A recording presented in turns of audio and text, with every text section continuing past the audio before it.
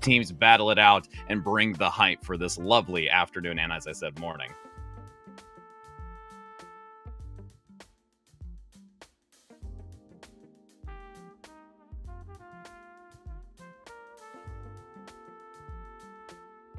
We have a lot of pressure. Yeah, I'm so sorry. So there is a lot of pressure for these teams. One last chance to show the world what they got.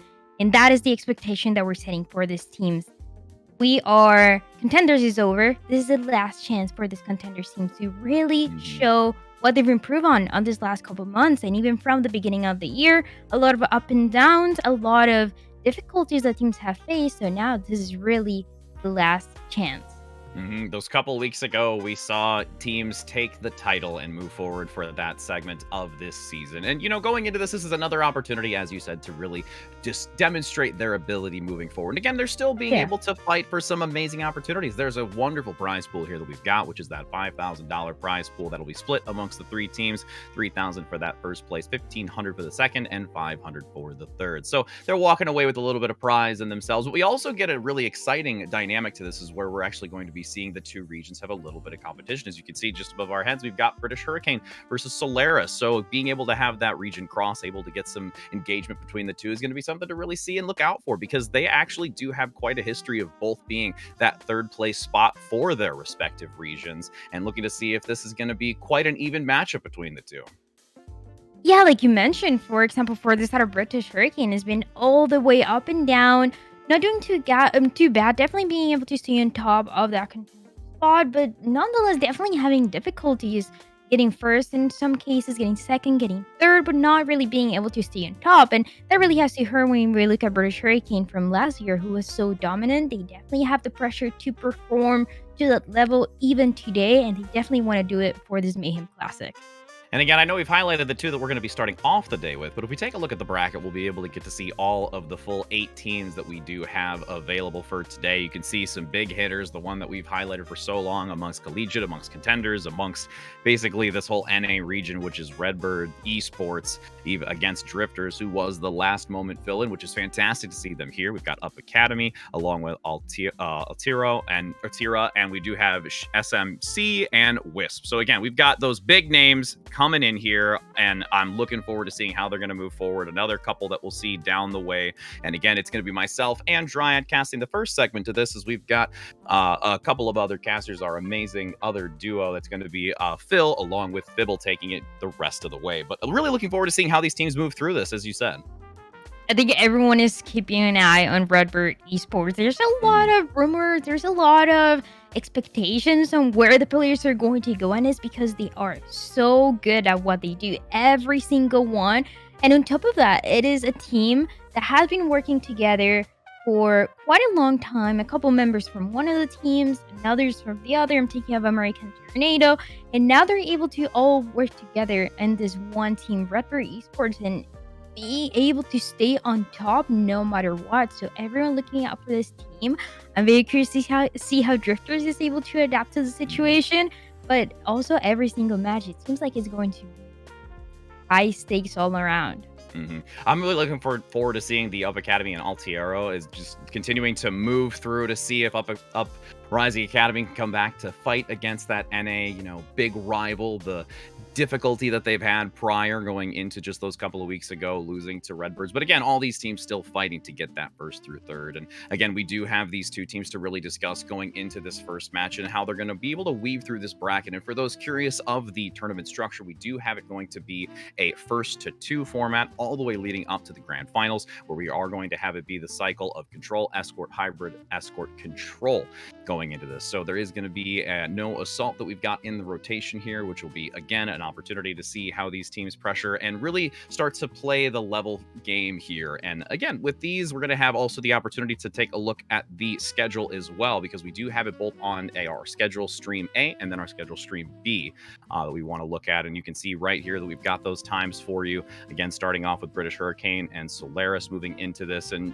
again, we've got that opposite stream as well that you can also watch so that you can get information to see those games that are not on this primary stream, which we do have here as well for our other B stream. Absolutely. So we're going to be following a lot of matches on this A stream and on the B stream as well. If you want to catch either team, see how they're doing as well. And even if you're one of the teams playing here, like, hey, you have the opportunity to scout a little bit of what your enemy potentially is going to be doing in the future. So that is always going to benefit you. And, with going into this, again, we've seen, there's been a lot of talk about our recent Cowboy adjustment. We're going to have Cole potentially coming out. I'd love to be seeing that. I know that's all over Twitter. I think all of us ourselves are, adequately adapting to that as best as possible. And, it's an exciting moment to be able to potentially see that and, structure our conversation around that as well. But with what we've seen and going into this, we've talked a lot about, these two going into it. I mean, the one big thing that I really like to focus on is there is a little adjustment when it comes to Solaris. They're coming in with a couple of swaps in their player roster. They do have some adjustments, specifically where we're going to have Sycamore be rotating in according to our update. And you can see right here on the screen a little bit of an adjustment. But most of British Hurricane all going to be the same. We've got a lot of that consistency from them, from what we've already been watching in the EU region, and going to see how that adaptation of these couple of players from Solaris fill in and slot in for this first match between the two. Absolutely. And we look at British Hurricane, like you mentioned, and there's a lot of high expectation. It's always also really fun to see the EU versus NA matches coming along right from the beginning.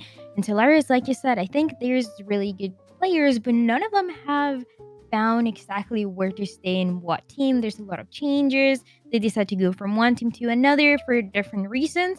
But when we look at British Hurricane, this has been a team that has been a little bit more consistent throughout the entirety of contenders.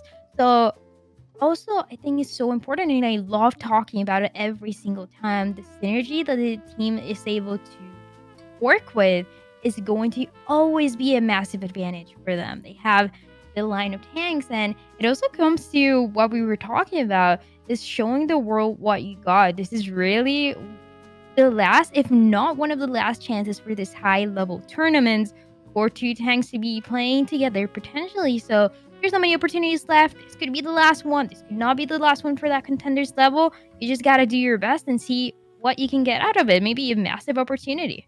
hmm And, again, building a little bit on that adjustment into the roster and how they're playing it. I mean, there was a lot of focus and discussion, from a variety when it came to even Leg Day commenting how the synergy between Tree and Nos has been so Yeah. synergistic between both of them and how they've been playing in that DPS line. So having a little bit of an adjustment with Tree with Sycamore, trying to see if they can find that chance to do just as formidable in their work. And really just, again, looking at their rosters as a whole, Landon has been such a huge staple when it comes to slotting in, and just both of these teams really going to be, doing quite well. And as I mentioned earlier, both really have such a similar mirrored placement in their brackets for their respective regions, getting to that third place spot, finding themselves dropping in that loser's bracket. So where I am so fascinated to see how they're going to play, because they're so neck and neck in their regions of NA and EU, and it's going to be exciting to get that kind of feel of these two going head to head and clashing.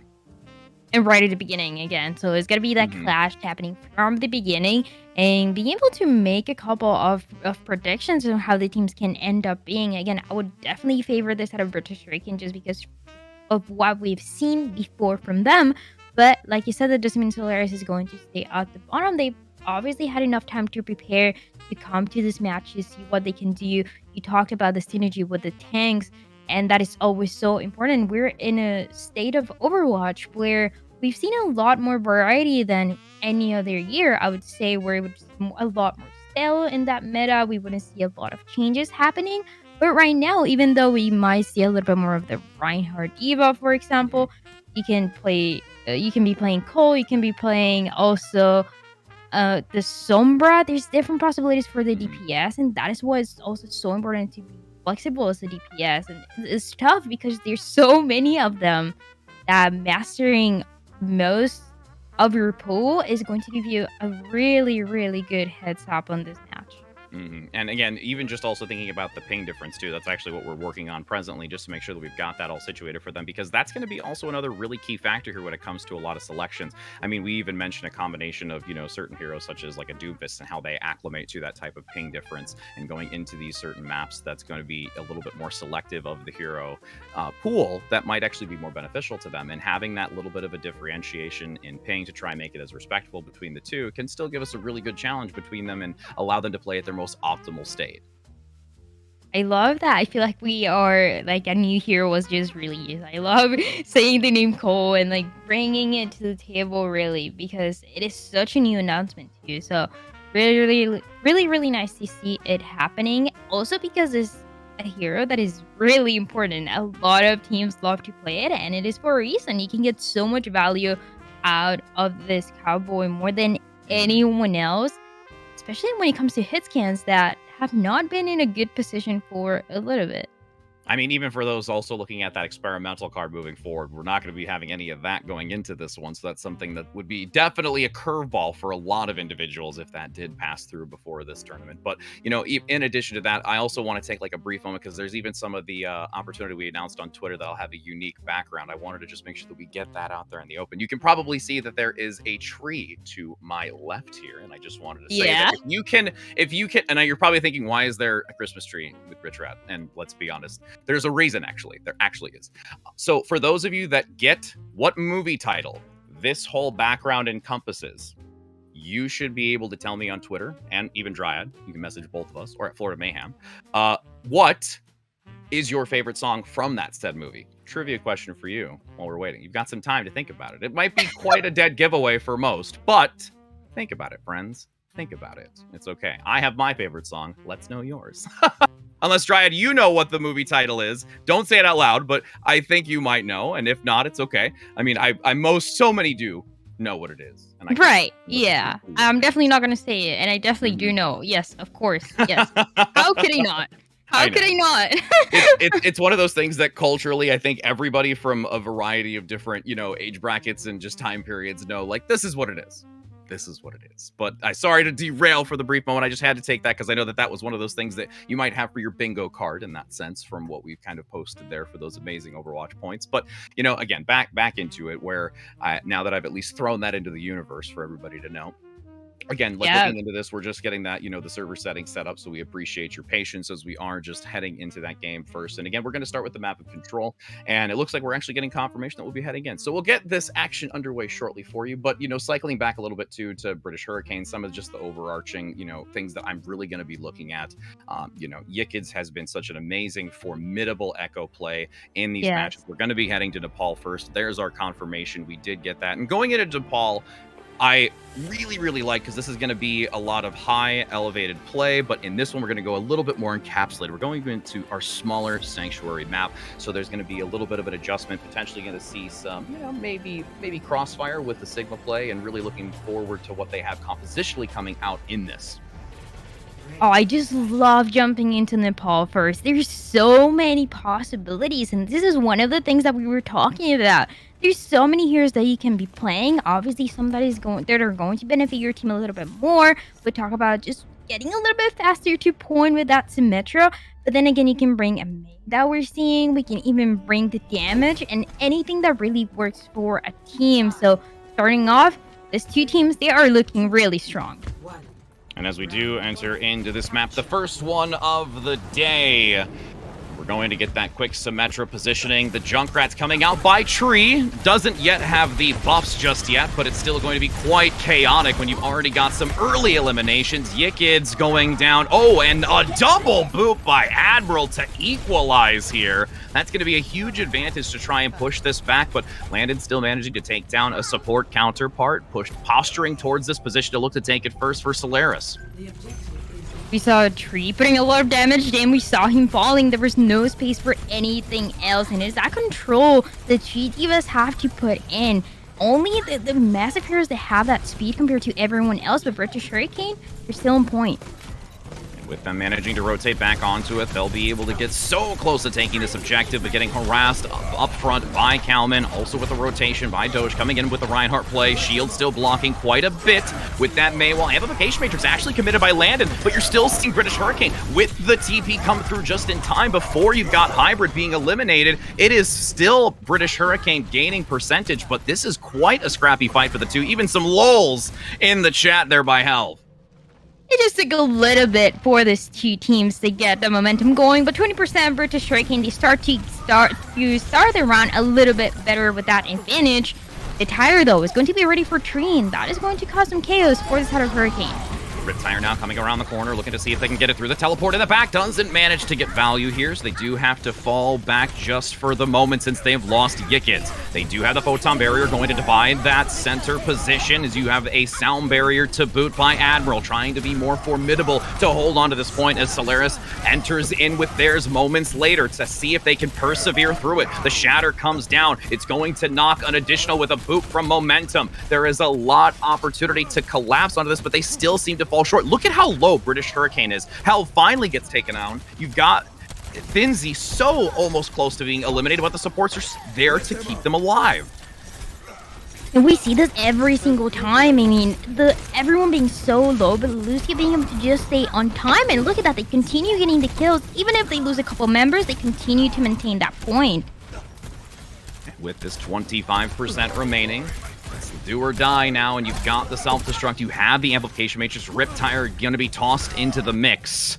And you need to have Tree find value with this, as you have the Blizzard from Yikids attempting to try and be the win condition for this fight. Immortality Field gives a little bit of survival. The Riptire rotates back around, but a Fire Strike from Helm actually completely eliminates it on this, as you've got now 95%.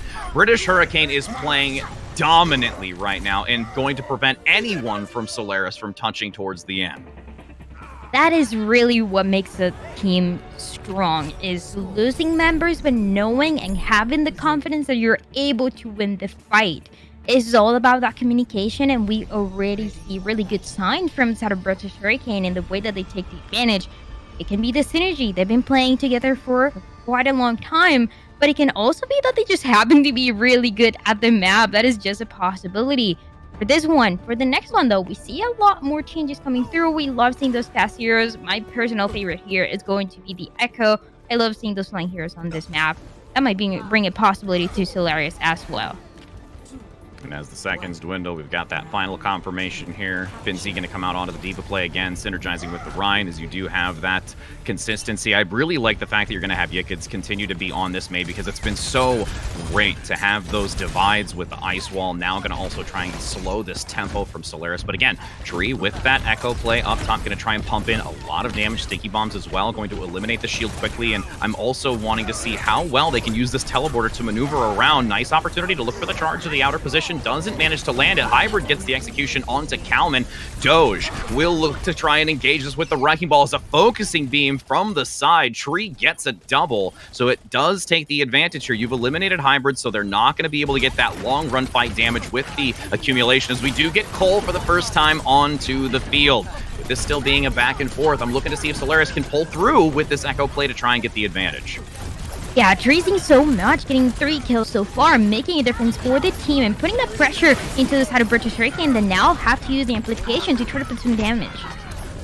Pulse Bomb online, but does go down from Hybrid. As you can see, it's been swapped to Solaris finally after a long battle, but British Hurricane to come back in strong. They have Admiral with the Sound Barrier, attempting to see if they can get value with it to re-engage on this position. Tree has been eliminated. Nice focus from Finzi with the D.Va play as a Sound Barrier does come out. Admiral doesn't manage to get it onto Helm and Finzi, though, so they're vulnerable. Self-destruct place into the corner, but is not going to get anything behind the pillar. So at this point, it's still... Ooh, nice hack, though. I like the adjustment from Yikids onto the Sombra to try and shut down this Doge Wrecking Ball play.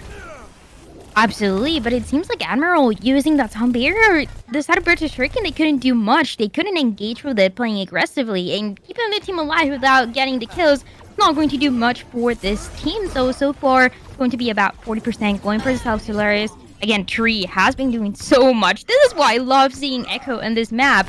Gets so much value, puts another angle to be contested for the side of British Hurricane they didn't have before. And British Hurricane, all that they're really depending on is that EMP. And underneath now, you can see the low ground position. Hybrid has the Deadeye available to potentially get an opportunity for zoning back. Nice position by the Tracer to go in. Has to fall back just a little bit. Sticky Bombs come out up front. Immortality Field has been forced to see if they can withstand this aggression by Solaris. Doesn't manage to actually get the self-destruct here. Tree falling shy using this duplicate. And even up top, look at the separation. They're just completely collapsing onto land, and knowing that they're vulnerable and separated from the team, and the Immortality Field couldn't really get any value from it as well. But Tree up top managing to take down both the support and tank line. They're able to still hold on, as it's now 82%. They're in final fight territory for British Hurricane. One last fight territory scenario for the side of British Hurricane. The EMP finally ready, but it definitely took a long time. So this is really the running condition. If they're able to connect with the tanks, deny those possibilities for the ultimates, that is what they're looking for to go in. Yikids waiting patiently to find the best outcome here. Does go for it. Lands onto 2. Kalman and Landon hit in the mix. What is their follow-up? That's the biggest problem right now, since they were closer towards that elephant statue on the outskirts. Really wasn't able to get that return and worthwhile value on top of it. Luck's going to come out on the side here. It's swapped to British Hurricane amongst the fray and the skirmish that ensues. So British Hurricane managed to come out at least with some percentage, but Solaris taking the long run fight here to switch it back in just a moment in this 99 overtime. And what you said is so important. How is the team going to react to an EMP? That is the question. Not only is about getting the hacks, but about how your team is going to respond and allow you to get the kills. Only 2 hacks with the EMP is not ideal. It could definitely work. It could definitely be an opening. But some percentage is not going to guarantee what British Hurricane was looking for just to get this map out of the way.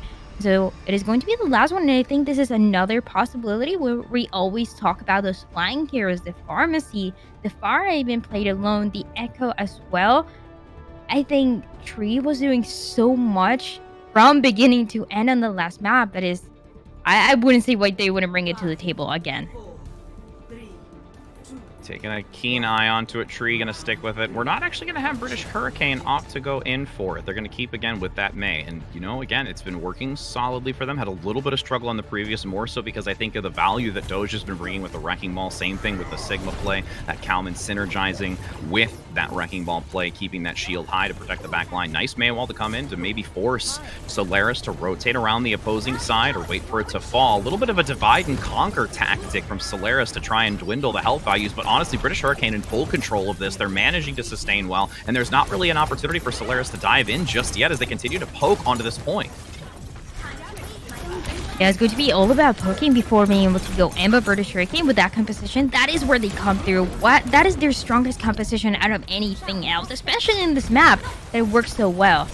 Doge gonna now spin around the corner to look for a potential opportunity of knocking the Reinhardt out of place, but Helv stays strong as they enter into the open space. Hybrid charging up that beam to continue getting some value as you've got Yikids just tossing out icicles, but can't manage to get that wall to separate for a better retreat. 26% and still climbing, but Solaris is gonna be able to take this back. Rez pops in from momentum to at least get them back into this and making sure that they've got a full 6.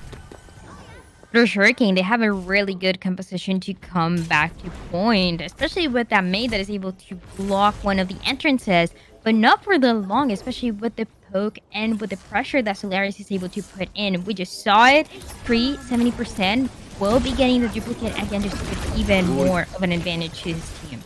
Nice TP in, attempting to try and move as a unit. They do swap it back quickly from Solaris, and now they find themselves in the same position again. Defense Matrix going to take a lot of that damage from Tree, especially when it's boosted as the pile drive gets a nice opportunity. Immortality field, they're playing in this corner so strategically to survive. Sound Barrier comes out with the Amplification Matrix. They want to turn the tides, and Yikids eliminating 2 is going to continue to stack it into their favor. An amazing job, and the Valkyrie being used by Momentum just to try to keep the team alive. Does get the rest. Is not going to get much value out of it though. And Solaris, they are the ones falling behind this time around. The Shatter and the Self-Destruct are going to be available for next fight, and those are amazing ultimates to at least create the space that the team needs. British Hurricane definitely in an advantage here. 70% looking good for the next fight. That could potentially be the last one depending on how much Solaris wants to take here. I mean, and they're in a good position. They've got the Earth Shatter to try and lock this down. Unfortunately, they did have to use that Blizzard earlier to sustain. Hybrid's going to look to try and divide this space into to really reduce and change the trajectory and the position of Solaris and how they engage this Amplification Matrix from land and attempting to get some early pick damage. You've got the dive coming in by Finzi, looking for that Mercy play. Momentum still survives. That's a critical opportunity that you could recover from Solaris now. Going to pressure in. Flux gets 1. Finzi down. Admiral attempting to survive in the back, giving mobility. They're not going to be able to take it. It's 99 into the overtime. Solaris comes through, but this is now a 1-fight take here from British Hurricane if they just shut them down here. It was risky, but it was all about putting the damage, and that is why we saw Tree. Knowing that was the last potential opportunity, he decided to go with the Pharah, knowing that he could put pressure, break those walls from the air as well, keeping the team alive. We did also see that initial pick where Finzi fell behind, couldn't get back in net. Unfortunate situation, but British Hurricane, they're ready to go in. TP from the alternative side with a Photon Barrier coming through, but Solaris answers absolutely perfect to this teleport, which they've seen now a couple of times already. Easily going to take advantage of it, and tree swapping to the Pharah has still been very valuable, especially when you're getting that explosive radius, and now you're working towards the rocket barrage for this next engage. Solaris is looking great for the next couple of fights with a potential change in pace compared to what we saw from the set of British Hurricane. But British Hurricane, though, they can initiate really aggressive here just with the sound barrier. Pulse Bomb comes out, gets very low. There's the follow-through. Rockets in addition from a flanking position. They are just putting insult to injury with this and now, but they've spent quite a bit. It's really only Momentum and Landon that have ultimates, and Kalman should be able to reach theirs as well for this last 20%. A couple ultimates used, but again, they get initiated, but the Valkyrie is going to get that extra damage to the team just for this last fight. And British Hurricane, they couldn't use anything, so they can take advantage on the sound barrier to initiate aggressively.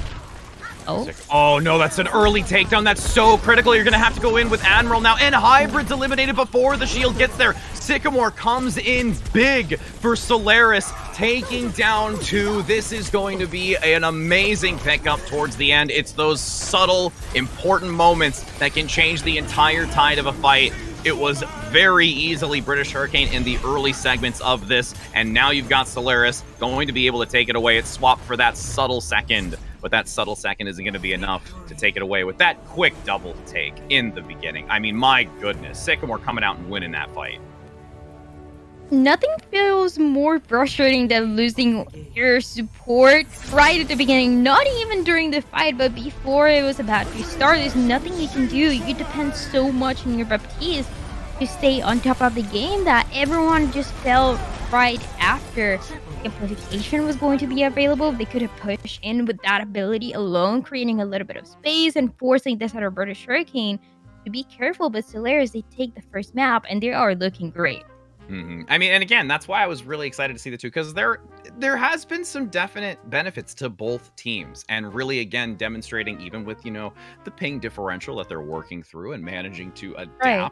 It's still very close. I mean, it's a 1-1. We're going into the 99-99 overtime for that third round. So as we enter into this next map, which is going to be hybrid, it's going to be fantastic to see how that kind of changes and also what compositional adjustments they might look to do.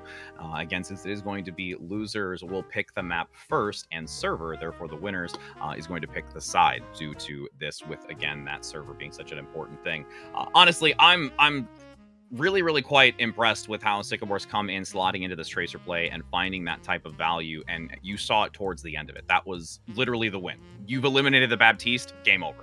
There's no way of really recovering from that, and you just have to play a man down and see if you can somehow be able to turn that. And even some jargon in the chat as well, TP onto the point harder. They were able to read that so well. Solaris was acknowledging that was their consistent strat. They did adopt to switch sides, but it was never something that they couldn't really adjust and acclimate to, which is a other significant topic in how they're being able to go against these types of strategies that British Hurricane is bringing to the table.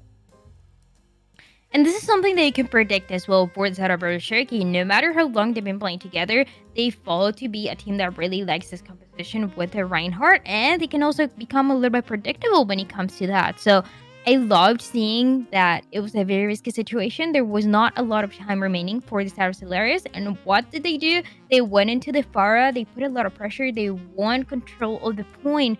And they were able to keep it, like you said. And it's really almost like a chess game when we see the Baptiste and we see the pulse bomb and we see who's going to use their mortality. When are you going to use their mortality?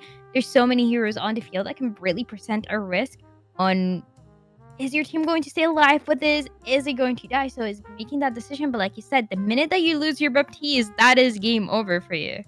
And you have to give major credit, though, because British Hurricane knew that their objective in the early portion of that was to claim dominance in the point, and they held it so well. They were preventing a lot of the incoming fire with that Maya wall, constantly looking for the flanks to see if they can slow that momentum into it. And even with the poke that was coming in by the reverse side tree originally when it was on the Echo, just trying to get some sticky bombs in there to dwindle the health, break down the shield, and really had a trouble doing that. And it's almost like using like the double shield in that sense, where you've got the Maya wall trying to mitigate some of the damage, allowing the Reinhardt shield to generate that health back up and just cycle it back and forth between the two, and even using the defense matrix as well, that they can again just constantly keep that shield high and mitigating so much of the damage that's going to be consistent coming out.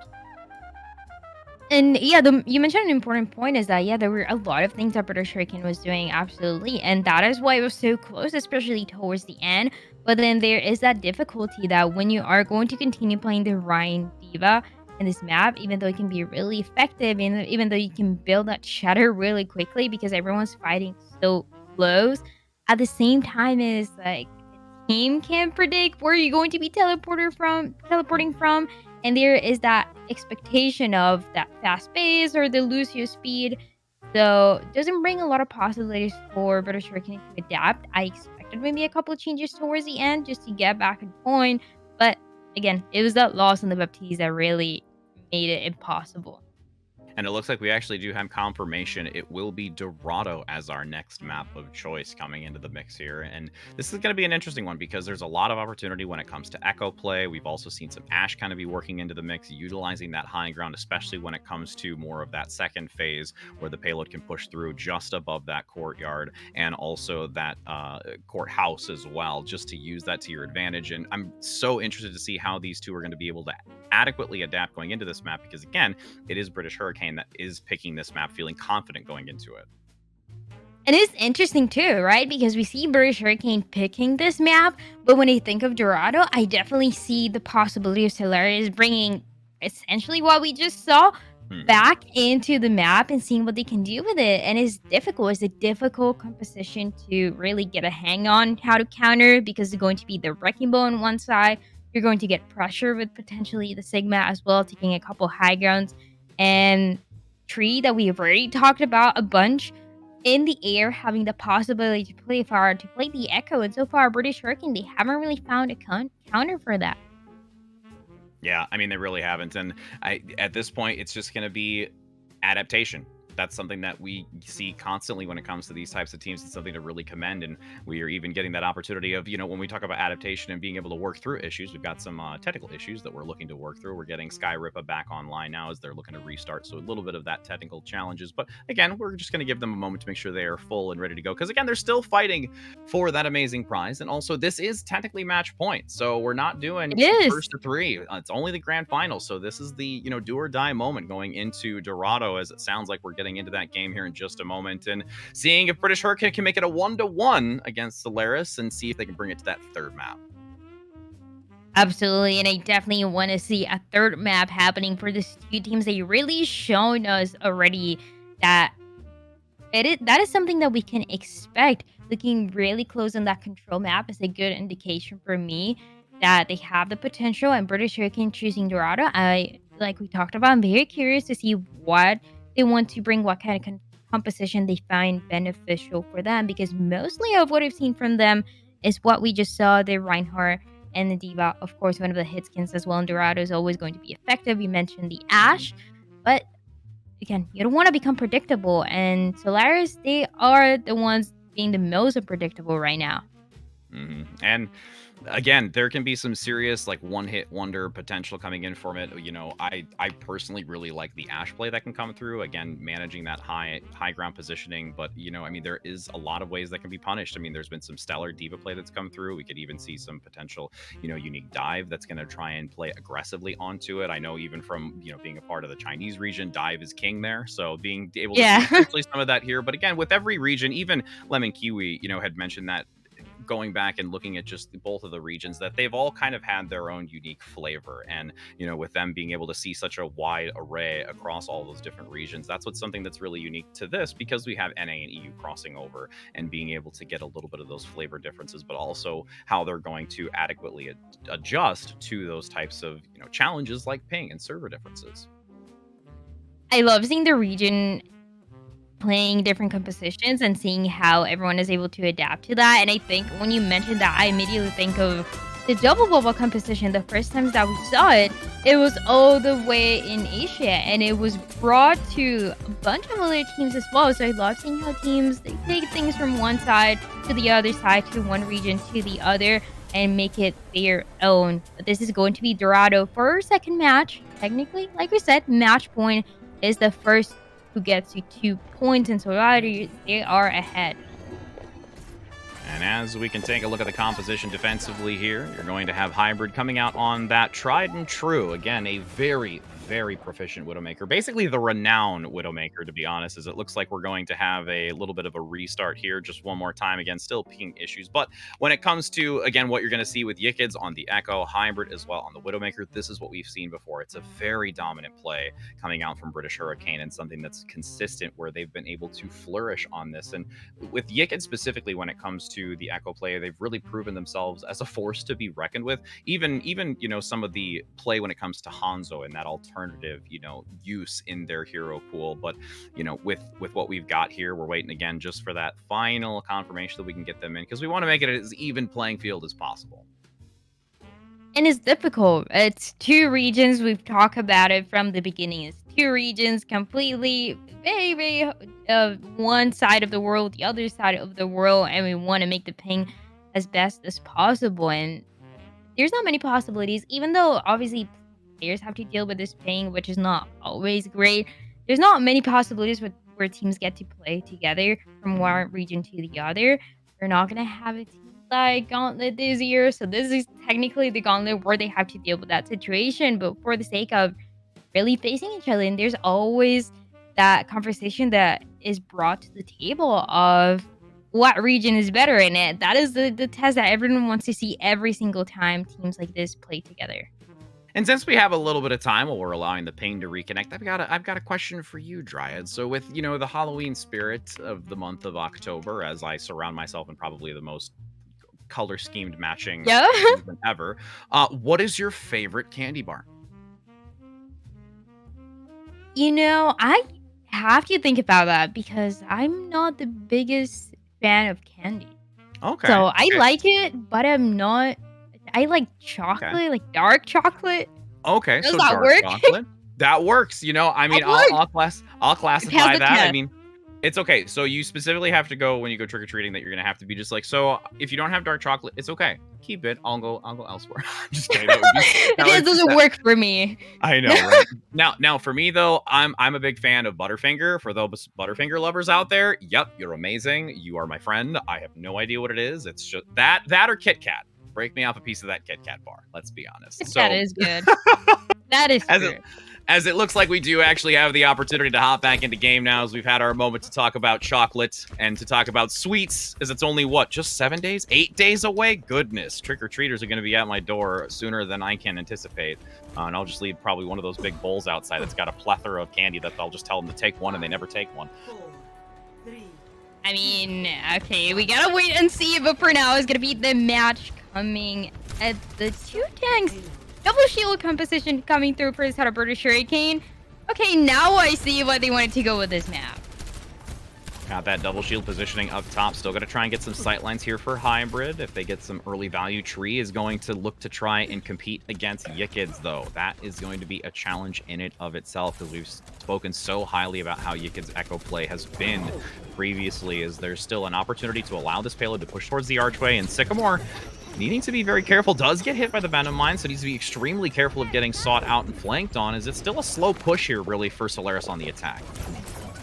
That is really what you have to do. I mean, looking at the composition of Solaris, they're trying to distract anyone with the Wrecking Ball as well, trying to see if they can put some damage, while Tree is doing the exact same, but from the air. So it's all about scouting, distracting a little bit of the enemy, but that is it. British Hurricane decides to be distracted, and that is difficult with the double shield composition.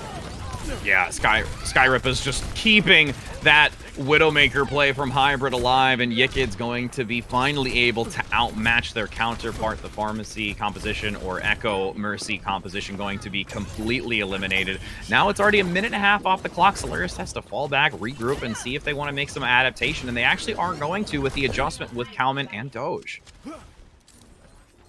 Oh, the double shield. Wait, this is looking very similar. Like, it's a mirror match in her hands. So far for the two teams, Solaris making that change, and yes, my favorite composition to watch. Let's go. Yikids with the duplicate now, waiting to see who they're going to opt for, as you've got Hybrid entering in with the Infrasight, so they've got vision just into the open space to try and find some value when anybody peeks out the corner. Flux going to be entering into this. Solaris being so low, have the immortality field, but the moment they are lifted into the sky, they are obliterated, as there's only 2 minutes left now for Solaris to try and push and work their way through this courtyard. It's difficult passing through this defense. They're also going to have the supercharger, and Solaris, they're taking a long time from fight to fight. It's gotta be the initiation happening to them right away with the duplicate, ideally, to go in. But no, that doesn't even happen. Hybrid with that kill. Big pick. Rez has to come out. And again, that's what I mentioned with that consistency and what we've seen over time for those respective regions. Yikid's now still playing that back position. and the damage boost, and it's going to be a real challenge for Solaris to move into this, but finally Tree gets a great takedown onto 2. They've lost the Orisa up front, so there's so much needed to be committed to this. A res comes out, but with that res, it drops away from Yikids, and that allows the pickup to come through with a beautiful accretion from Kalman, forcing all of British Hurricane back. They have finally found the crack in the wall and breached this castle framing, and you've got with now 60 seconds left to go. Flux going to be there from Kalman to secure that nobody can touch, and that's going to be a nice pickup for 3 minutes and 20 seconds to go. No one able to touch, and with that Solaris, they're able to get this first point. Looking good as well with the timing of the kills to get control of the high ground into second, which we always know is so important. On top of that, I mean, this team is looking great. They took a long time to build those ultimates. They took a long time to get this, but now it's all about getting those kills, and it's also getting taken down.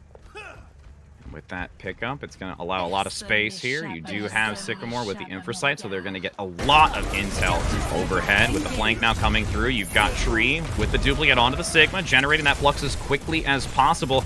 You honestly just have Finzi in a very difficult position underneath, with Helv getting flanked, just completely surrounding the tank line as they are on this defensive position, getting overrun and completely forced into a corner.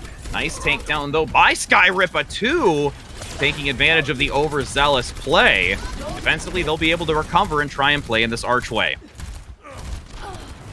2 minutes 20, still good to go for this side of the attackers. For the defense, for the side of British Hurricane, they're going to take control. They also have a duplicate of their own to use it. Tree just uses that there's no opportunity for that. I really like something about Solaris is that they've been rotating those ultimates, not using all of them at once, but being very careful about what they're going to initiate with, especially coming for the next fight with both of the support ultimates. Any of them can be effective enough to create the space that the team needs just to get the payload back on.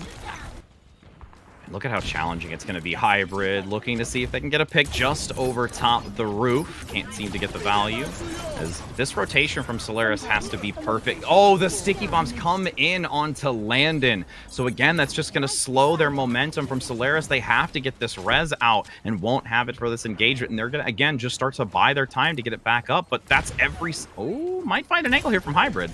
Still survives, though, and evades out of the way. It's sticking close to Tree. So imagining to stay alive is very risky with both of these Widowmakers on the field trying to get any kills, but the shields also make it very difficult. It's all about getting those flying heroes just to start it off. With now Skyrippa taking the aggressive positioning, eliminating with the assistance of Finzi. Hurricane on this defense really being able to prevent Solaris from getting the advantage and playing these high ground positions and these catwalks so well to prevent Solaris from getting into these fights with a favorable outcome. British Hurricane, they wanted to go into Dorado, and this is why. Such a good defense so far. As I say that, of course, Hybrid getting taken down shouldn't affect the team too much. Definitely is going to make it a little bit riskier for them. You can see that 1v1 kind of play over to the side, attempting to get to that duplicate for Solaris, just approaching it now, getting overwhelmed by that diva play from Finzi. Solo barely survives. Tree has to fall back as Yikit looks to round the corner. Duplicate onto the Orisa. Tree getting absolutely deleted up front with Yikits following through the second that Tree goes into the duplicate, and now it's only 10 seconds to go. The numbers are so dwindled. British Hurricane completely taking advantage on this map of Dorado. This is why they've picked it. They feel so strong. They really held their ground in the second stage, as there is no ability to compete. So now the goal mark is set as we reverse sides. British Hurricane, they almost also full held Solaris on that first part of the map. But this double shield, even though it's not the most fun to see for them as well being played, they really know how to play. They really know how coordinated they have to be most of the time. Both of the shields rotating, which one is going to be used first, which one is going to come after, who's going to be in the off angle supporting the DPS a little bit more. And this side of British Hurricane, they totally understood the assignment. They knew exactly what to do. Solaris, though, they had the Sino, also wanted to play the same composition, but now it's going to be changing those roles. It is going to be Solaris going on the defense, and they want to change things up. It's not going to be the double shield, but essentially the opposite. No shields at all. Oh, here we go, Solaris.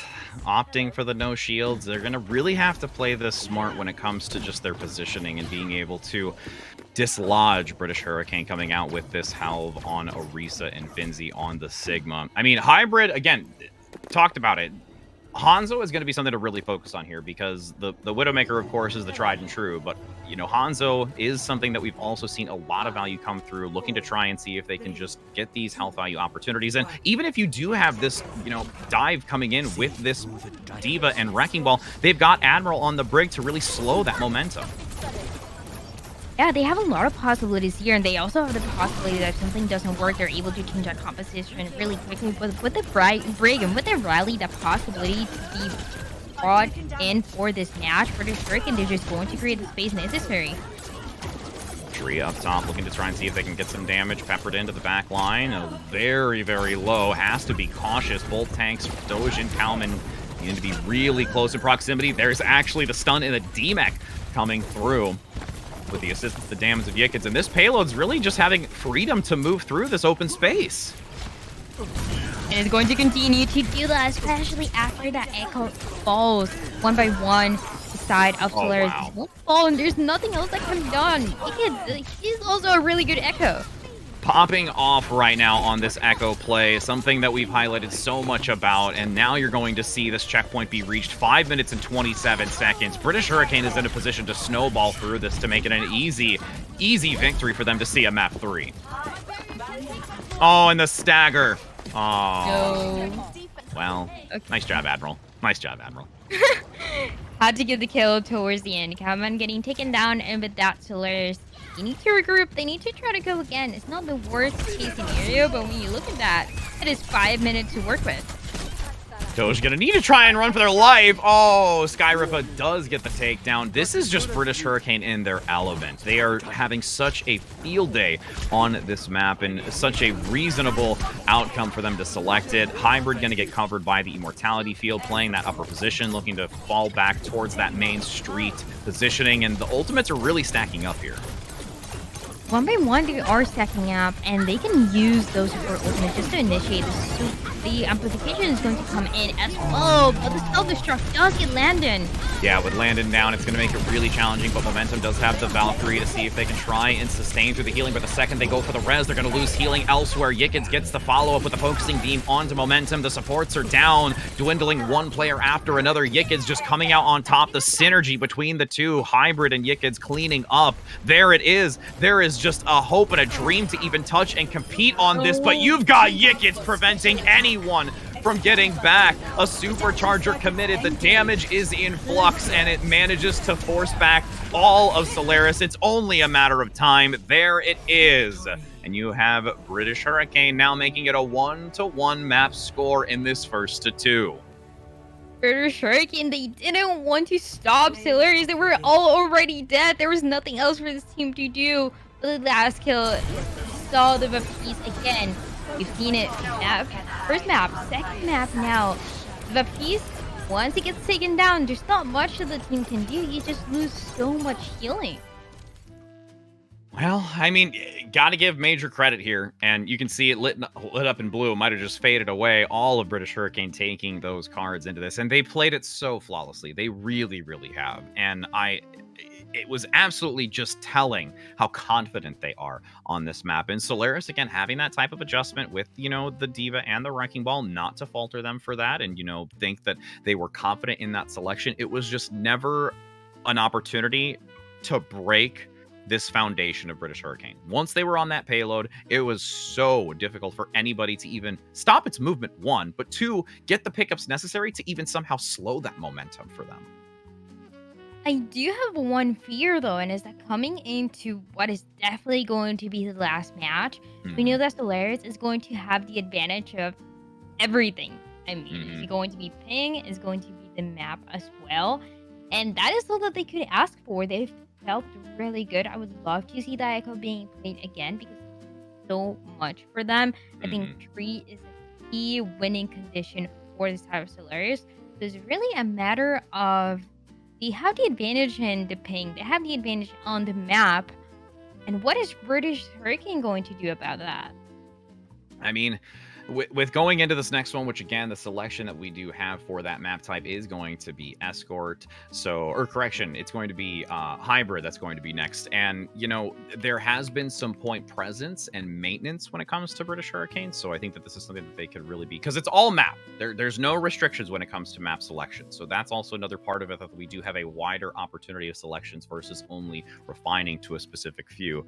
But you know, as we're looking to wait to get into that to see what that confirmed map is going to be, we actually do have a little bit of update for those that are curious. So for those who might have been watching the alternative stream and the stream simultaneously, we actually did see Redbirds taking a 2-0 over Drifters moving forward. Thank you for that lovely bracket that actually just came up. I saw it updated, so I figured we'd chime in a little bit and talk about it, as we do have Uprising Academy managing to take down Altiora, and you've got Shoe Money Crew falling to Wisp. So as you can see, that's going to be moving forward. We'll be able to find out if it's going to be one of these two facing off against Redbirds, which is going to be quite a challenge. Again, I'd really like to see who's going to take this third map and go against the Titan that we've highlighted so much. I mean, even from Hugh Invitational that I was a part of, being able to talk to their staff, being able to talk to their players, Redbirds is just a overall well-rounded, amazing group of individuals from top to bottom, and just seeing them continue to do as well as they have moving forward, I cannot wait to see how this talent continues to go into the direction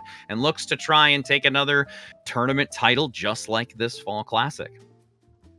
Absolutely, and they definitely have the potential to do that. Like you said, they are amazing individuals and amazing players, of course, that always allows them that in any tournament that they sign up for, they get the number one stop, honestly, in the spot, and is that they are so good at what they do. They're so good at the synergy. We talked about it at the beginning, and whoever has to face them next, they know it is going to be a challenge.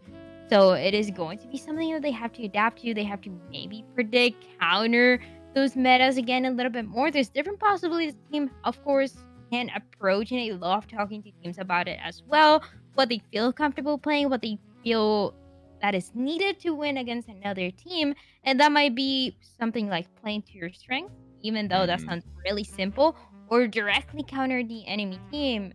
But the problem there is that on that match, this side of Redbird, they're just to be good at playing everything. Yeah, you really have to. As we do actually get confirmation, you can see that it is going to be Blizzard World next that we enter on, the third and final map between these two. 1-1 is the map score to prevent themselves from going into that loser's bracket where they will have to be going against Drifters. So they've got their opponents already set in stone as they do look to this map in the moment, and we will have Solaris on the defensive side first, with British Hurricane attacking, and we can take a pulse here for actually a swap of sides, yes, for those that are tuning in here. And we do have now Sycamore going to come out onto that Ash play, which I really, really like. Tree's going to also still reside on this Echo play, and has still overall, even though had a troublesome time on Dorado, has still been playing this very well when finding the opportunity to exploit the subtle weaknesses from British Hurricane. Like you said, yeah, Tree, of course, they've made mistakes as a team so far. Tree has made mistakes on the Echo, but I still think that for Solaris, that is going to be the win condition more than anything, how much Tree is able to perform. And I hate putting so much pressure on a single player, but it also depends on the rest of the team and their response. When the duplicate comes in, you can also put more pressure, you can also break those shields. There's always something that the rest of Solaris is able to do. For the set of British Hurricane, they scouted a little bit, they saw a little bit of the composition. Final changes, it is going to be that double shield composition and back again. I mean, they're really going to have to watch out for Yikids. It's the Tree and Yikids show right now for who's got the more dominant Echo play.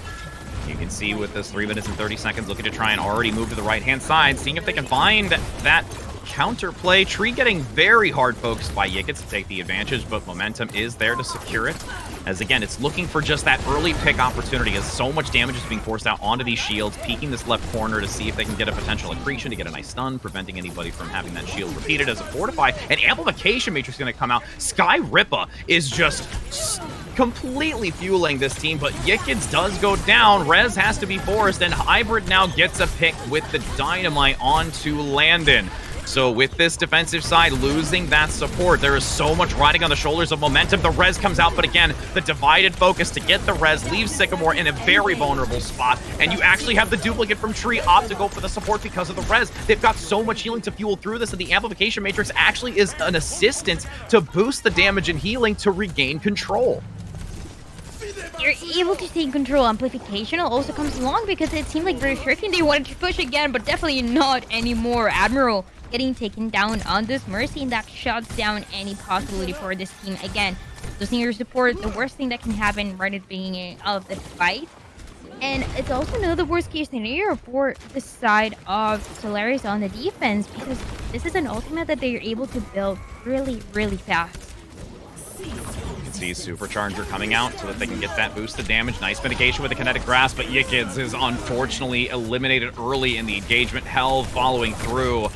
I mean, British Hurricane right now on the attack is having one whirlwind of a task to try and push through this defense of Solaris, where they've managed to recover with that clever duplicate control, and now Bomb going to be thrown into the mix to secure it. 1 minute and 40 seconds on the clock remains. But again, you're really only looking at the 2 possible ultimates where you've got British Hurricane stacking several. I love seeing those bobs do so much. It's one of my favorite things to see. Not much you can do, just there to finish up the kills. And that is exactly what Solaris is going to do. Not a lot of ultimates though. They did invest quite a lot into that fight. So the biggest win condition opportunity for this map is going to be British Hurricane playing aggressive here. They have a Supercharger, one of the best ultimates to use. With that high ground positioning, again, British Hurricane going to be overwhelmed. Solaris attempting to get into this, but it's just going to be now only in the 60 seconds. Solaris defensively has just come out on top, picking this map. Tree gets the triple, gets the quad, and is so oppressive. It is so oppressive, and I mean, just look at what Solaris is doing. They were in a disadvantage when it came to the ultimate economy for that fight, but they put so much pressure right from the beginning that they were able to build them again. And I love seeing this for this team. Trees putting pressure, Trees definitely making a difference. There's a pick though. And with that pick, they're going to easily force out the res in this dire moment. 20 seconds remain. Kalman gets a pickup onto their counterpart, and now a res in return.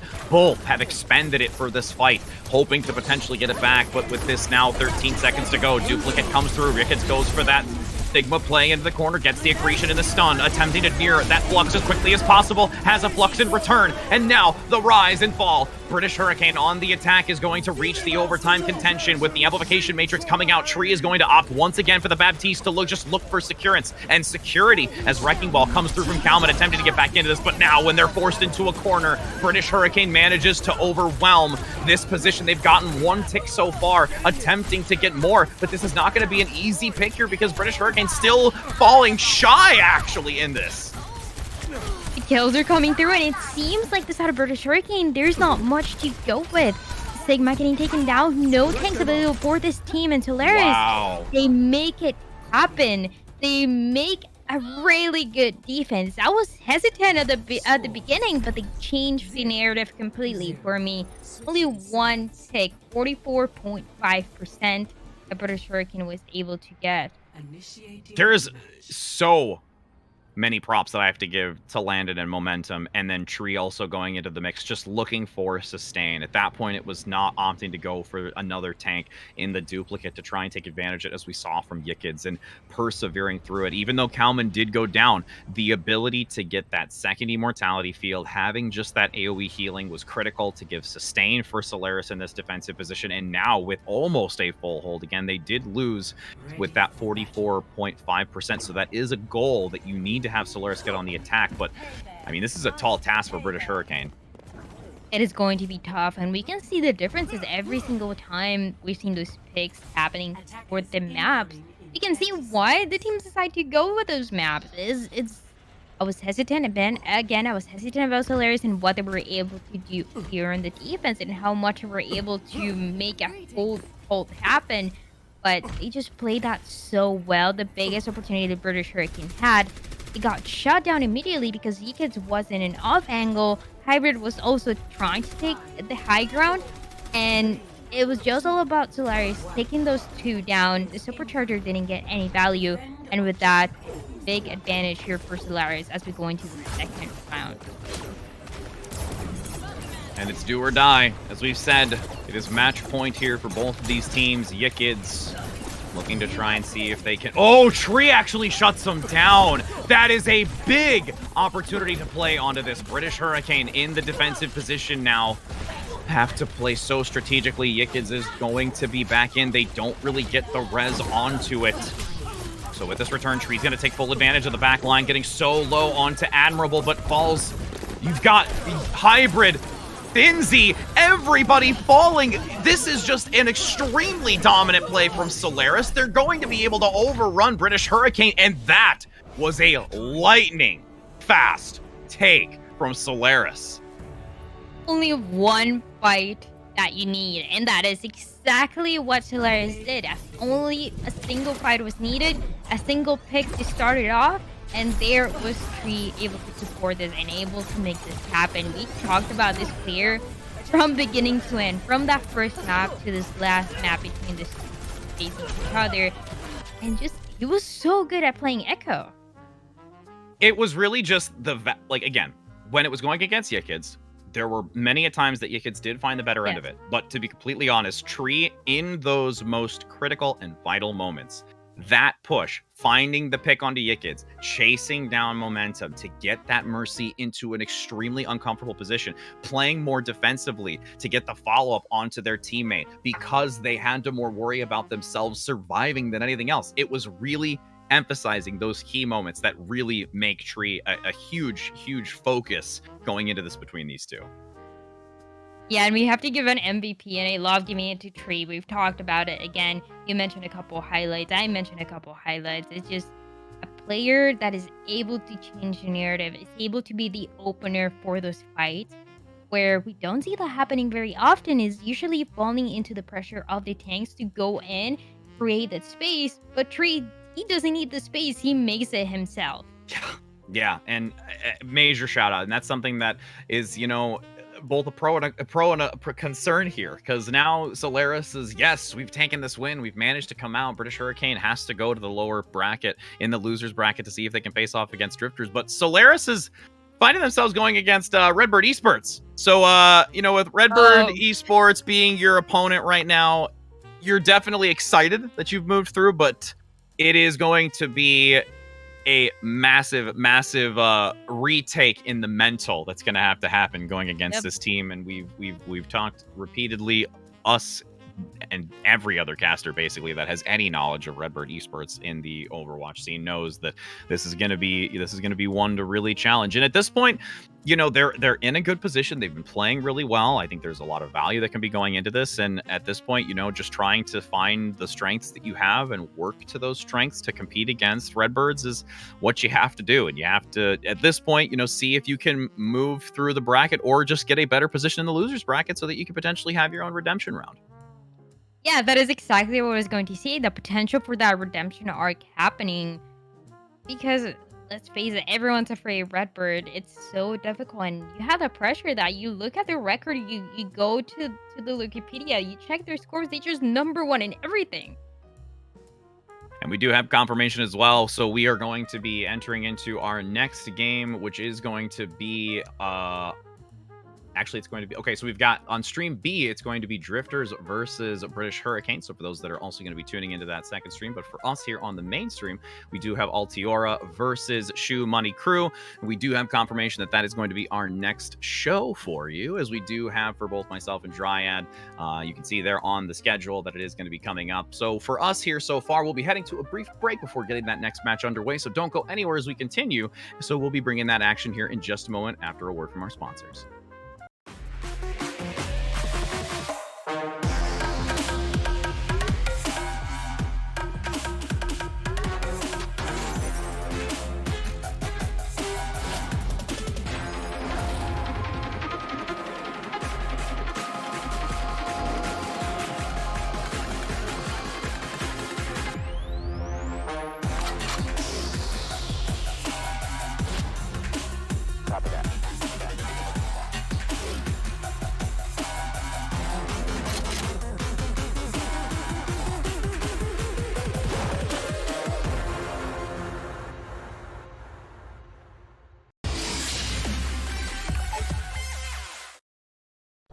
right, soldiers.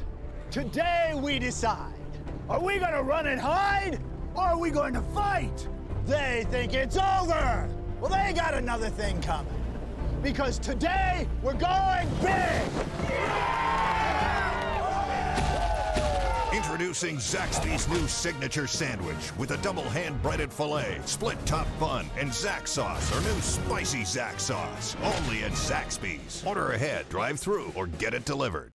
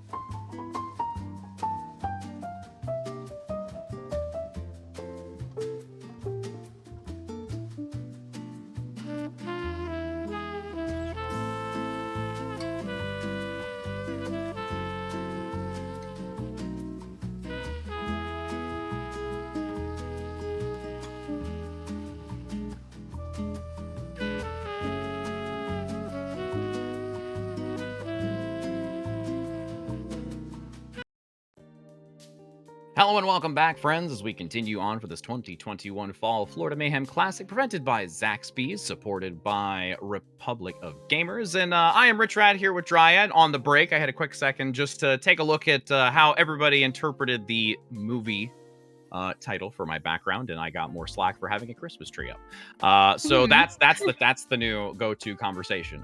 Yes, this was here for that said reason. I know that probably I'm going to get a lot of slack, because the question now is are we looking to have Christmas music already before, Thanksgiving even? Like, No. again, like, No, is that going no. to start happening? Like, don't start doing that. I'm not one of those kind of No. people, but, again, when it comes to at least the music for this, I could listen to it year round. So I'll comment about that later, and I will probably respond to most of those with my favorite song.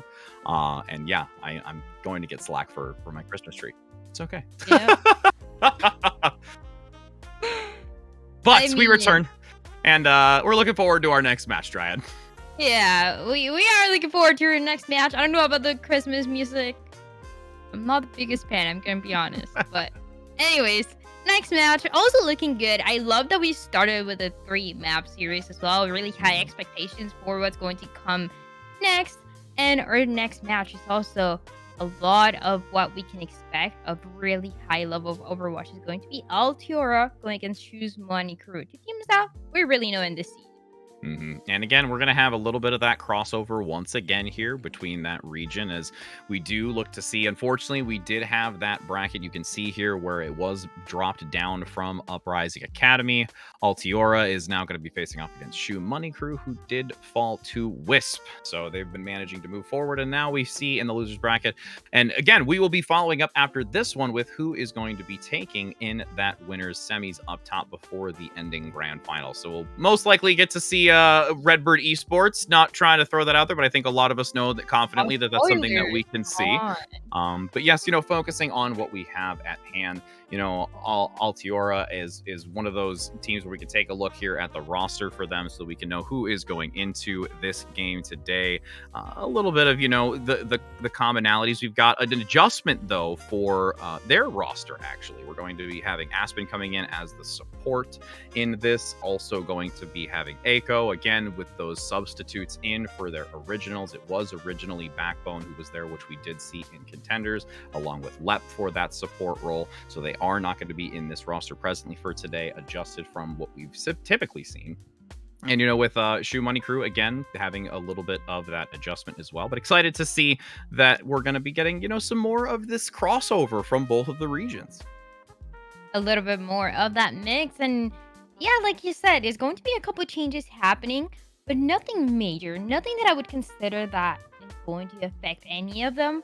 And nonetheless, Contenders, and when we see these teams and when we see these players, we know that in one point or another they've already played together, so I'm not too worried about that. And this games, I'm more concerned about what compositions they want to play. I said it at the beginning, and we definitely saw it on the last match.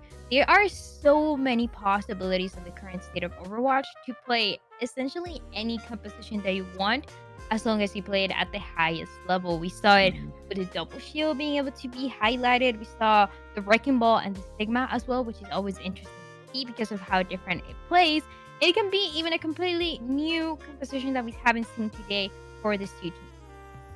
And going into Control again, we're going to get the chaos between the two, and looking at what we've seen previously between these two teams. I mean, again, Petal has been someone that we've really looked and talked about when it comes to Backbone being also really starting to gain their knowledge of one another and how they play. So I know you mentioned where having those substitutes coming in.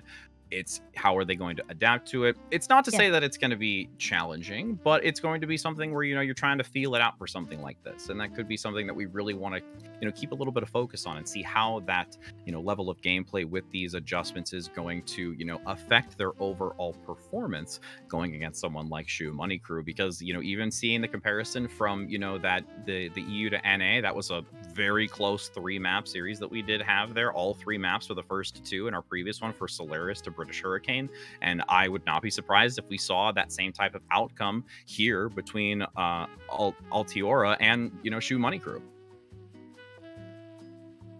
And that is really what makes the difference. Like you said, on the last map, in the last match, we saw whoever chose the map was winning it too. So it comes back to really the compositions and what they like to play and what map is going to benefit that composition more than anything. Because we highlighted Tree a lot because it was making a massive difference on the Echo. But for these two teams, we might see a Cole being played. We might see an Ash being played as well. And that brings a whole new set of possibilities for what is really going to be the winning condition between Choose Money Crew and Altiora. I mean, I personally really enjoy seeing Echo play because it can just have such an impact. I mean, especially when you're trying to, have shield break. You've got the focusing beam for like really looking for that execution play and being able to snowball on opportunities or find opportunities like we did see with Tree, which, brought that MVP for Tree and their Echo play. And, as we're looking to get confirmation of entering into our first map here, we're looking to see if the decision has been made, but not just yet. For our control, but again, with the way that they're going through this, I mean, I still have a little bit of thought that Shoe Money Crew is going to be a little bit more dominant going into this, just with their tactics, as we also are actually having confirmation that we are going into Busan as the map of choice. So we're Mecha Base is actually first too, so it's going to be a little bit more of an enclosed, capsulated space that they have to work through. Actually, we're finding out that this is actually just the ping test correction. So we want to make sure, again, with this ping differential between the two of them, that they get it. But regardless, again, kind of talking about what their strengths are if going into potentially Busan here, is that it's something that, with their, pickup of their champions, I would be really interested to see which round we're going to be entering on first. Because especially, and like you said, every single control map that we have in Overwatch brings different possibilities for compositions, and that is just a given. There's some that can vary on, but it is mostly set in stone. So for example, the possibility of Busan that we just mentioned, Mecha Base is going to be all about the rush and how much of a difference it's able to make. We see downtown, we see those dives coming through, so there are more of those set compositions for a map rather than the opposite. So winning that first map always gives the team massive advantage. And also, really, this is a theory that I've been crafting for a little bit, but I feel like those control maps that are very close, very close, first map, second map, 99, are usually, it takes us to the distance when it comes to how many maps we're going to be seeing. Definitely saw it on the last one, so proving my theory a little bit. But now is the question of, it doesn't always happen, and some people are really good at control, but not good at something else. But when you already know what compositions you're going to play in those control maps, that gives you more practice time. So that might be why. Yeah, and with it being, again, such a wide variety between each of the control maps, I mean, we see a lot of even potential, hit scan value that it comes when you enter onto Sanctuary in the open space, trying to play those angles. Tracer is also something that's very valuable in a composition going onto it because you can harass the back line. We've even seen some adjustments of bringing out the legs in certain occasions where it can, find value. And so there is quite a plethora of opportunity in, hero pool selection going across each one of these distinctive maps. And as we enter into this, we're just giving that final confirmation. It looks like the map of downtown here as we enter into it, and looking to see a little bit more of, again, that elevated open space position. Could see some of the hit scan value with either an Ashe, a Widowmaker, or a variety of other to try and take those high ground perch positions to get some decent sight lines and shots onto the opponent moving onto the initial control point. The base of Busan and the base composition of why it is played, it is because of those high grounds. The high grounds are the ones that make the difference. So when the map came out, everyone was playing the Winston Diva. Now we're a little bit more hesitant, but they know, every single team, they know the importance of taking the high ground control and how much it is going to benefit them. So ideally with the Diva, ideally with what you said, a couple of the citizens as well that make a difference. But nonetheless, as of course, opening some final picks here and there. And this is going to be the first map, Altiora versus Choose Money Crew. Doors opening, TPs coming out for Shoe Money Crew as they get the positioning with the entire team close to try and dwindle down the health shield of Decon. But Eiko on this Mei, again, going to look to try and divide and conquer with that backline positioning and try and separate the front position, as you do have the Symmetra looking to get an opportunity to start breaking down, dealing that damage, charging the beam. And just this open field battle near the theater is one that's going to really define a lot. Immortality Field comes out by Lethal early. Hades gets picked up. Aspen comes in beautifully with that utility and finds the execution onto Hades, and now getting the second one to follow. That'll be an easy pickup here. Shoe Money Crew is going to have to fall back and look for the regroup. And we talked about it a little bit as well. Shoes Money Crew, they are a team who are always seen on top. But this head of Altiora, and when I look at these players, I know them from so long ago in Overwatch, and they always have high expectations for them. And even from the side of the tanks too, I mean, that is that first pick as well. Watery immediately getting taken down. Yeah, that's, again, early advantage. You're shutting down any sort of opportunity out the gate. But Watery, with the utility, should be able to get back in quickly so that they don't have to wait too long to get back as a full 6. Lot of shots coming out. Danid has to be extremely careful and ice blocks that to make sure that they can survive through the aggression that's coming through. Now with the Blizzard going to be activated, thrown just to the side of this chair so nothing can be eaten in return, as you do have a quick cleanup once again. And Altiora coming out super dominant in this first map of downtown. Managing to stay on top in the meantime. 50% is going to go for that Altiora. They also have that sound barrier to be used for the next fight. Ecod also has a shatter as well, and that is essentially what they need to stay on control. They're able to rotate those ultimates one by one. For Shoes Money Crew, they might not even get any percentage if this fight doesn't go well for them. Gonna most likely see leading into the photon. Nice wall. There's a separation tucked into the corner. You can see Petal underneath. Gets the stun. Goes in with the fan, the hammer. But you do have CJ going down. Lethal manages to find the pickup. Sound barrier committed by Watery on this aggressive push towards the point. Petal waits for that wall to drop. Can't seem to get value with the Deadeye from Cole, as you've got that peak. Nice Earth Shatter onto the front line. You do have an opportunity, but there's still Shoe Money Crew taking this back. Danid nearing the Blizzard most likely will force it out so that they can claim this win. It is the win condition necessary to secure this point and swap it away before it gets to the 99. One last chance to make it right, and that is exactly what Shoes Money Crew is able to do.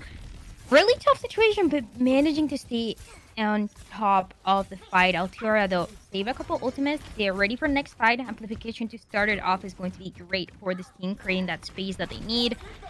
The self-destruct as well is going to help it out. Look out from the flank. Petal gets picked up. Played a little bit of the same game that Petal did earlier on the reverse side of things. Shatter comes out. A little bit of a whip. Immortality Field tossed out just in case, though, if it did manage to land. The Blizzard now is posturing in the back, up the stairway, and funneled into a corner. Shoe Money Crew taking swift work of that angle and just snowballing after that initial pick, and even going to have a little bit of a stagger here just to slow down a few more extra seconds. They definitely need that. They need as much time as possible for the side of Shoes Money Crew to be able to stay on top. Amplification, once again, and they continue to talk about this ultimate, because even if it doesn't get kills, it's amazing at creating space and delaying the next push for the enemy team. Look at this positioning as well. Everyone being careful that no one's pushing too far for the side of Altiora. Amplification Matrix leading in by Shoe Money Crew. They still have that 40% to gain. Nice wall to lock down most of Altiora in this, as you've got a High Noon finds one in the mix. The Blizzard is committed, but with two already down, especially with Decon eliminated with that Reinhardt tank up front, it's not going to gain any value here.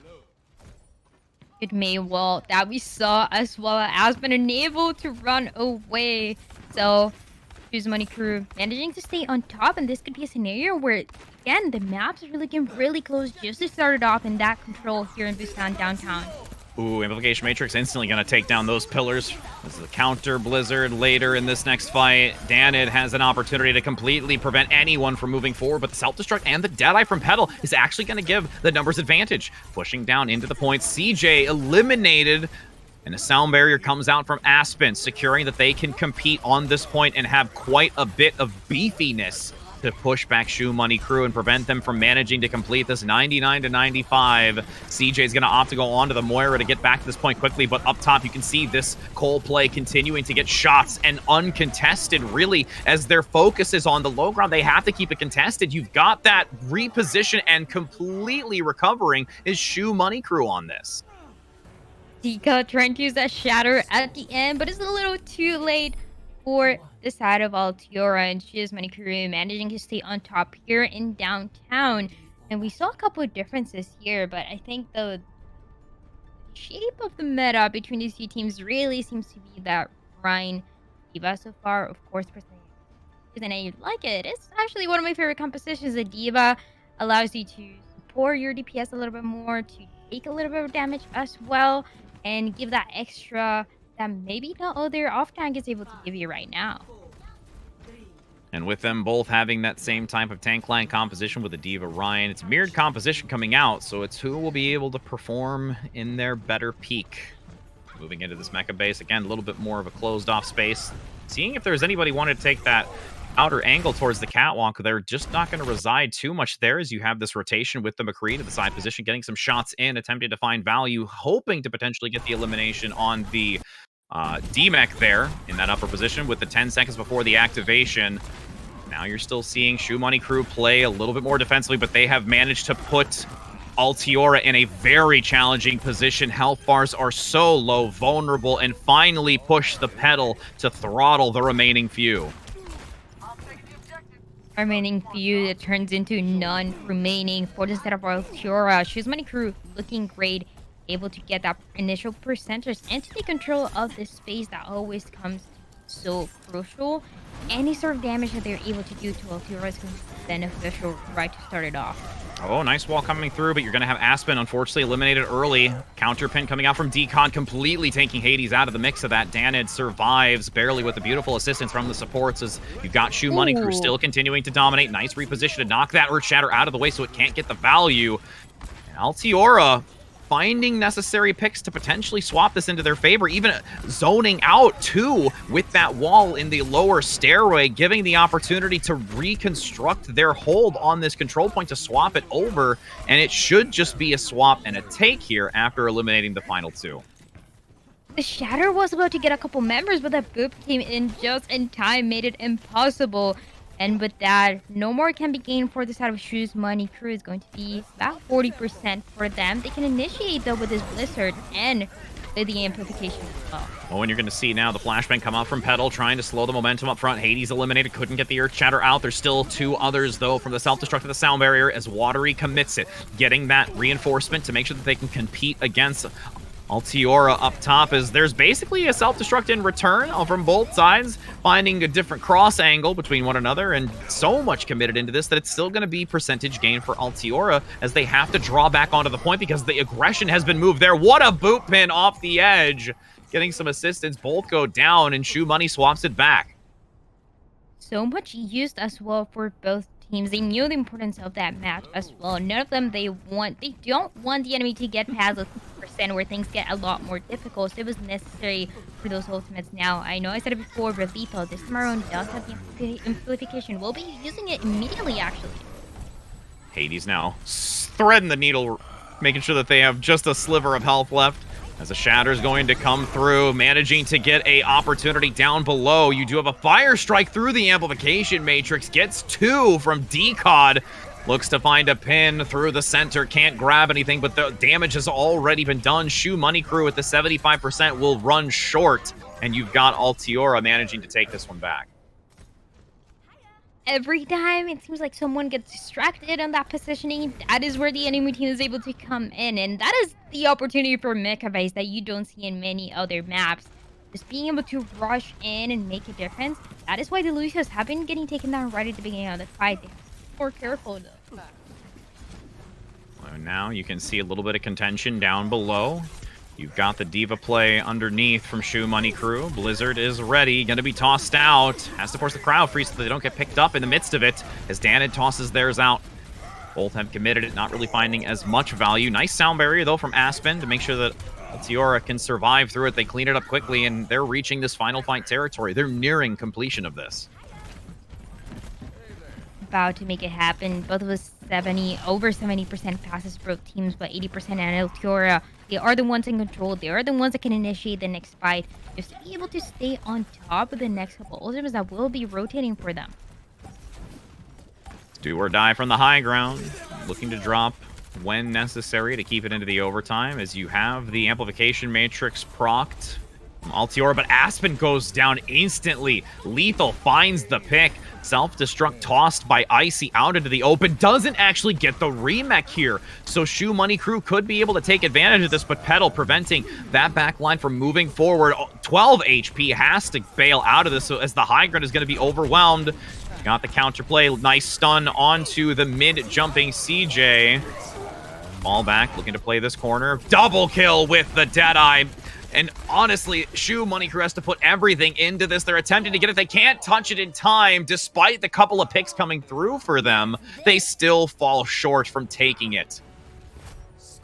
Look at Cole at the end as well with those kills. With the Deadeye as well, guaranteeing that no one else was able to get close. That is the advantage of those competitions where it is all about not even really getting those kills, but creating the space that is going to enable the kills to happen. And that is what Shoes Money Crew was able to do at the end. I love seeing the adaptation changes coming through. When they realized that something wasn't working, they changed it. They changed the playstyle. They play more aggressive. They were rotating those ultimates, initiating those fights. And now it is 1-1 here in Busan, but one more to go. As we enter into the open space, a little bit of an adjustment, though, as we're going to have Hades on the Wrecking Ball confirmed, playing towards that drum as the opposing side. I like that Danet is on the Sombra to see if they can get some early hacks into the back line and shut down some possibilities, especially when you're going to shut down the shielding and the accretion from the Sigma if you land it onto Ice. But the Discord also from Lethal is going to be very critical for the shot calling. Of course, and it's so risky as well, always to play this Wrecking Ball. You have to be very careful about how in the team you're going to get. This Wrecking Ball has no fear for the side of Hades. I mean, there's also a great follow-up easily onto Ice, gets rid of the Sigma, and solely relies on Decod in this middle position. The healers are trying to just consistently keep him alive. Icy's actually just going to be like, you know, I'm just going to bail out of this. I'm not going to keep this Sigma and go straight for the Diva. But the fight's already been lost and swapped here. Shoe Money Crew comes in with retaliation after a couple of pickups, and they're managing to be able to almost take this back. 15% now, still climbing for Altiora, even though they had the early loss and takedown. So they got something, even though Shoe Money took the long run fight. Shoes Money Crew, they get the fight, and it was very messy, and this is just bound to happen on a map like this. It just comes back and forth, but Shoes Money Crew, they are the one who actually win the fight. And look at that, Dan, 75% for that EMP, massive win condition for this team. They're just going to wait it out before engaging properly with this ultimate. And now you can see the Pulse Bomb looking for a prime target, goes in with a stick. Immortality Field comes through, though, as a safety net from Altiora as they attempt to swap back, playing a close encounter. Danet with the EMP lands onto 3, and you've got the Discord still focused onto Icy, who is unable to do anything in that mix to go down. Cleanup from Shoe Money Crews once again, and the Sombra, again, you lose a little bit of that overall output in damage, more so relying on the control and that long run value of the EMP, and it really did speak volumes, that engagement. It really seems to me that Altiora, they were not expecting the EMP to come in that fast. Aspen didn't have the sound barrier. They had just used the Mortality Field as well to keep the team alive, and there was no other way. Everyone was so close together. They definitely didn't expect Dan to play and come in just as aggressive, giving the massive advantage to Shoes Money Crew, where they can also just continue creating that space with the minefield from Hades. And looking now to try and round that corner. It's already at that close to 80% marker for that final fight, as you do have a sound barrier again, still held on to Aspen, as you mentioned. Minefield overhead to see if they can get a potential pile drive and some early damage onto it. You can see Icy has to be super careful with that hack coming through. Petal goes down, actually. And Hades going to just continue to cause harassment. There's really no opportunity for Altiora to get an even footing, as Aspen has to force out the sound barrier. They're tucked into the corner. This small room is going to be their demise with a beautiful pulse bomb coming through. The Immortality Field from CJ is really the only thing keeping all of this team alive, as it's going to approach that completion. A contention comes out, but as they draw to the point to swap it over, Shoe Money Crew has still taken a vast majority of the players out of this fight. Altiora is going to be easily overcome and will not be able to hold this for long. Nothing else that can be done. Dan also has EMP again. Amazing performance from the Sombra player. Always able to stay on top. Always able to get those hacks. With that, seems like no one else is going to be able to touch this point here. Shoes Mini Crew, amazing performance here. You can just see the seconds dwindling. Overtime going to just be ticked up once more as you got DCOD coming in with those desperate swaps. Shoe Money Crew just focus firing their way to victory as Lethal puts that Discord one target after another. And again, we see ourselves going to a third round. Shoe Money Crew manages to take this first one, so they find themselves on a match point. And honestly, again, both teams really putting up a very formidable engagement between the two. And got even the play of the game here. Toy robot. Yes. There, that's a toy robot. That's Christmassy. That's Christmassy, and we're in October. So You're right. I mean, let's be honest. I'm gonna get so judged by that comment right now in the chat, which is Fine. fine. But literally, like, it's under my tree. I don't know. Toy Zen is under my tree. I don't know. I'm just, I'd rather you just really enjoy Halloween, just really enjoy October, and then fine. Like, we can I'll just knock this over and nobody will see it. Exactly. We'll just knock it. I'll take it out of the scene. Yeah, it's just so weird too, because you have like the orange and the black, so it's like, oh, so Halloween, but it's like, no, Christmas too. I mean, come on, we can do like rocking around the pumpkin patch, and we're gonna come on. I know. I'm terrible. I'm going to get so face palmed. It's okay. But you know, again, Shoe Money Crew managing to take this. They did a very stellar job. I really did like the somber play that came out in that third round and really spoke volumes for their composition. And it was a big strength for them. They played that so well. They read the situation. And you also commented too about how I don't think the Altiora was ready for how quickly that EMP was generated in that short time going into that swap. So that's going to be something also to really just try and be aware of moving forward. If Shoe Money Crew is going to be able to bring these types of, plays that put Altiora into an uncomfortable position, and how are they going to adapt to that to try and make this an even 1-for-1 in our next map, which is going to be an escort. And you bring a very interesting point as well, and is that if I'm completely honest, I'm very hesitant when you see Sombra being played, because not only you have the pressure to get enough hacks for it to be valuable, but also to have a proper response for your team that is going to allow you to capitalize out of this ultimate. And that doesn't usually happen, but for Dan, he was getting that ultimate over and over again.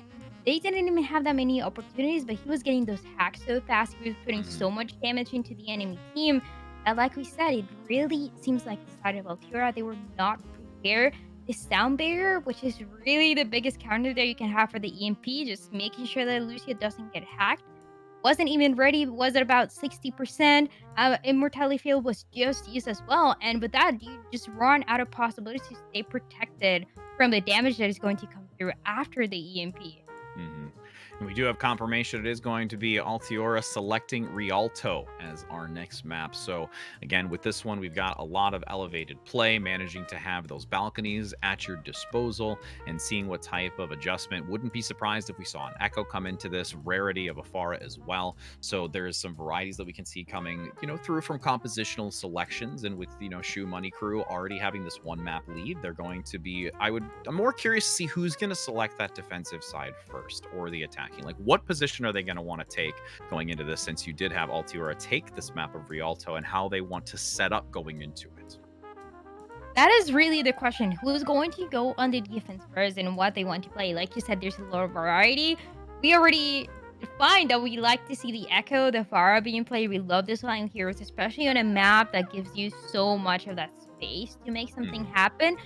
But there's also possibilities of teams that love to bring double shield and somehow they make it work. Or that rush that both Altiora and Shoes be comfortable playing. So if they want to continue playing to their comfort zone, playing to their strengths, there's a possibility of seeing more of that mirror match coming for this next map. And with the Diva also being, an option to where you kind of play that elevated position, you have the capabilities of high mobility to dislodge anyone from that upper position as we're entering in now to Rialto, so that we do have that confirmation of the attack and defensive positions. And we'll give those a couple of seconds. So I'm gonna be honest, Rialto, I make this comment several times. I really cannot wait to go travel a little bit more, like with, things kind of settling down across the world. And I would love to just go into a gondola and just like underneath this river bridge and just enjoy some weather, especially because here in Illinois, I'm gonna have some snow real soon, and I don't want to be in it. Yeah? And I've been here for far too long, and I really don't like snow. So it'd be nice to be in a place like this where the sun is shining and the rivers are, you know, nice little place for you to just relax. You know, I'm more of a real place, of course, map, Kings Row. I'm more of a that type of, you know, it's like dark, like maybe Really? Okay. a little bit of rain. I'm more for that vibe. That's my wife is the same way. She grew up in Europe, and she was like, "Oh, whenever it's raining outside, like this is the greatest weather in the world." I'm like, "It's actually It is. I raining. agree. There is no sun, and it is dark." And she's like, "Yep, that's what I like." You gotta also fit with the fall vibe, you know? Yeah, that's true. But speaking of fall vibes, we're gonna have Lethal fall from on high with this Bastion play. Looking to try and eliminate those inside of the Immortality field. The focus is there, and coming out the gate on the attack, Shoe Money Crew trying to get the better end of this, but, you know, Altiora still responding very well, especially with Petal getting a couple of completed kills on the supports here. Slay and Watery not ready for that. There's only a couple maps here where you're still able to see the Widowmaker being played. Everyone is so hesitant to bring this through, but oh god, I love to see it because of plays like that. It comes out of nowhere. No one is expecting this Widow. They don't know exactly where she is, and that is where you're able to capitalize the move. Oh no, they're locked in here with the Mei. Nice counter wall to prevent the complete overrun as the Immortality field is tucked into the corner, but Shoe Money Crew finally getting momentum to press through, gets the pickups both onto Eiko and to Decod, and now it's just a snowball effect, no pun intended with the Mei, as they open it up into this position and now have an opportunity of just getting this free positioning, especially with the Bastion. I'm getting the feeling that we're going to see every single hero being played in this tournament. If we see a Bastion so early on, it doesn't get any, I don't know, better, worse? Well, we're going to see if it gets hopefully better for Altiora on this defensive side. They have a lot to mitigate. Shatter from the side room. Nobody has vision of it, so 3 get knocked to their feet, off their feet. And you've got Lethal now with the tank configuration, just raining damage into it. But you've got the Mei Blizzard by Eiko, just looking to skirt outside of its radius as the sound barrier still holds true for Lethal to try and repair and recover moving up top. And this is just Shoe Money Crew coming in hot right now. They are on fire, and they want to continue doing that. The last kills, really good job from the tanks. And this is a conversation that we had on that last match with British Hurricane. It was sometimes it's all about the tanks creating the space and enabling the rest of the team for success. And this is a scenario where we see exactly that. It is all about the tanks creating the space for this Bastion to not get taken down immediately. And you can see this payload freely moving all the way around the corner. Up top, you have the contention towards that bridgeway. As the Earth Shatter is primed and ready for Decon. Dragon Strike now going to come through from Petal. Does drop below. Blocked, though, by the shield from Hades. Bastion positioning into the back. Looks for the pin. Beautiful wall!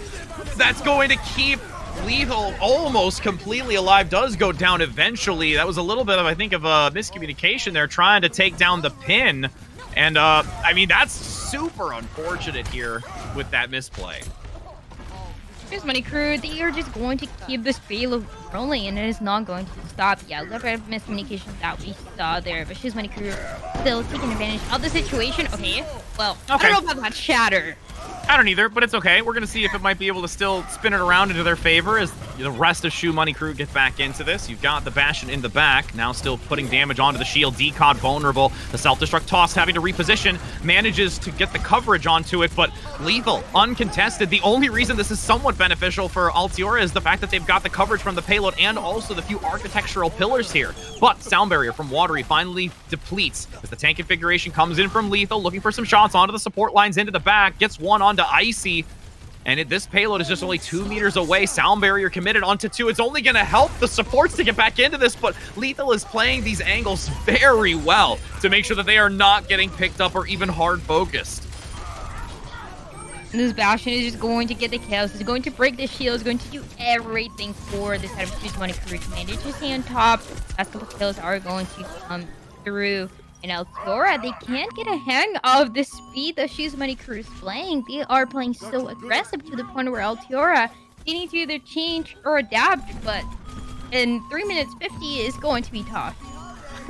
I'm loving the constant Bastion sounds. For all of you that are in the chat hearing it, yes, that is happening. As you've got now Petal tossing out the Dragon Strike over the cart to see if they can try and maneuver most of Shu's Money Crew off of it, with a Blizzard going to be popped. Does lock down one. CJ eliminated.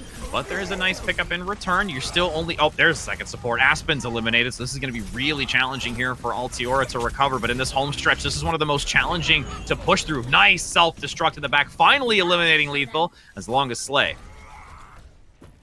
And that is some control that Altiora is finally able to get, but it's that 1 in a million scenario where you're able to get 2 kills with a self-destruct. So I'm a little concerned still for this team and what they're able to do. Look at those ultimates. There's absolutely nothing going on for them. Maybe the dragon's coming on soon, but that is only going to create space. And that is not the winning condition that they need. Tank configuration now out by Lethal. Once again, very early in this engagement to see if they can find some value, as you have Petal nearing that Dragon Strike once again to try and divide and conquer. A couple of shots coming onto the support play with the sound barrier finally being depleted. Altiora really doing this strategically in their defensive position, watching both doorways, the major archway. Hoping to see if they can get an opportunity with the self-destruct, tucking it into the back. Nice position. Blizzard comes out in return from Altiora to see if they can lock down multiple members. Really doesn't actually get anybody from Shu's Money Crew as Hades takes down one and still looking to press forward. And they're going to continue doing this. Look at this. Both of the amplification being used for both sides. A couple kills though. Coming in for a setup, Altiora might be giving them the comfort that they need so bad right now. They also have the spawn advantage. Ooh, Lethal. Nope, not going to last for much longer. Respawn advantage is in their favor 2 minutes ago as Shu's Money Crews now tries to... Oh, I was going to say, if you fell into the water there, friend, I would have been sorry for you. But they're going to get back into it now and have the Hades ultimate here, Earth Shatter, and you're actually going to have Lethal opt to go onto Cole. Yeah, interesting change happening here, and it seems like it is a necessity as well. As long as you're able to get that stun for one of the members of the enemy team, that is a really good opening as well, where the rest of the team is able to capitalize. Wall going to be preventing some of the damage. Nice takedown early onto the Immortality field. CJ no longer has that asset available for them. Shatter underneath the payload gets a big lineup with a Blizzard in tow. Just going to be able to toss that in kind to make sure that you've got Shu's Money Crew managing to eliminate. That's a 5-player kill streak coming out in the chat. And now you're going to see a completion here with 1 minute and 10 seconds as the bell for a team kill rings.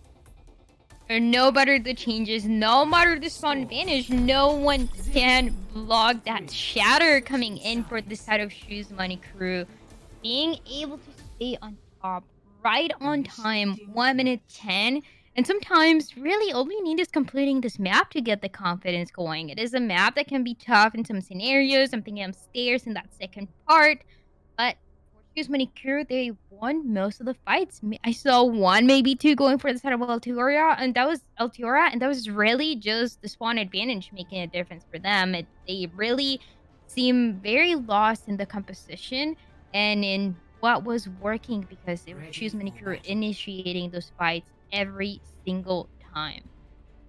Shout out to our production by saying Shatter was as crunchy as the new Zaxby's chicken sandwich. Absolutely. 100% on that one. It was crunchy, it was nutty, and it was tasty. It was... As we're going to now take that swap asides, we're going to have Shu's Money Crew now defensively looking to see with their composition. They're going to actually have Lethal coming out onto the Hanzo here. They do want to get that opportunity of gaining value with it once again, as you did see on the reverse side where, you know, Petal was bringing out the Hanzo to try and see if they can get that opportunity of just breaking down potentially that shield onto Decod, also taking that upper position and really play that high-low ground position effectively. And that might be the change. I mean, last round we saw the Widowmaker getting a couple kills. I love seeing the Hansel more than anything as well for this Money Crew. The Hansel able to get that one-shot potential, but also to spam a lot of the shields, ideally with this Reinhardt that I'm looking at for Altiora. And you can see a little bit more of a reserve positioning by Shu's Money Crew. Not going to play as forward and more so towards this doorway.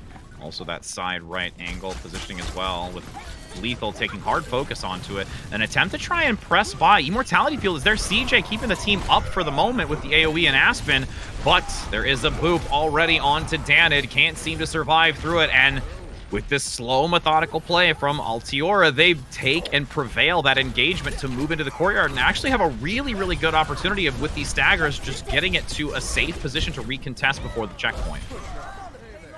Good opening, slowly happening, but making it effective for Aspen, getting at that initial kill, taking down the May, and with that, the rest of Altiora could take a little bit more space. That is exactly what they're going to do. Trying to guarantee that first point as well, but Shoes Money Crew, they might just come in time. Lethal now looking for a flanking opportunity on this defensive side.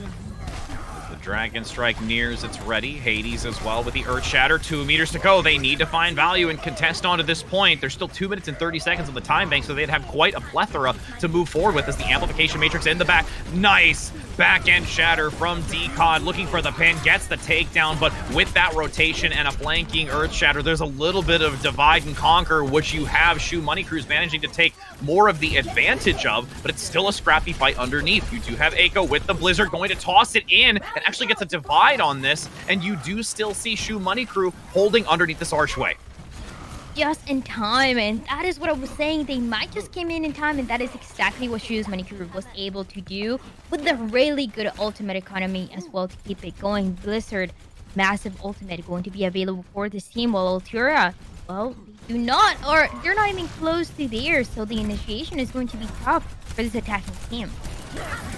Self-destruct tossed out into the mix. There's a wall actually to prevent it. Nice responsiveness coming out from Altiora with an Aspen sound barrier to mitigate a lot of the damage, but it's not going to last long with how well Shoes Money Crew is managing to pump out damage, looking for this reposition. Altiora has to be very careful. The flashbang doesn't land. Self-destruct at least gets rid of one of the supports from Shoes Money Crew on this defense. And Petal gets a big pickup here onto 2, and looking to find the third onto Baby Diva in the corner. There's the melee. And that's going to be a checkpoint reached with 3 minutes and 40 seconds. Petal definitely put it to the metal. Okay, Petal. Okay, we get it. We get it. Definitely feeling confident with Cole being played and knowing that you're just able to push in, get the kills, have the confidence going, especially when they get into this high ground. This is what I was talking about on the last round. Part of the map can be very difficult. So it's all about control stairs to start it off. Yeah, nice early advantage, though, from Shoes Money Crew. They just knew that the high ground was going to be capitalized on by Altiora. They know that they've pressed forward to the stairway so they can completely collapse onto it. Nice retaliation, and this is going to be a great position to try and hold across this bridgeway to put Altiora in a very uncomfortable position, especially because they've got 3 minutes left to work with. And because the payload is just going to start moving back into a position that they're not going to be safe. They don't have the architecture of the map to protect them that much. And they really just have to go inside of this area and try to get a couple kills. Oh, collapsing down from the high ground. Hades looking for the shatter. Does get blocked, though. Beautiful responsiveness by Decod, and Petal getting the shutdown up front. So now it's solely reliant on the Diva play. May looking to try and slow this momentum, but they are just getting picked off one by one. Lethal so far in the back end is completely separated from the team. No ability to get healing out to them for assistance. You've got now, once again, Altiora taking this engagement and going to try and push the corner and take that high ground as well. Petal has been making a difference for this team of Altiora. Every time we've seen him getting kills, even from the beginning, even with the Widowmaker in that first round, guaranteeing a little bit more control. Now with this whole being played and allowing them to continue getting those stuns, getting those melees, getting those deadeyes as well to create that space that is so bad. Amplification Matrix going to be thrown into the mix to try and secure this last checkpoint before completion. Because there's 5 meters to go. Blizzard on the point from Shoes Money Crew by Danid, but Petal still getting some shots onto the tank line. Hades down. Shatter comes out from Decod, but there's going to be a real challenge to try and turn this. You've got Altiora in a beautiful position to try and complete this, just separating back. You've got Aspen leading in with the sound barrier as well after the self-destruct comes through by Icy. Those picks slowly but surely come through. Decod gonna force back the Diva, gets the D-Mech, is vulnerable to try and get back into this, and they'll be able to reach this checkpoint. A couple more kills happening, and yeah, they guarantee that checkpoint for Altiora, even having the potential to make it into a similar time bank that Shoes Money Crew had, even when Shoes Money Crew was doing so good when we saw them attacking. But this is Altiora's turn. They also have their time to shine, and that is exactly what they're looking forward to do. Petal, again, the winning condition for this team. Does have the Deadeye. High Noon active and ready. Does get a little overwhelmed. Has to play back further, and the Immortality Field committed very quickly because of the return aggression from Shu's Money Crew. They do get overwhelmed in return. So you do have Lethal eliminated. 2 minutes now still to go. Altiora playing this very, very well. They have the Amplification Matrix to get that extra damage necessary to force back those from Shu's Money. Remech kill even onto Watery. Now they're in the home stretch with 2 to go. Halo continues to move, but same scenario. Spawn advantage happening for the side of Shu's Money Crew this time around. It is the potential to get to a similar time bank, but it's all about what Shu's Money Crew is able to do with that shatter. Goes on to decod only, but they're back in the fight. They're going to be blocked off. You've got isolation onto Slay and brought down, but it's an even 1-for-1 onto the Baptiste. Counter Blizzard comes through in the backside from Danid, making sure that they can lock down the front position. Hades gets a pickup, and you have recovery from Shu's Money Crew with 60 seconds just over it to go. Nice icicle mid. Just going to come to me. That's fine. I got some icicles for your beats. Yeah, that was fine. Shu's Money Crew, they have the spawn advantage, but they're also able to stay on top and stay in control. This is something that Altiora couldn't do towards the end. The Shu's Money Crew is trying to fix those mistakes back for themselves right from the beginning. It is going to be the sound barrier even to play aggressive if they really feel the need to. Jedi going to be leading into this bipedal movement speed, just trying to posture around that wall. Does get the support, and you've got Decod finding another. This is an easy cleanup here despite the respawn advantage. They are falling quickly. Lethal on the Torbjorn, giving some kind of assistance, but it's not going to be gaining any value. The sound barrier as a Hail Mary from Watery just to compete and cause contention on this point. It won't last long. There's under a meter to go, 22 seconds. You just want to try and prevent this from completing with time. The shatter underneath. The Immortality Field is there. Everything committed, and you do have completion, so it's 60 seconds on the clock. The 2 highlights for me on this round was, of course, Petal playing that Cole and making a difference, being the one opening the fights, similar to what we talked on the last match, but with a completely different hero, bringing that possibility to be highlighted more. But also Icy. I want to talk about Icy because I've seen this player for so long. So good at playing D.Va as well, but something that not a lot of D.Va players can do, and is guaranteeing kills with your ultimate, guaranteeing kills with your self-destruct. Icy is really good at playing aggressive with his ultimate and guaranteeing that is not going to go to waste. Of course, you cannot guarantee a kill every single time, but we've seen it most than many other teams, many other D.Va mains. So Icy also making a difference for Altiora, and of course, we don't even have to mention the support that he's given to the team as well.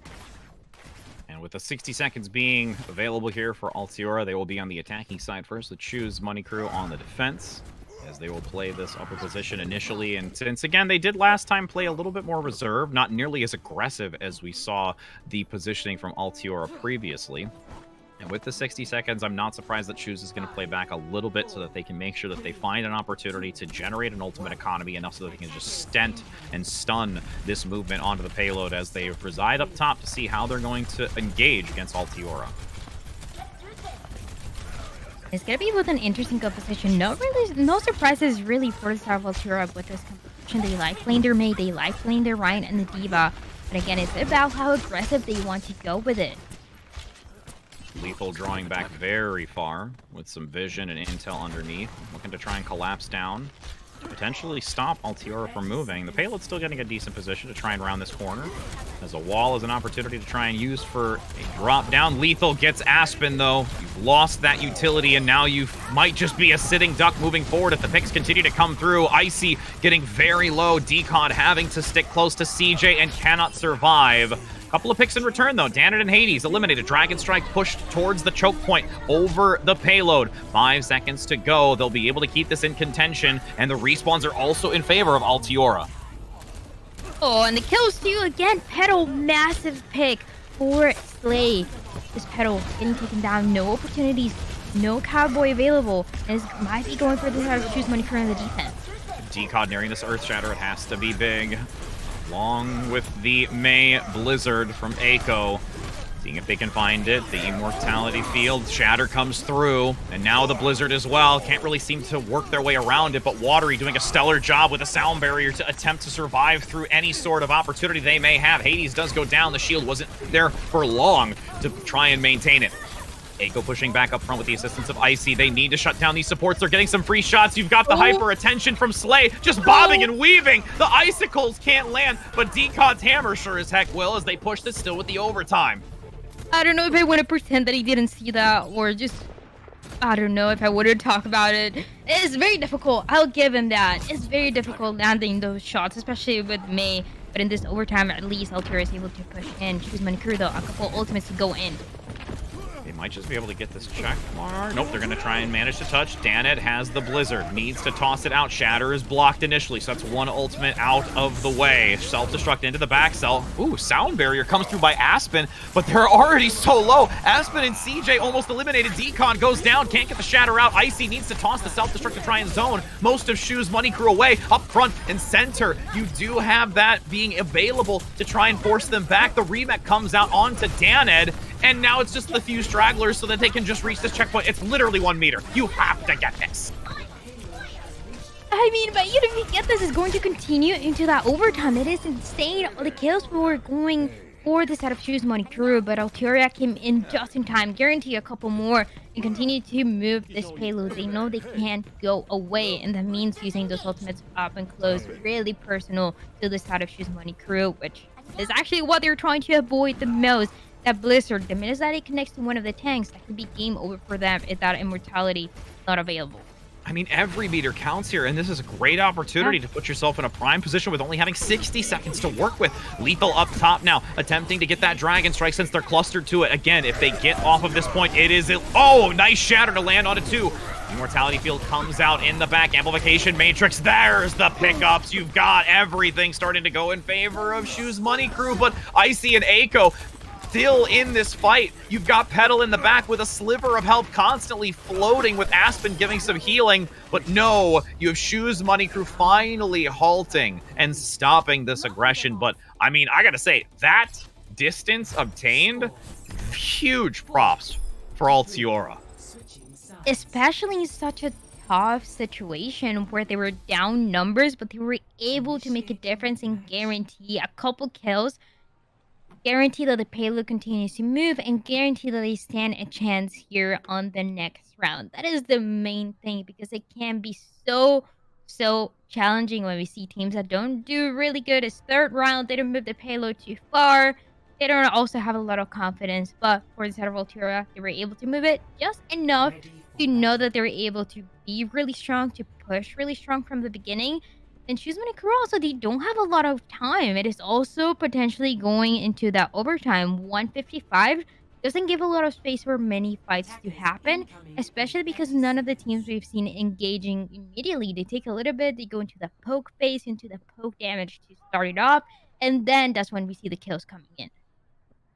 And with 1 minute and 55 seconds, you do get an extra 55, but that's still quite a distance. And with this, on the attacking side, Altiora not actually going to play as aggressive. As I say that, they're just going to... You know what? They're going to do it. They're just going to play close. They'll get a full reset if they don't manage to hold strong here.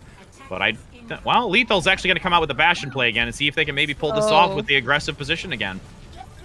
Oh, but this can become predictable too, though. So I don't know if I like this Bastion pick. CJ super low. Icy gets DMAC. Immortality Field talks for both sides. And actually, Shu's Money Crew coming out real fast. Petal, honestly, at least gets rid of the Immortality Field, but there's already so much lost. And you can just see Hades keeping the shield up and being like, I'm just going to try and block these sightlines, but there's at least one from Petal, and instantly going to be delved onto and knocked out with a melee.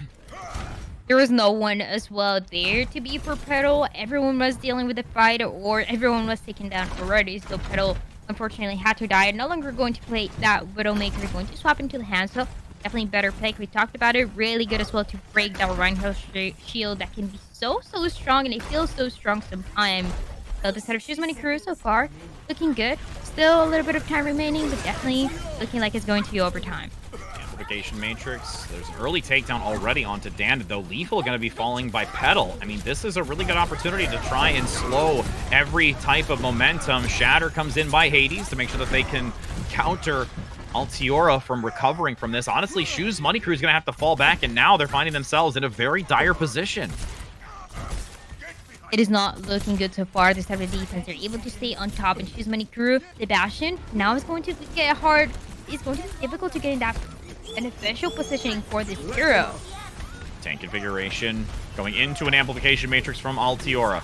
You can see that they're trying to weave around it to make sure that they don't get the extra damage boost onto it. And the fact that Aspen is eliminated, again, you lose that utility and that area of effect healing. You solely rely on this immortality field to mitigate it, and CJ trying to top everybody back up. But Lethal has a very narrow sight line as they're moving onto this checkpoint. Blizzard is available. Echo, this is the opportunity to change everything. If they can land this and get so many stacked together, because the overtime has committed. Blizzard comes out by Danid first, though, and I don't think they're going to commit this. Echo, if they get locked down and knocked out, they're going to want to hold this on to the next one, and they're just going to give this to Shoes Money Crew because they're dominating in this archway. And it is working so well too, with Bastion just able to stay on top every single time. It is an absolute nightmare for the side of Altiora, where they are getting so pressure on with the damage coming through for them. And with that, Shoes Money Crew, they continue to move the payload. Altiora, all they can do is really use as many ultimates as possible just to guarantee that the payload stops before that. I mean, they've got a full bank, almost full, almost all 6. CJ is really the one that's the only one behind, but again, it's only 14%. Petal's going to leave with the Dragon Strike into the cart, happy to be near it. A lot of health values low. Sound Barrier comes out from Watery, but Danid isn't covered by it, so needs to be extremely careful as a Shatter lands on it too. Danid not having that barrier is going to be instantly taken down. Lethal comes in with the tank configuration. Self-destruct counters by Icy. It's literally everything committed from Altiora just in this last few meters. There's the golden box. Shoes Money is going to lose Lethal on the Bastion. They shut down everyone, and they managed to take this, bringing it to a third map. 1-1. Shoes Money Crew wins control, but Altiora, they really proved themselves here in Rialto, and I loved seeing those kills at the end. We extended it a little bit. It's really all about using as many ultimates as possible. But there comes a situation where a single kill makes the difference. That Shatter is so good. Just gets so many. Nobody expects it underneath the payload. That's always a great feeling. Even when I'm in my comp games or my quick play games, I just look to try and just do stuff like that. Even though I don't ever play Reinhardt. It's moments like those where I'm just like, yeah, you're not going to see this coming, friends. I mean, yeah, right? Maybe. But with that being done, it is a 1-1 map score, and you know, Shoes Money Crew has done a very stellar job working in the Bastion play. It wasn't a bad one that they were able to still get as far as they did, but in the end of it, it was all 6 ultimates banked up for Altiora. They were in a position, especially with the Dragon Strike that came in the flank, and also that subtle separation of where Danid didn't get covered by that sound barrier, where once there was no coverage, it was instantly able to exploit shutting them down, because if that sound barrier did land onto Danid, I could see a little bit more longevity in that fight, and potentially even trying to rotate back into slowing down a little bit of the aggression that came in from Altiora that they could have persevered. But again, it's those subtle micro plays and positionings that truly can make or break a fight going into this. And now as we do enter into a third map, which is going to be our hybrid. Yeah, that's something that you mentioned. We talked about the possibility of using all those ultimates essentially at once, but it's one microplay that can make a massive difference. I think also one of the worst nightmares that you can have when it's in that overtime position where any team is hearing a self-destruct coming in, because you know you can't go away, you can't hide. There's not many places to hide, especially when you're around that payload. Icy was able to get one, then one after was able to get back in mech, and that also made a difference. So it is not about getting that 6k, that 4k, but sometimes a single kill, especially in that overtime, makes situations like the one that we just saw. And, you know, going into our third map, again, it's going to be interesting to see what the outcome will be, as it looks like we actually do have some confirmation as well here to see how our other maps are actually going into the mix. We can take a look at it. We were updated by our production. You can see that it is going to be Drifters, unfortunately, falling to British Hurricane, where they will now be going against Wisp. Uprising Academy managing to take a 2-0. Same thing with Redbirds on that top side, managing to take a 2-0. And Redbirds versus Uprising Academy, that's going to be one to definitely watch. We have seen them be such a consistent rivalry. The just constant headbutting between the two of them where Redbirds takes the advantage every time. And I can tell you that that's going to be one spicy matchup that we'll be able to get to see in the future as we still try to conclude between these two. And again, one of these teams from this matchup is going to be facing off against Solaris. So one will go home and one will move on, as this is the losers bracket for those that might be tuning in a little bit later instead of being here at the start of the broadcast. And I mean, that Redbird's Uprising Academy is going to be a story to last and thrive forever at this point. Yeah, it definitely has to be, because if there's a team that I can see in this bracket that has the bigger chance against Redbird Esports, it's gotta be Uprising Academy. And we've seen the players, we've seen the team, have them been performing. They definitely have the potential, but it comes along. It's not only about, the compositions that we continue to talk about. It's not only about those initiations, but really, how is the team feeling in terms of confidence jumping into a massive match like that one?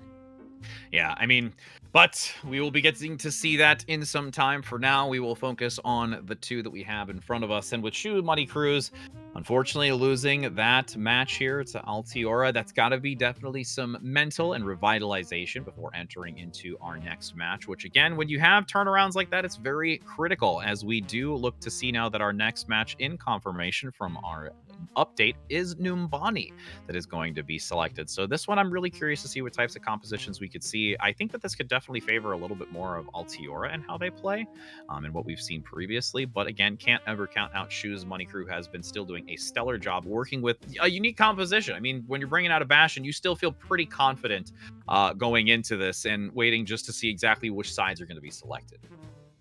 And it really never clicks with you, right? The fact that there's a team playing Bastion and getting away with it. But Choose Money Crew was a team that was able to do it in a really high level. I'm always hesitant because you want to play this composition and pretty much the pirate ship composition that we used to see a bunch a long time ago in Overwatch, where you just get and the payload. But this teams, they know that that is not going to be the solution. It's gotta be about getting in positionings where they're not expecting the Bastion and getting those kills, putting that pressure more than anything. So Choose Money Crew did a really good job. But like you said, I feel like Altiora does have a little bit of an advantage when it comes to that next map.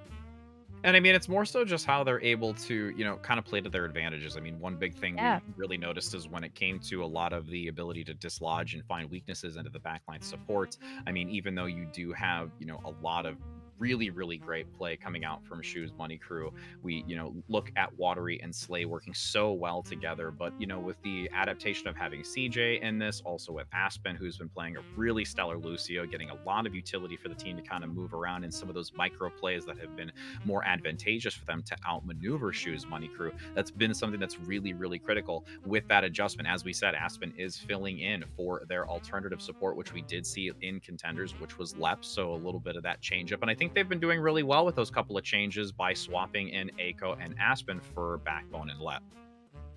It's just gonna be what feels right for the map as well. And like you said, I think Aspen has been doing a really good job. We saw her initiating those fights a couple times as well, getting a couple of boops and putting the team in a situation that was very advantageous for this team. But we gotta see what they're able to do as well, because it's not only on Aspen, it's not only in the DPS, but what everyone is able to do in those compositions, where we can see a lot of, I mean, we already saw Bastion. So what I was saying before, like, I don't know if it gets worse or better after that.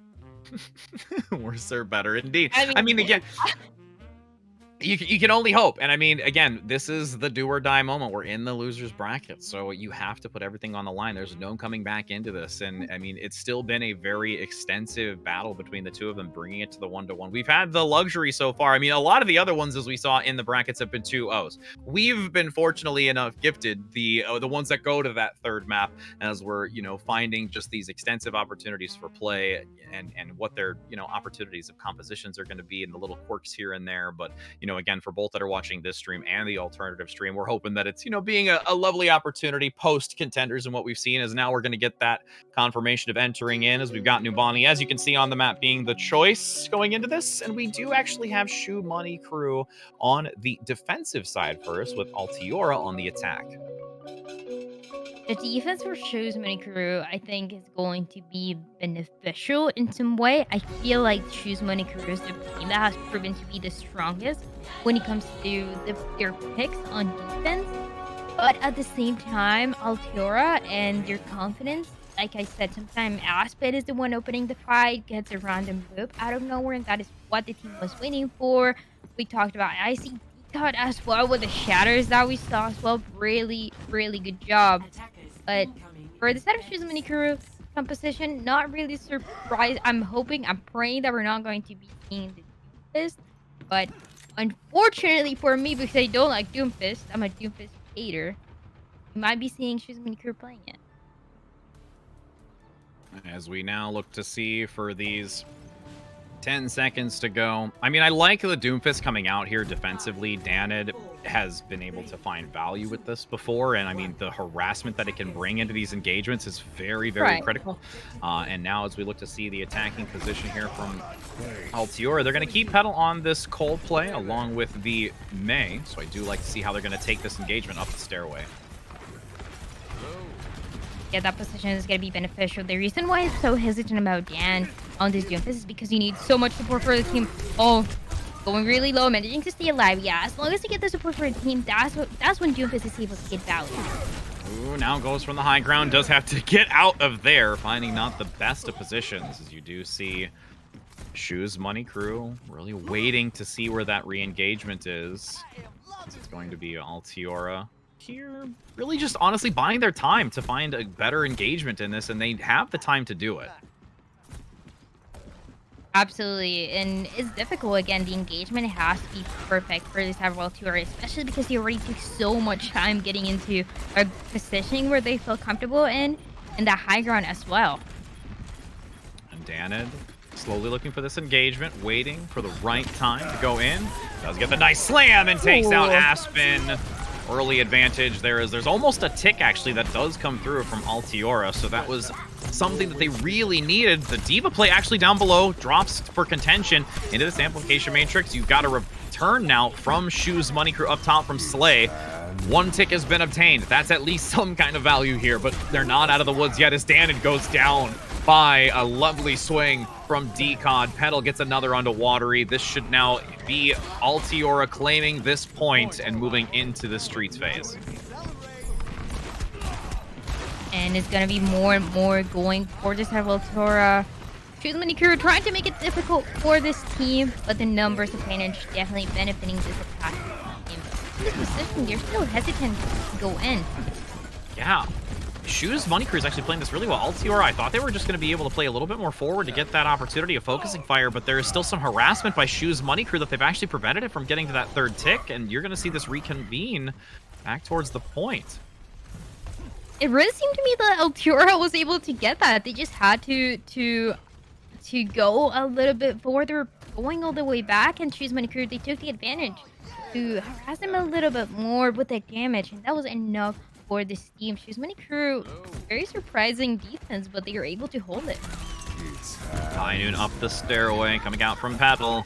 Counter as well by Lethal. They're taking vision in where the angles are. Big shatter down the stairway. Haiti comes in, dropping judgment on this defensive position. What a play from Shoes Money Crew. Immediate control for this team of Shoes Money Crew. We've seen it once, twice, and a million times now on this matchup. For Shoes Money Crew, they just look unstoppable, and Altiora, all they can do is go again and again until something works. IC does have the Silver Struck as well to use. It's going to create a little bit of space as well, but they just can't find their way in. There's so much damage coming in for Shoes Money Crew. And now with only 40 seconds to go, Amplification Matrix committed by Bolt, but Petal gets one early on to Danid. That's a big opportunity here. Shatter does get blocked. You do not see the value from Altiora. Great swivel for a chance to maybe get that pin, but the boot from Aspen eliminates the support. Now with Watery down, this should just be a domino effect. Altiora is going to take this high ground position down below as Lethal gets some shots from the high ground positioning, but it's going to be a real challenge to try and keep into this because they've lost so much already. 2 minutes and 40 seconds as they transition into this payload check. It was only 1 tick as well, so that gave the opening for Altiora to continue moving his payload. The second part also comes a lot easier. It seems like it's an impossible mission to hold into the second point. It is so difficult, but Shoes Money Crew is going to give it a try. He is delaying that time as much as possible. 220 is not really a lot for Altiora, especially they are obviously planning on finishing this map. Still about how fast they can get, really. High Noon now coming around the wall. Nice flashbang denied as the May wall came up from Danid. You do have Petal. Not really getting much value, but again, zoning back multiple members. Decod has to retreat here, getting overwhelmed. Self-destruct is active on the point. And you do see a Remet coming back in as the Immortality field from Slay keeps most alive. Shatter in the back gets 2 all the way at the very edge of the frontal cone radius to make sure that they can claim dominance on this payload and prevent Altiora from getting more movement. But with this amplification matrix and a nice pickup from Petal onto Watery, they find themselves in this shift. It's just the crashing of waves back and forth where Shoes Money Cruise gets overwhelmed again. Continue to get overwhelmed, and it's been a couple times now where that situation I worry about Shoes Money Crew as well, and the way that they're able to handle the situation, they are not all close together, so one that gets taken down is absolutely detrimental for this team. But Altiora, they still have a lot of opportunities, they still have a lot of time. It's going to go under a minute for the second part, but they should get it easily.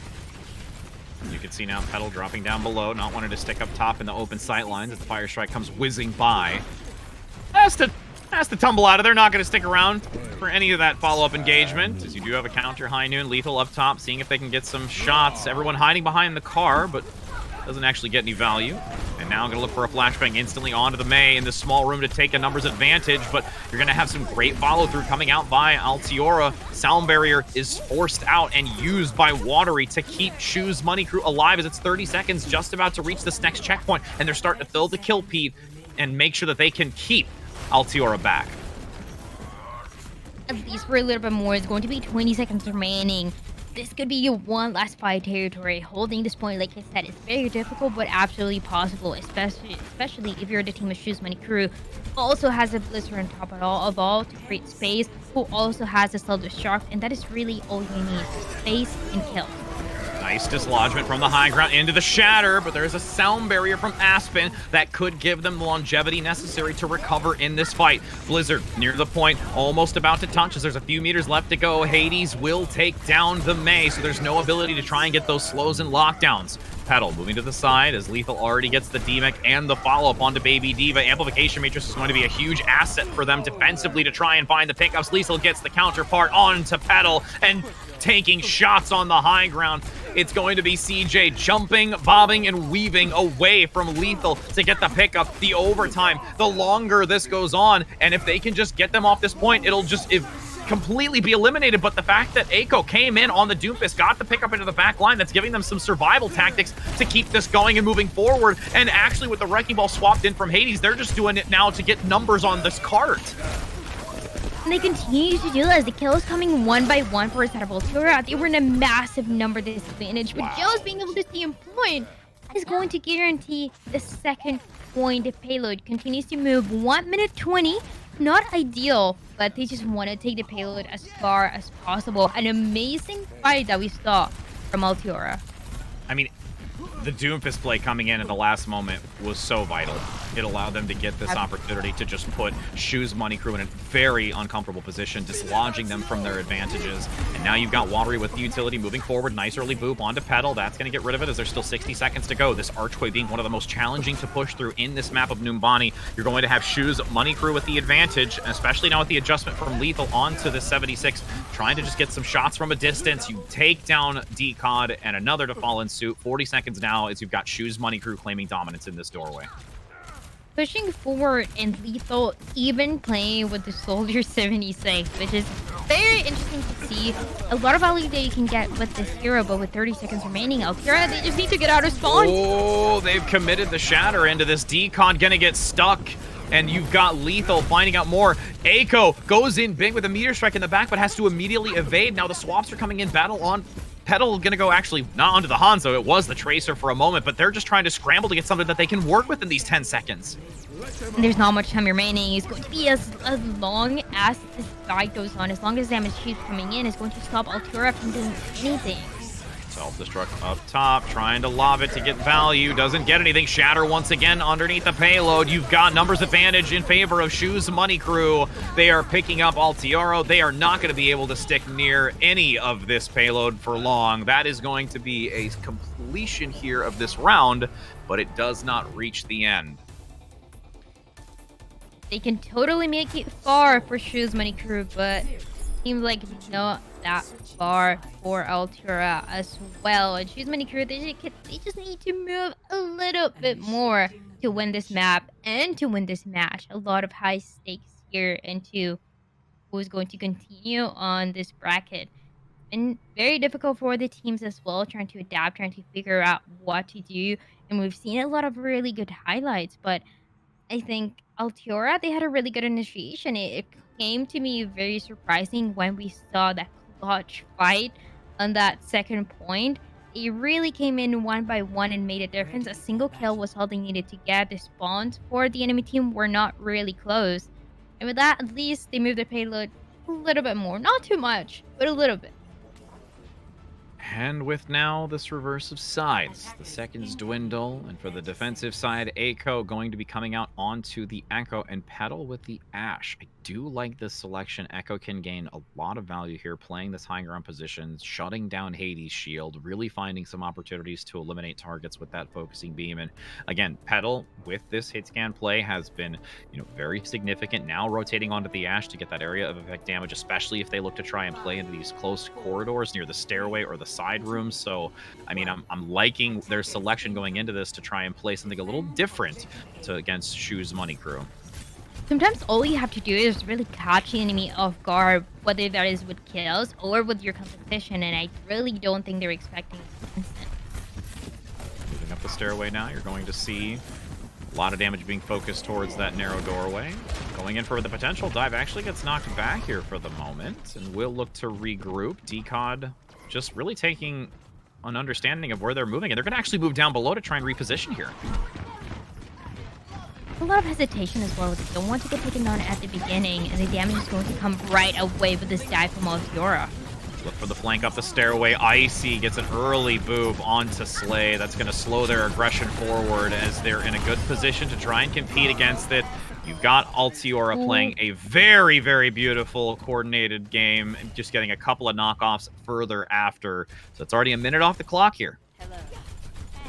A couple of changes as well that we see for the side of Altiora we haven't really seen before on this match. Aspen played with the Mercy as well, making a difference, giving that support to the Echo that they need so bad to stay alive, and even the Ashe. That extra damage makes a massive difference for these two heroes.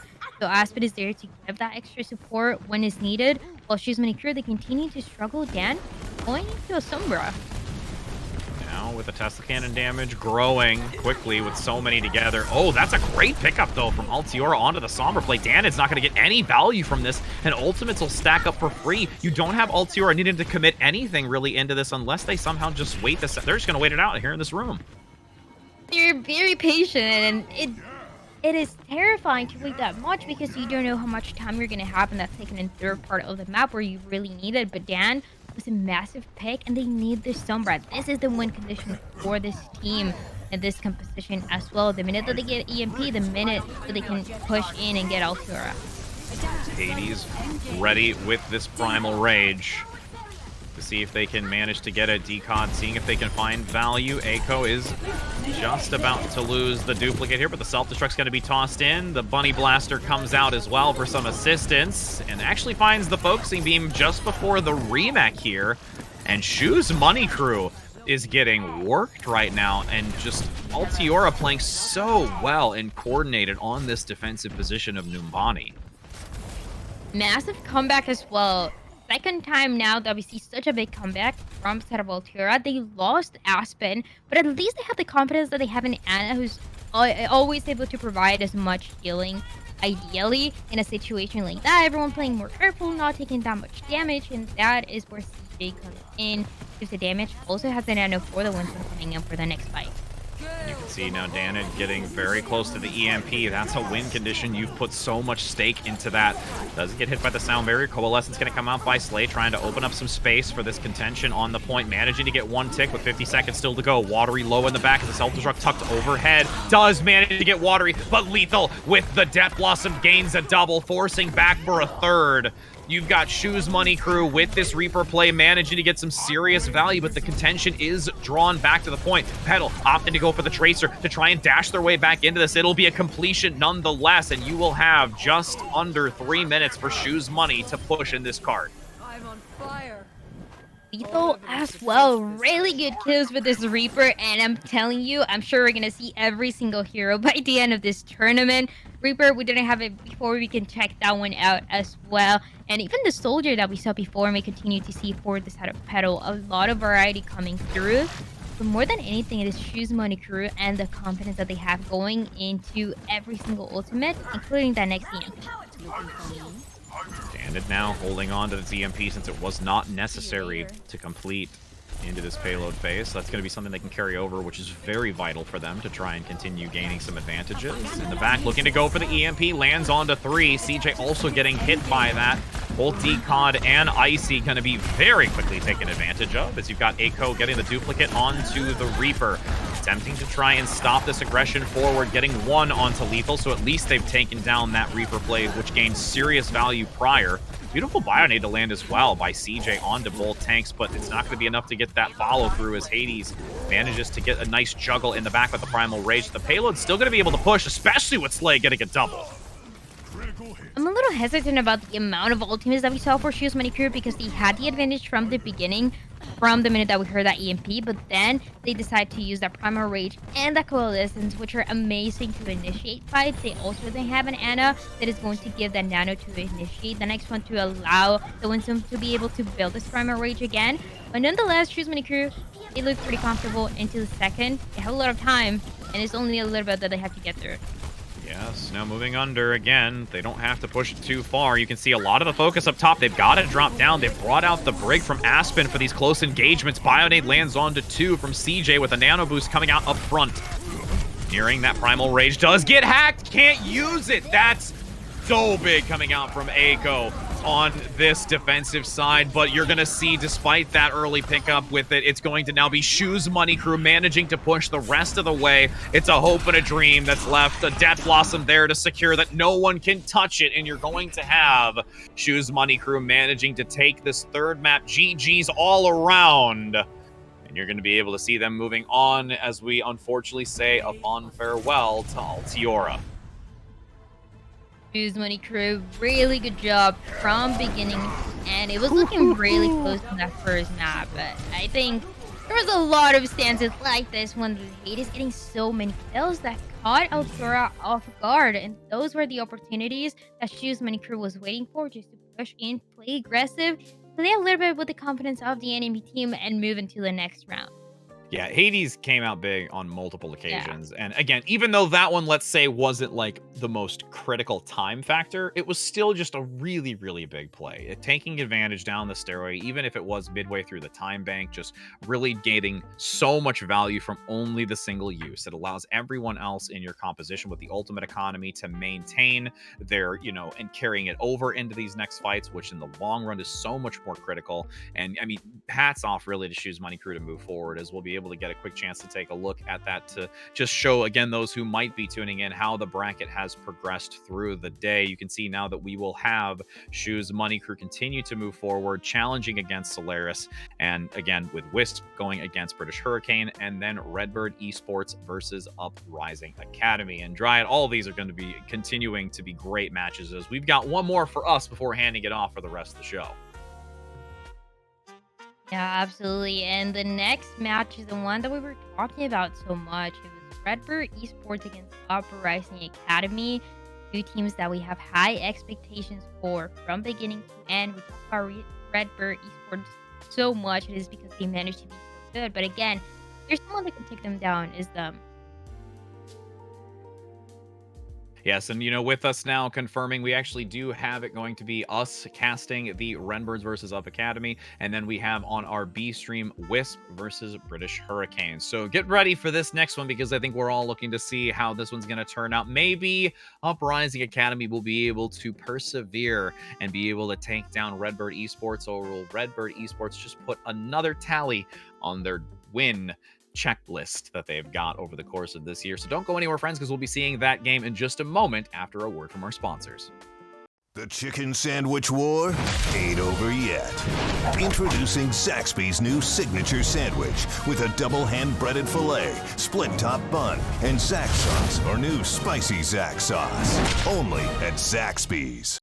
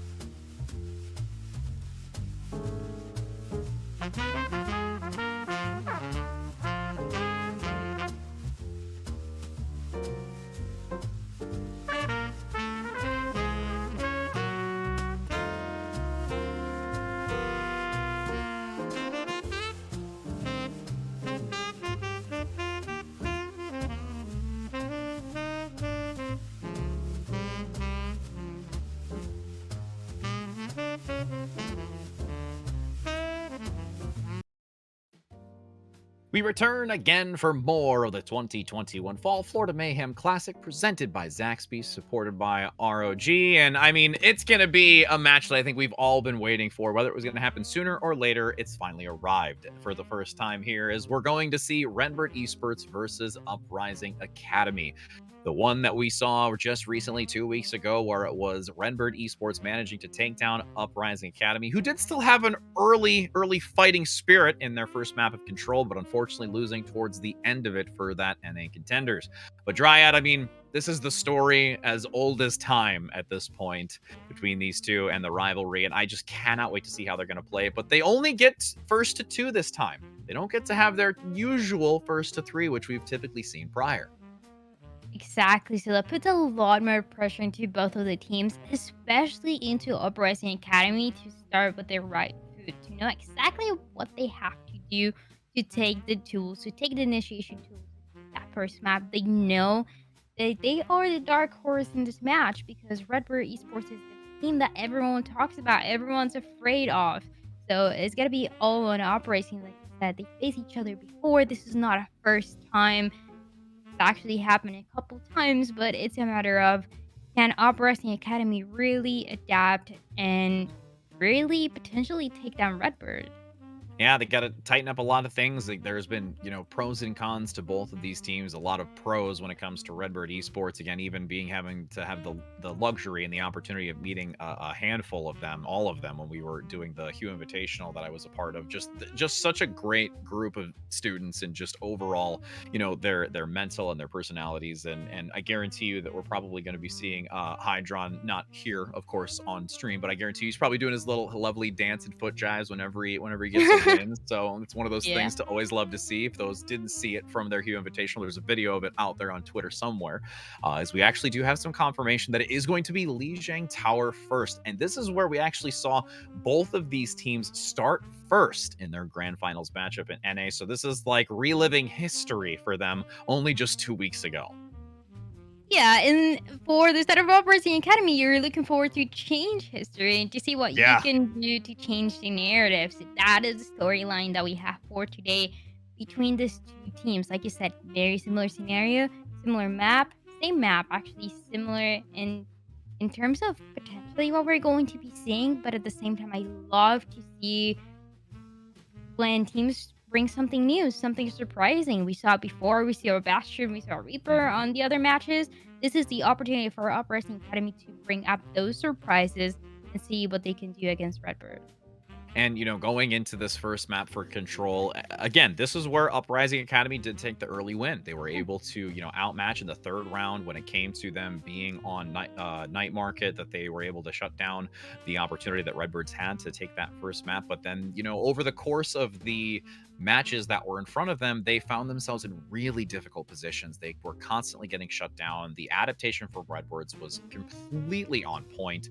And, going into this first match, I really like to see potentially that same kind of early advantage for them to get that mental state, to know that they're going against Redbird Esports. And it's all beginning now. We're entering into game, and we are now going to see the first round being the city center, and who is going to be able to claim this. And honestly, with this one, I wouldn't be surprised to see something similar to what we've seen before when it comes to Redbird. Sam coming out on the Junkrat, putting in a lot of value. We've not yet seen the patch notes, as we've talked about, in the experimental go through, but I still think that we could see Sam coming out with that Junkrat regardless, just because of how valuable it can be on this map.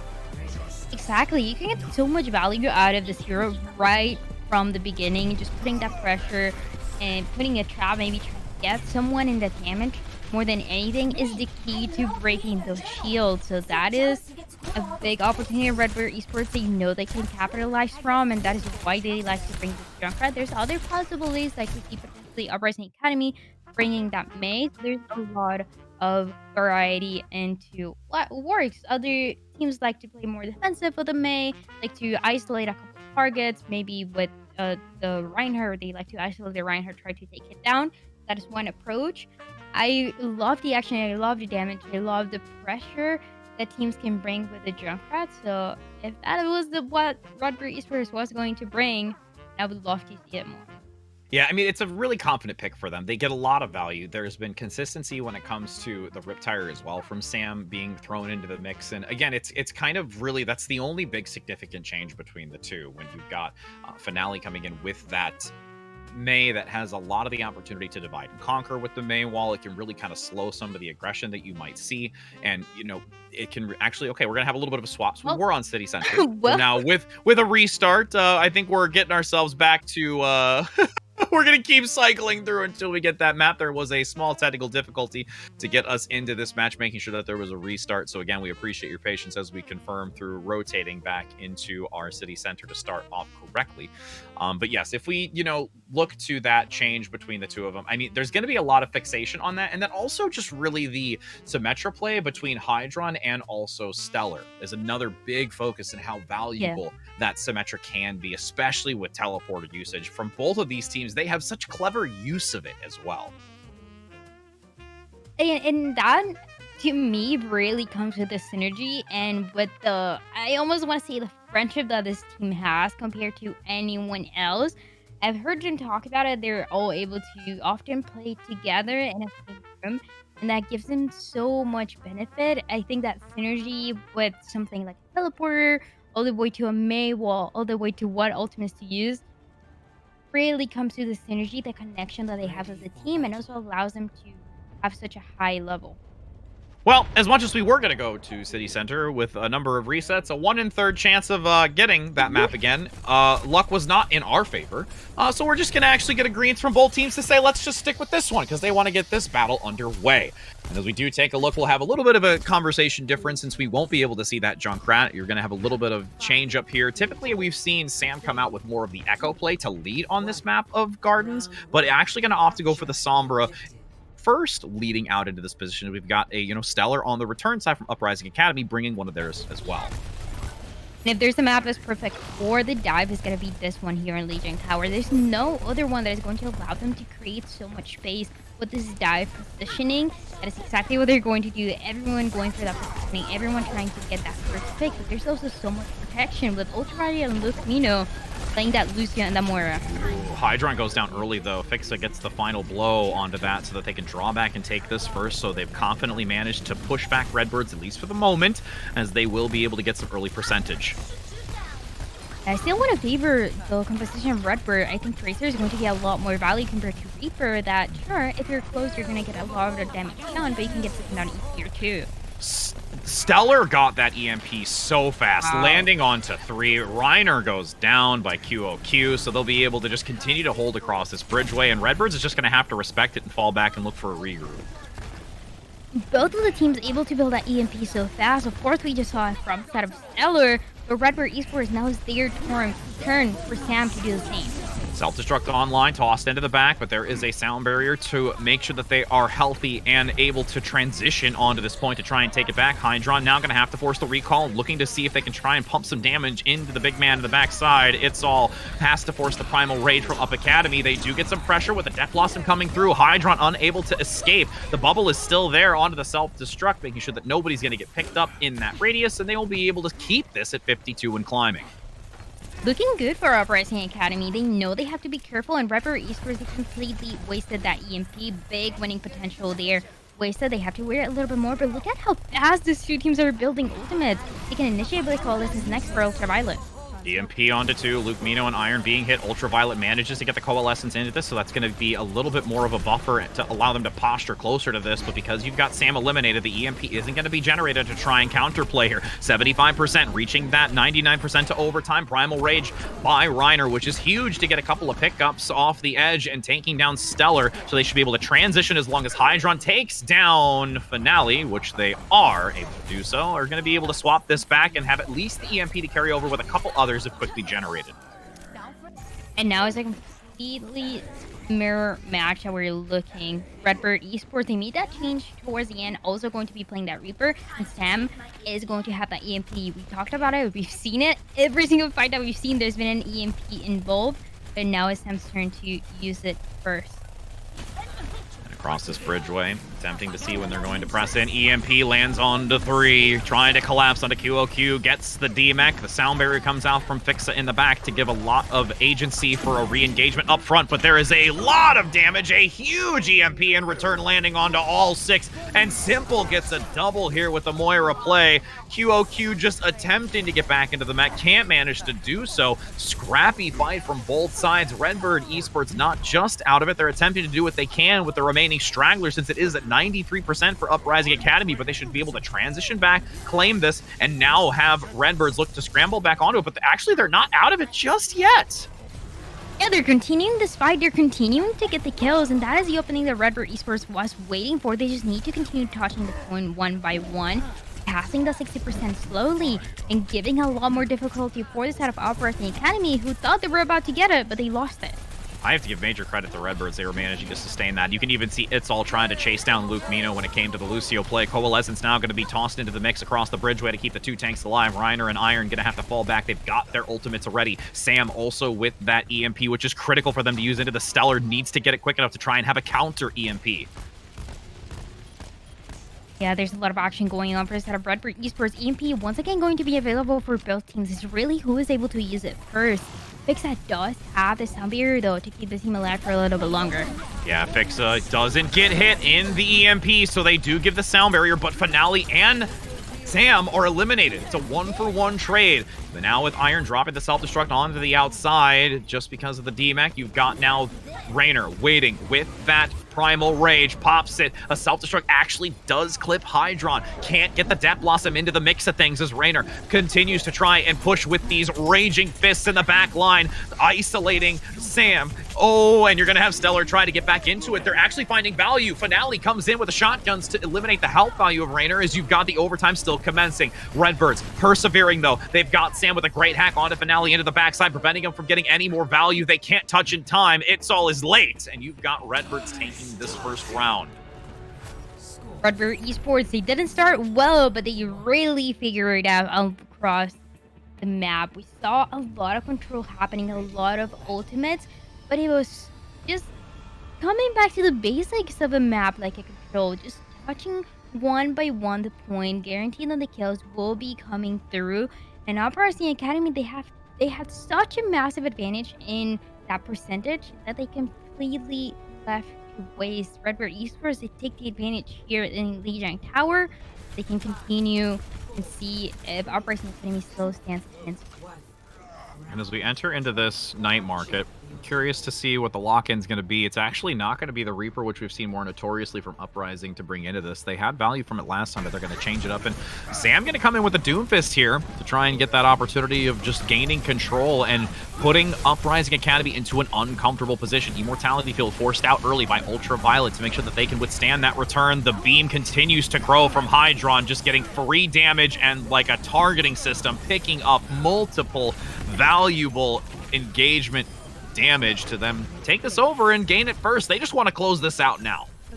They just want to get this over with. Redbird Esports, they are the #1 in NA for a reason. They want to continue with this storyline. They don't want to give it away, especially to Uprising Academy. So with that, they're going to touch the point first. They're going to teleport first. They have the advantage for the next fight too. Shatter being held onto does land it onto 4. That is quick.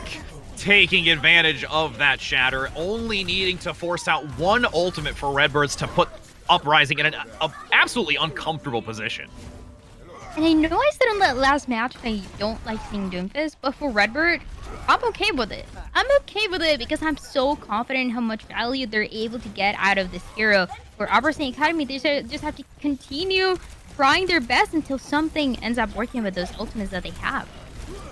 And now, as it's reaching that 50% marker, Sam gets a little aggressive, and QOQ takes advantage of it. No Meteor Strike going to be available, but there's still a lot in the bank to use, as you have a great opportunity for Uprising Academy to take this back. Double Photon Barrier to put across between at this point, making it very difficult to try and find the better end of this, as the Teleporter gives Hydron a little bit of an opportunity to evade for some time, with Uprising Academy getting the chance to switch it back, since they do feel a little bit more confident on this one once they do actually obtain the point to control.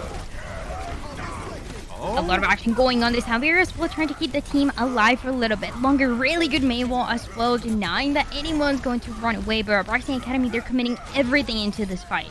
Yeah, there's a lot being committed. I mean, to be fair, though, they've still kept quite a bit. They really only, when it came to Uprising Academy, it was the sound barrier in the grand scale of things. They've been really using the rotation of their basic abilities to try and take advantage of what they can, so they don't have to force out the ultimates. And Sam using the Meteor Strike more defensively to have to get it out to look for a re-engagement. They're just being very overzealous. They're trying to take what they can in these moments, but they're falling short since they do still have some percentage to work with. They can play a little bit more risky, forcing out these ultimates from Uprising Academy. There's totally some scenarios where we see Redbird Esports being able to come back from a fight where they do not have the number advantage, but for that one, they lost too much. They were not group top. So now it's all about Uprising Academy taking advantage of as much time as possible from the side of Redbird. Sam gets a quick double, throws in also the self-destruct from Iron, so we really look at now what is left. Redbirds was able to force out all except for QOQ's self-destruct, which is massive. Now when they come back into this, they don't really have too much of their own, but they're nearing at least the sound barrier and Hydron having the photon barrier. Absolutely, and that might be all that they need here. It's going to be playing aggressive, trying to waste as much time as possible for Redbird. That is going to be it. Still, though, looking really close. Uprising Academy, over 70%. Redbird Esports, though, being able to take back the point and about to have a shatter. Also getting fixed up. I mean, that is exactly what they needed. Yeah, Luke Mino going down was a concern, but I mean, there is some great recovery here. Ultraviolet just really fueling the loss of the healing, just overall having the immortality field. Now they're reaching this final fight territory where they've got the Earth Shatter online and can find a lot of value. This ultimate cycling and just managing to pull so many out of Uprising was huge. And with the next ultimates as well, they did have the shatter, they didn't use it, they didn't invest it, they have everything to protect and to create damage for this team as they pass that almost 99%. Ooh, just gets the shatter around the corner, takes the teleporter maneuver back, so they're not in an wow, that was a great kind of maneuver between the teleporter so that they're not going to get countered up front with the photon barrier once again. Both sides dividing the room into halves, quadrants it may look like. Redbird's going to come out on top here, and the map that they saw themselves lose in competition back just 2 weeks ago, they managed to take away first from Uprising Academy, making sure that they exert dominance out the gate. Being able to fix those mistakes from past matches is such a crucial part of Tier 2 and of this teams as well. And Redbird Esports, that is exactly what they did. They're fixing mistakes that they made in contenders, and they're able to stay on top here.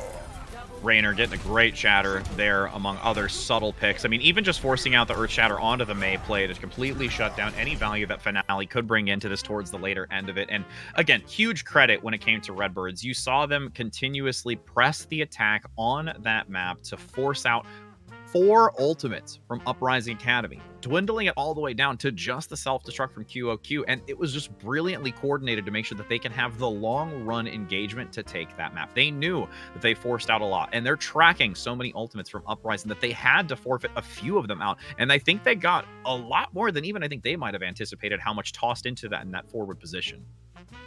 And it is almost terrifying to see how much they were building those ultimates over and over again for both teams. Actually, they were playing so aggressive, but also it was a massive and really good job done from this force, being able to keep the team alive for a little bit longer. We saw it on that first fight to start it off.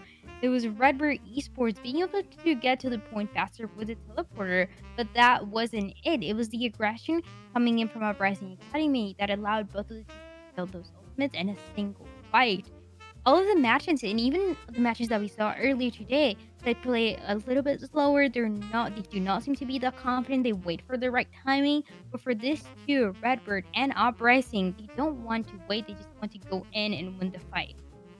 Absolutely. And we actually already have quick confirmation here coming out from Uprising Academy on their next map selection. It is going to be Dorado. I'm not surprised to see this map. They really, really struggled in their previous escort map when it came to Havana. They were so shut down by Redbird Esports that at this point I'm very, very highly recommending that you would see any map but that one to see if they can maybe change the outcome when it came to an extremely full hold later on when they had cycled sides. So going into this map of Escort, again, this is match point. Redbirds have the position to make it another 2-0 to continue pressing through this winner's bracket to the grand finals undefeated and also undefeated on a map. Absolutely, and it is the first time today that we see that happening. The first two matches of today that we had the opportunity to cast, it was not 2-0 for the control maps. It was 3 maps guaranteed first one. So a lot of pressure, but for Redbird, even though they were having difficulty in a couple maps and a couple of the fights that we saw more than anything, they always knew how to fix it, how to make that comeback. And again, it's really just that confidence showing. You don't have a number advantage. A lot of teams, they just back up. They wait for everyone to be back. They try it again and again and again. And that usually doesn't work. So for Redbird, they just feel confident they can win, even if they lose a member or two. Yeah, and again, a lot of it came to just what they were looking to do in the macro play versus just the micro. And that's something that is so key when it comes to just Redbirds and what they look to do as a team as a whole. It just all around, well-rounded team, which has allowed them to be so successful over the course of this year and, you know, with their roster and going into this map of hybrid, I'd be really curious to see how closely related to that composition, you know, on Dorado. I think it's going to be something vastly different, which is why they want to select this map versus the troubles that they felt on Havana. And, you know, again, trying to see if they can play a little bit more to their strengths, find an opportunity, you know, utilizing that upper high ground, the balconies, what we've seen earlier, potentially maybe even, you know, something to be very cognizant of is the echo play from Sam. I'm also wanting to keep a very keen eye on that because we didn't really see too much of it when it came into the Lijiang Tower map, but Sam can be so valuable on this echo. And again, with Hydron playing a little bit more of a variety in their hero pool, the Hanzo is also a stellar champ for this individual where it comes out and it will pop off. So as we are about to go into this match in just a moment, there's a lot of things to highlight and, you know, who Uprising Academy is really going to keep an eye on and be fearful of to know how they can overcome it, because there are so many strengths to every one of these cogwheels in this overall machine that is Redbird Esports. Absolutely, and in going to detail about every single one of them, but it's just everything that we've talked about and even more. We talk about the individual players, and I love the history of this team. A lot of them from what I'm thinking of last year of contenders, American Tornado, Odyssey, the two teams that were always on top from what we saw last year. And this time for Redbird Esports, they were able to combine in there and make this wonderful and honestly almost scary team that Redbird Esports is, always able to stay on top. And I love that you mentioned the echo. We saw it earlier, we saw it in another match, but for Redbird, when Sam gets in the zone, he's able to absolutely pop off, especially with this echo where even though you need the rest of the team for that support, you're able to go in angles that are unexpected. You're able to come out of nowhere and just get the kills.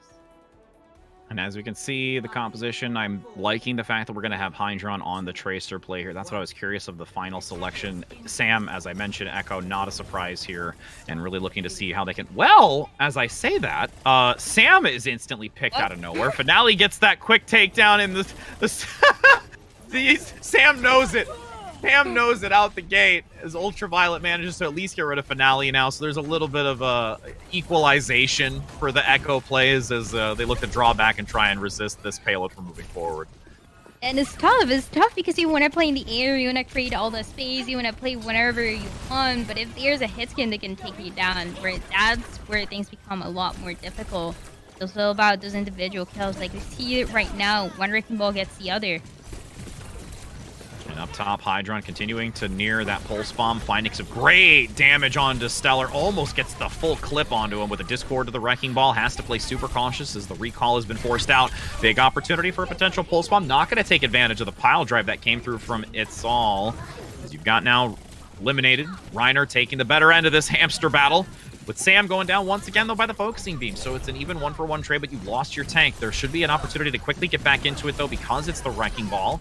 And now Redbird Esports on the defense, starting to really gain the advantage again as the blue team for Redbird Esports. I know that's a little bit wonky to acknowledge, but that is what's happening as they manage to still stabilize for the moment longer. But the rally from Fixa should give the extra armament for this attacking position to get this payload to move a little bit further. And I want to say it was almost a risky rally again because they didn't feel fully comfortable about that fight, but really changed the narrative of what we were seeing from Uprising Academy. That rally is so intimidating for the enemy team. Now the transfer is just to come back in. Yeah, Ultraviolet going to make sure that they keep everybody topped up. Rally now going to be forced out slightly after once the Transcendence is over to not overlap the ultimate to make sure that they've got enough reinforcements to halt this before completion. It's literally 0.06 meters, but with Raynor going down because It's All had the minefield placed there, it could be spelling disasters. The duplicate now comes out from Finale onto the Diva play to get that multiple self-destruct. It's just a self-destruct party up in here, as you do see the checkpoint finally being reached. 4 minutes and 15 seconds as Sam is just looking to do what they can before they're being picked off in the end. It is definitely a party, but Uprising so far having the most fun. Get that first point and start to move into second. So far looking really good. They really seem to change their pace a little bit more compared to what we saw before. Initiating with those ultimates. Again, that rally was key for them to initiate, to keep that armor and to go into the next one. But there's a key here, and that's that Redbird. They do have the high ground. You can see a little bit of engagement now coming out from Stellar up top, trying to just harass for the moment, as Rainer's going to look for that pile drive into the back, managing to get the knock-up onto Finale, instantly finding the follow-through to eliminate it with Hydron taking down the support. This should just be a nice, clean recovery here from Redbirds. They're going to be able to hold on to the minefield, generating near both of their support ultimates, and are in a good position to hold this area. And to continue going as well for the defense of Redbird Esports, they also have the ultimate for the side of Rainer going to be the minefield used at any point right on the payload, denying a lot of space, even denying the high ground if they really felt the need to, even though Uprising Academy, they're playing here and there, their main focus has been to try to move that payload as soon as possible. See now over top, looking to see if they can find an opportunity to get a decent pile drive, but this is very slow and methodical. Coming out from Uprising Academy, you've got Hydron getting a great engagement on this side outskirt angle. Sam and Hydron working in such great synergy to find these pickups. 2 minutes and 40 seconds, and now you're going to see the aggression. The minefield even in the doorway coming out for that early just shove. They're going to have a field day right here in the doorway. That's it. They're just looking at a good time. They're having a party there. There's like disco ball.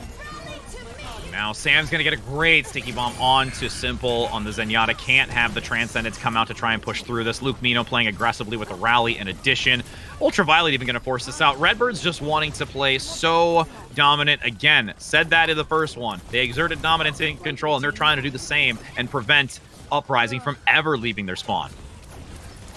So far, Redbird Esports, they really seem to be a completely different level. It's going to be the same of what we saw before Uprising Academy initiating the fight with the rally. This is a good start, but it's a matter of how much value you're able to get out of this aggression. And so far, there's no kills for this team. Duplicate now from Sam, going on to the Brig. Trying to make sure that everybody's topped up and looking for some crowd control, as there's a rotation from Uprising, utilizing QOQ along with It's All to draw their attention away.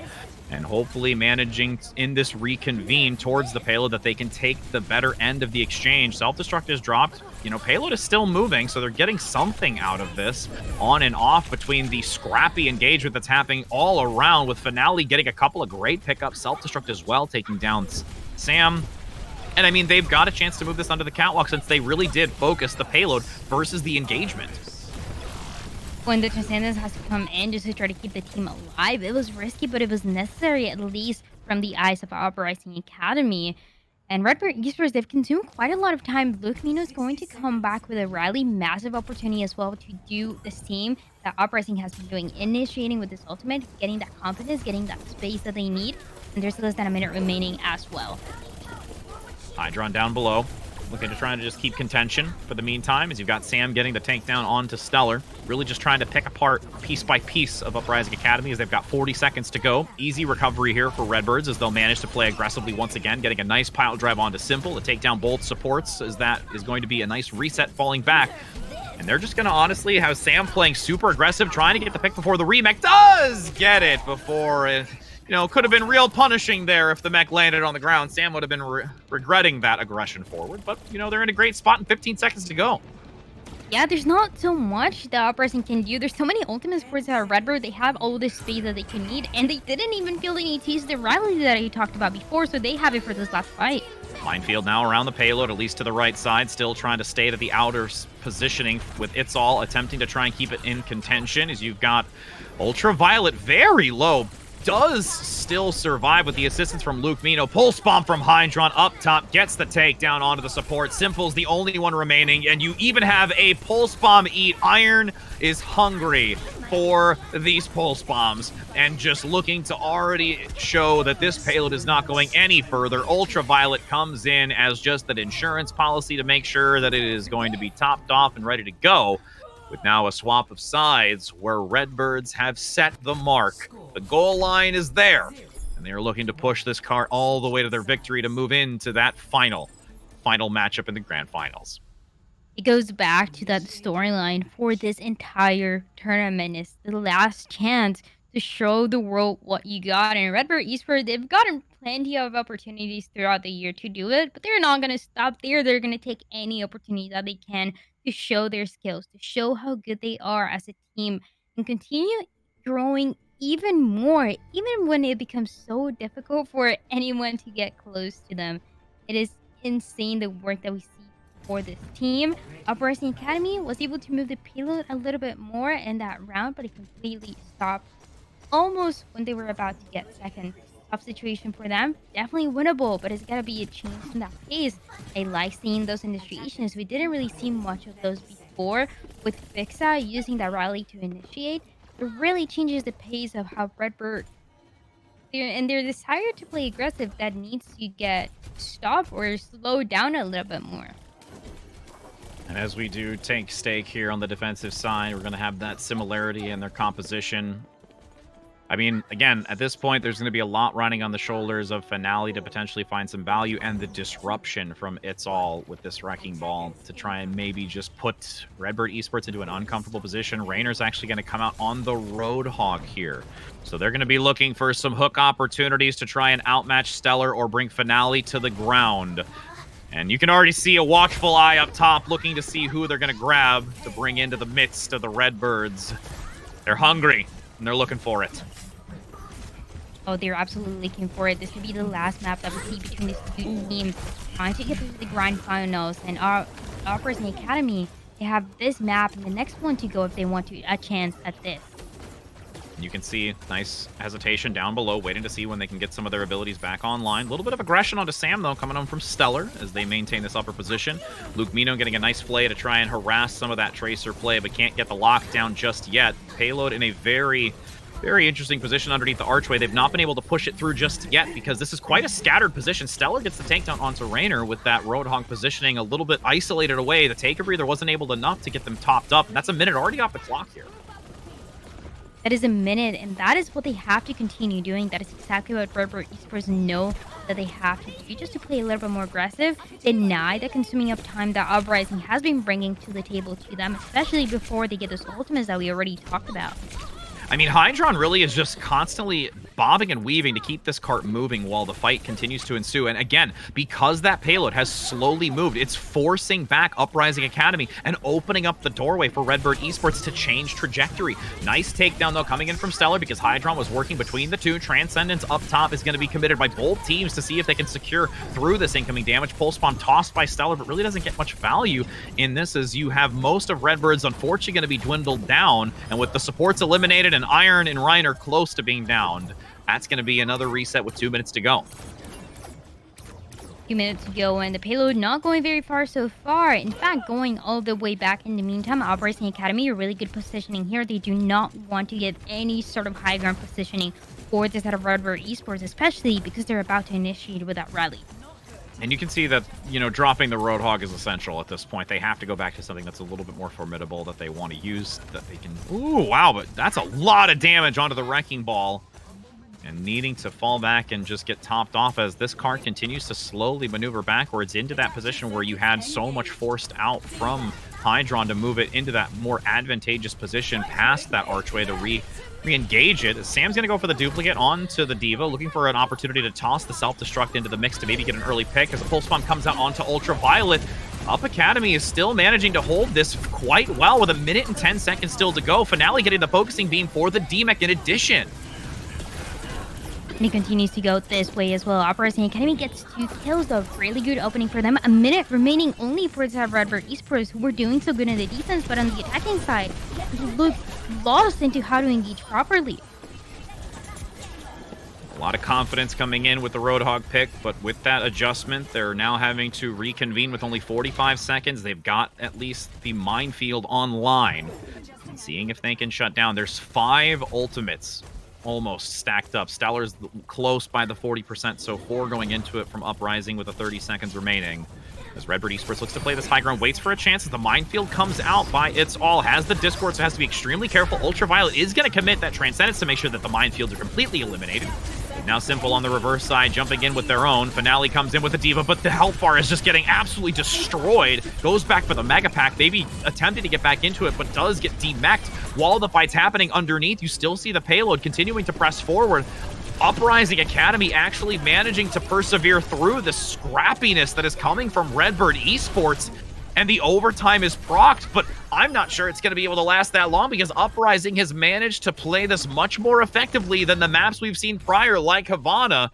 And they actually make it a 1-for-1 score to see a third map.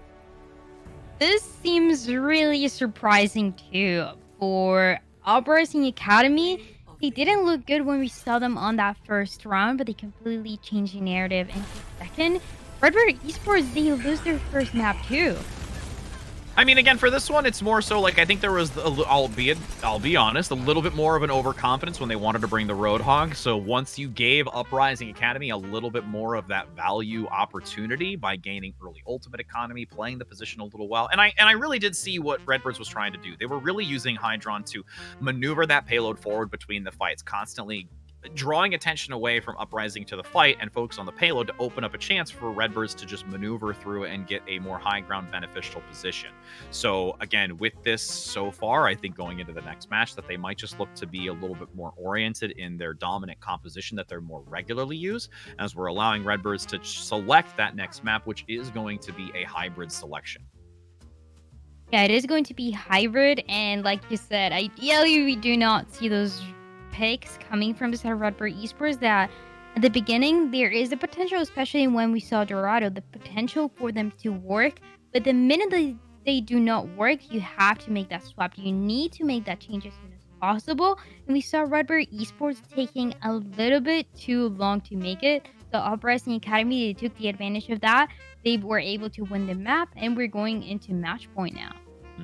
And it looks like we've got confirmation that it's going to be Numbani for the first one. And again, this is one of the maps that, from what we've seen, Uprising Academy has been able to play more effectively, I would say, in their hybrid role when it comes to map selection. But Redbirds previously has shown a very, very dominant nature on this map, and is not surprised that they would look to select it because they have found a lot of value in this map in their compositions and what they're looking to bring to it.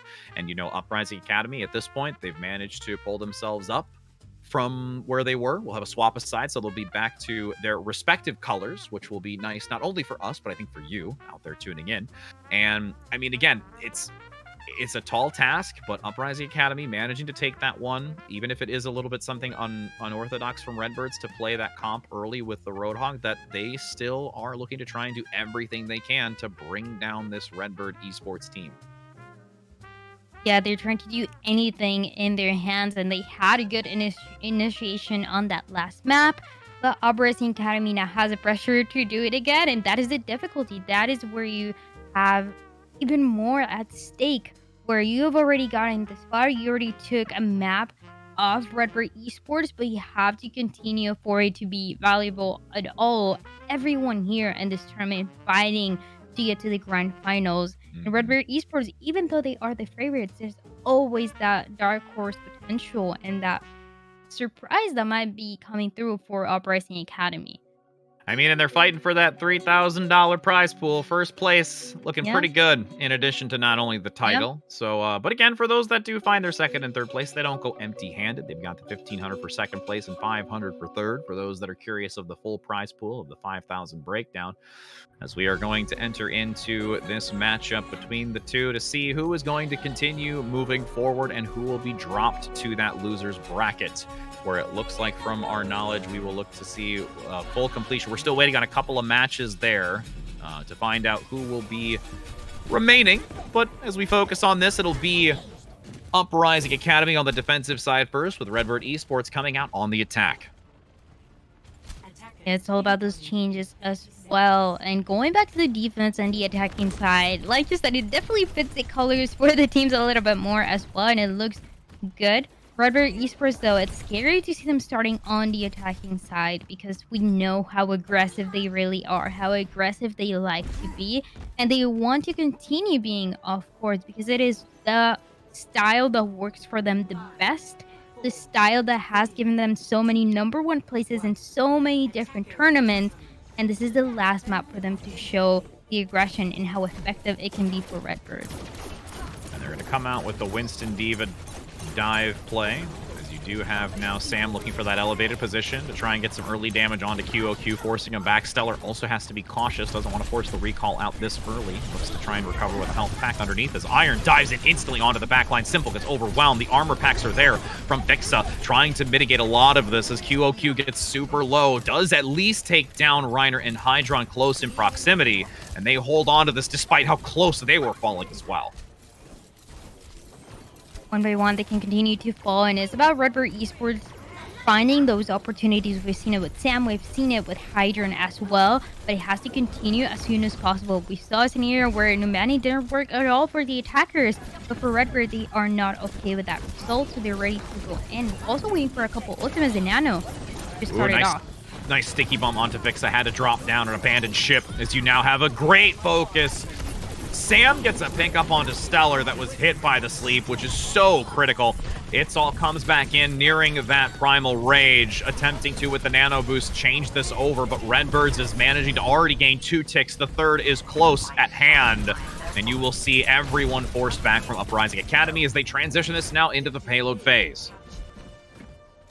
Starting to move that payload, and with a lot of time as well. The first fight didn't really work. The second one was the one the Redbird Esports was waiting for. And with that, they also have Sam that has a duplicate. We've seen a lot of great things from this Echo and from this player individually as well. They can push forward and play aggressive only with this. And now you can see Pulse Bomb really didn't get too much value here. Hydron takes down Stellar after the Pulse Bomb is a little bit of a miss. Engagement now from Itzal. Has the Primal Rage, can play a little bit more aggressive here. Does force it out since they were almost eliminated in the mix of it. Ultraviolet has to play defensively too because they were hit by the Bionade from Simple. Ultimate's being tossed into this. Nice reset here. Almost gets the takedown. Sam has been so hyper-focused on this Baby Diva remake, and despite them not being able to get the Baby Diva, they still managed with Focusing Beam to get another D-Mech. This Finale comes out with a duplicate onto the Tracer. Lot of dashes. Big Pulse Bomb onto the back line with Luke Mino not going to have that rally to give some assistance for this overwhelming aggression in return from Uprising Academy. So they've at least stented the bleeding for a moment, but Sam on this duplicate going to take a nap as well. Wakes up from Dreamland to try and continue harassing, but Uprising Academy still holds on despite that duplicate being forced out. This is all figuring out who is better at this dive style composition between the two teams. Lucamino is going to have that rally to initiate the fight with Fixa. Not even close to it yet, and it is those opportunities with the ultimates from the supports that give the opening for these two teams to initiate and to play even more aggressive with that extra armor that you're able to get. Rally early. They're looking for the engagement. They wanted to generate on everybody before taking this, as you do have that full stack. The dive has to be prevented here. It's all getting hit by the Bionade. The follow through onto Fixa as well. so low, and they're just barely escaping. Fixa finally goes down. Hydron gets the takedown. Both supports are eliminated, and now this is just going to be the movement necessary for Redbirds. They had so much on them. Did not even have their health bars dwindle, and Reiner, oh, but a big pulse bomb onto 2. At least gets a little bit of value, but there's not going to be enough to stop this payload from touching the point. It is a good pulse bomb, but it's not going to get the value that they wanted to, enough to stop the payload from moving here, because Redbird Esports, they do not want to stop, and they will not stop. You're going to have a nano very soon as well to give to Reiner on this Winston. That is also going to enable even more ultimates to be used for this team. A lot of time remaining as well, and there it is. All the opportunities are set for this team. Hydron was on the hunt for the moment, as you now have the reconvene towards the front line positioning with the pulse bomb, looking for the back line to potentially get them down. Simple's eliminated, but both supports are instantly taken out of this engagement for Redbirds, and that's going to be an easy reset. Uprising Academy will take this advantage. Sam, at this point, just going to really keep the Winston on the point, though Hydron in the back actually coming out kind of clutch right now, but does find the sticky bomb with their name on it. It is a fight about the traces again. Who is able to get the most value? That's what we're trying to figure out with this DPS that are putting so much pressure, playing so aggressive, including Finale. Just able to get 2 kills as well, getting Sam and stopping Redbird Esports at least just for a little bit. Peeking this corner, attempted to try and get to the final stretch as a self-destruct is here by Iron. Bion ain't gonna land, so he has to be somewhat cautious before getting demeched into a position that they would prefer not to be in, as QOQ takes down Hydron. Falling in suit, you're going to have 2 minutes and 55 seconds. Nice continued and repetitive holding from Uprising Academy as they manage to dwindle some more time off the clock. Again, this is a really challenging position to push through this archway. It is very difficult, and so Redbird Esports, they're just trying to find their way back. It can be, again, with this 2 support ultimates. I love the work that Lucamino and Ultraviolet have been doing on this map, constantly getting the ultimate, constantly giving that support to the rest of the team. And this might be the fight where they're able to make it one after the other. Simple holding on to the nano boost. Again, 4 in total. There is going to be unleashed onto It's All up front. Attempting to try and get a couple of great picks. Actually, both supports taken down out in the open. And really going to help network towards that primal range to have for another engagement. Gained 50% going into this. And actually might just find Sam with the assistance of QOQ. They used both of the ultimates way too fast. Pretty much at the same time, Lucamino and Ultraviolet, and on top of that, they got taken down right after doing that. So pretty much no value going for the ultimates that I was talking about. While Uprising Academy, they are the ones on top right now. They are the ones in control, and they are controlling who starts and who controls the fight, which so far is going to be Fixa again. All those ultimates that continue to rotate. Is Stellar gonna find Hydron? Oh, the Bionade does, but I mean, that was a sneaky play by Stellar. Pulse Bomb doesn't even have to be expended into this, and Redbird's getting a little bit outmaneuvered here in these final stretches of Numbani. Uprising Academy is looking good. Yeah, they are making the changes. They also have the spawn advantage. They have the high ground positioning. They have this dive that benefits them so much as well. Redbird Esports, on the other hand, they have about a minute remaining to figure out how to properly engage here, and it has to be the Primal Rage coming soon. Ooh, stick onto the Brig. That's going to for sure put you into a position of where you want to hold off until you get those supports back online. But you're still going to have a little bit of engagement down below. The ultimate's starting to stack up as you've got It's All actually having to force out the Primal Rage. Needs to also bail quickly because of the Bionade on top, so there's no healing available until they reset. And looking now with Luke Mino getting back into this, Sam has the duplicate. Ultimates now have cycled in favor of Redbirds. They need to look for completion on this in the final meters. A little bit more to go, but a lot of ultimates to work with at the same time. It's going to be the duplicate as well from Sam to start it off. Sam gonna try and pressure down that Diva play from QOQ. Both supports are eliminated. Fixa and Simple go back to the spawn room. Will have the close respawn advantage, but this is such a challenging position to be in. There's 10 seconds to go, and they're about to hit the home stretch. They are so close. There's only a little bit more to go. It seems like no one is Oh, able they're to not gonna touch it! Oh, my. Primal Rage with the fists. Just knocked back the play. So Uprising cannot contest, nor have a contention. As we now take a swap of sides, we will look to see Uprising Academy on the attack to see if they can complete this round themselves. We see the control going for this side of Redbird, but we do have to admit that they've been having more difficulty than we saw from them before. It's been tough for a couple fights where they get taken down. We saw Lucamino taken down at the beginning of those fights, and even when they are playing a different composition, it really comes to being a little bit more careful in that engagement because Redbird Esports oftentimes and with a lot of teams are able to get away with a couple mistakes in their positioning because they just have the confidence that they're able to win regardless. But when you're facing Uprising Academy, you cannot afford to make those mistakes. Sure, they make it towards the end. They have a second remaining, but Uprising Academy, they're looking stronger and stronger map after map. And again, this is one of the maps that I think of when it comes to hybrid. Uprising Academy do play a little bit better. And from what we've seen previously, that it has a higher likelihood of them being successful. And I mean, again, even though that we saw Redbird still play very dominantly in the previous season on this map before, Uprising still has a chance here as they're going to come out with this stellar Sombra play and finale on the Echo.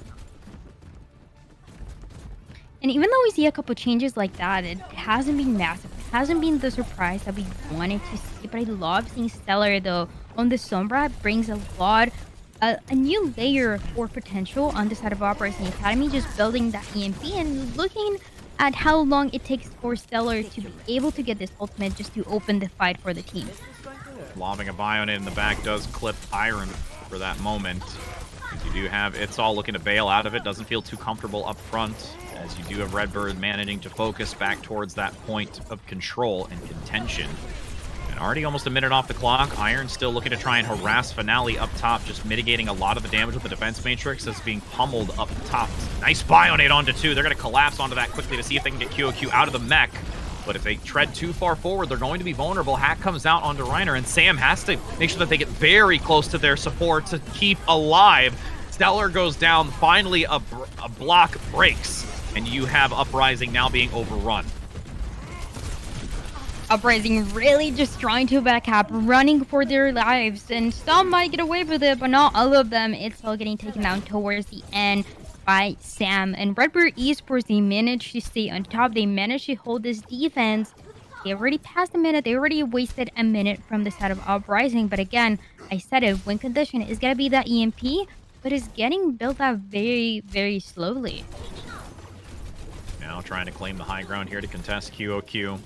Nearing the self-destruct, same thing with Finale on the duplicate. I mean, the supports are the ones that are a little bit behind here when it comes to Uprising Academy compared to Luke Mino, who's been climbing very successfully. As now up top, Finale looking for a sticky bomb, does manage to get the follow-through. Pulse bomb comes out by Hydron, so Fixa down again. Sleep onto Finale to prevent any sort of additional aid with that Diva play, and Redbirds again playing this to the T on the defensive side despite some very, very close calls. Sam gonna come in with a focusing beam to clean up Finale, and now it's only a minute and 40 seconds to go, and they're still cycling these ultimates perfectly. Cycling those ultimates, and that is what's been benefiting Redbird Esports so much on this defensive side. About a minute 30 for Uprising Academy. Finally, the EMP is going to be available. Perfect initiation tool for this team. Just making sure that Ultraviolet might be able to connect the Nano before and throw it to Reiner. Dive in the back. Tesla cannon damage. Again, nearing that Primal Rage. EMP lands onto 2. Reiner and Iron in a challenging position. The D-Mech comes through. Bionate immediately after. They can't recover with Iron. Reiner now does manage to get the Primal Rage before the hack does keep them through that entire time. The health bar was so close. And because of that Primal Rage, it's actually going to allow Redbirds to still stick into this for a little bit longer, but with Uprising Academy managing to take full advantage of that EMP on the tank line and put them into a very uncomfortable position, it's going to be able to complete it in 40 seconds, unless they want to take this to try and contest, but it's, again, really challenging here for Redbirds to take this back, especially with that. Oh, especially with that kill and Tiana. And one by one, they're going to get taken down this side of Redbird Esports. They're still opening up a fight. They still want to consume time, but it gets harder and harder the less members there are on the field. 3 minutes now in the bank to push through the streets portion. Redbird Esports looking to try and recover, but I mean, Finale's been playing super aggressive and getting a lot of opportunity, finding these staggered picks, which is going to just dwindle that distance in front of them, as you're just going to have QOQ be pushed by the cart for the time being. It gets scary too. There's a thin line that you don't want to pass when you're playing that aggressive with the Tracer, where the enemy team starts to catch up onto your aggression, starts to counter you, but so far, for both of the Tracers, actually, they've been getting away with a couple kills, with a couple pulse roams as well. The payload continues to move for Uprising. Oh, wow, what a Bionade follow through by Finale. Yeah. Same thing with It's All. They really read that well. And now they're going to just continue to have an opportunity to push this forward. You've got Raynor up front having to bail out. They can't stay any longer. And the duplicate from Sam also going to be committed onto this D.Va. So they've got the extra tank line. But again, they lack any sort of recovery here, as you're going to see Uprising still push on. They're going to continue to push on. And like you said, that was a really good anti-nade connecting with both of the supports in an ideal situation. That is exactly what happened. In Uprising Academy, they continue. They're even going to invest in Nano early on. It's All now. Primal Rage up front. Juggling the supports. I mean, both Luke Mino and Ultraviolet are having a real rough time, but they at least get the Sleep Dart on to that Primal Rage play. Now QOQ with the self-destruct, attempting to try and push this even further, as they do have it overhead. I mean, honestly, the mech comes through. It's going to take down Finale, so you no longer have that backline harassment, but Stellar is still here. The self-destruct is tossed into the back. Nice coverage with the shielding from the Brig to survive and not get taken down. Checkpoint reached, and 2 minutes and 30 seconds still lie between this completion. Uprising Academy, they are doing good, and I'm just looking at Stellar, who has been holding back on using that EMP. Looks very hesitant, and even though he can come clutch, he would have been able to build another one by now. Raynor now up top, going to come back in, get hit by the hack, but at this point it's not really going to matter. The EMP is just going to still prevent maybe the jump. It's just the Raging Fist, and you've got Uprising Academy managing to take advantage again. 2 minutes, the distance closes. They are in a prime position to complete with a decent time bank here. They have quite a lot of time, ideally more than Redbird Esports. It seems like that is going to be the case, but spawn advantage going to benefit Redbird again. The box of victory. They're waiting for the engagement. You've got the dive coming through. You also have Sam coming out on the Brigitte. Armor packs in the back to sustain to make sure that the supports are topped up, since that has been a complete and utter tragedy on multiple occasions that you see Uprising Academy take advantage of the support line. Though, as Sam continues to press up, has the rally to give the extra armor necessary so that you can have Redbirds recover here. Stellar goes down. Finale has to play a little bit more defensively here until they're topped up. Now look back in to try and see if they can touch the point, but you are not going to have Sam or anyone from Luke Mino evade and move away from it, because they cannot allow it to be backcapped on them. They cannot allow that to happen, but there's a lot of action still going on for both of the teams. Really fighting. Spawn advantage is going to benefit the defense a lot more. Trying to connect the pulse bomb, not really making it happen. No, the stick would have been critical to get, but managing to still survive through it. The supports are coming out on top. Luke Mino with the rally to give the armor, and you're going to have Uprising Academy with 50 seconds left, having to fall back, regroup. And now, with just over 3 meters to go, Uprising Academy has to come out to take this and not find themselves falling short against Redbirds. It is going to be similar time now, what we can expect for the teams if Uprising Academy doesn't go into that overtime. That is going to be that self-destruct to throw it all the way into the back. Mess up with the positioning for the side of Redbird, but nonetheless, that is not enough to guarantee the kill. Stellar on top of the payload, manages to land onto 3, but Hydron in the back with a Deadeye, attempting to try and isolate and get anybody, but Luke Mito's eliminated. The nano boost onto It's All is critical. The fact that you're going to solely rely on its Ultraviolet is key, but because of the respawn advantage, Luke Mito can get back into the Stellar, actually taking down Raynor, so they've lost the Winston because they had the hack onto it to prevent the Primal Rage. Self-destruct, nice shield, crouching just behind it. Finale takes the pulse bomb onto Ultraviolet, but you're going to have at least Luke Mino get back into this. Sam goes down. The numbers are here for Uprising Academy, and they do complete. So it is only a 1 second differential between these two on the map of Numbani. A single second. That is all the difference that we see. Absolutely insane. And we can see how close these two teams really are. We've been building up to Redbird Esports and our expectations when it comes to seeing them in any tournament, especially this Mayhem Ball Classic. But Uprising Academy have been just doing the same. They've shown us that they are prepared to face them and to fix the mistakes that they've made in the past. Really good performance. And like you said, only a minute really puts into perspective the level that we have here. And a single second defines the defensive position first for Redbird Esports, as you do have Uprising Academy on the attack. And with this defensive position, I mean, again, 1 minute is so challenging. You're looking for as many, a tick. One tick can spell the difference between victory and defeat here. And again, this is a chance where we, as hard as it may think or sound, see Redbird Esports go into a loser's bracket segment of a tournament, as they've dominantly stayed so far in this winner's bracket. As the seconds dwindle, we take a look now to see if they can continue to exert their dominance and show that they are still the #1 team and not allow Uprising to make them bend the knee, really. Absolutely. A lot of high expectations for this next 2 rounds that we're going to be seeing. A single tick, like you said, could make the entire difference, but they don't have a lot of time. This is the time they cannot wait for the MP. They just have to engage right away for the side of Uprising Academy. Nice hack onto... Oh, actually goes out instantly. Beautiful coordinated play to get rid of the Winston, and now it's a 6 versus 5. Redbird Esports have to play, but there's a great recovery. 5 versus 5. Now Stellar has to get out of this. Attempts to go for the health pack down below. 20 seconds now. Sticky bombs come out into the backside, trying to harass the supports from Sam over top. Can't get the damage necessary, as you do still have most residing in this upper position. And honestly, Redbird's playing this well. They got enough back because of that pick from Hydron.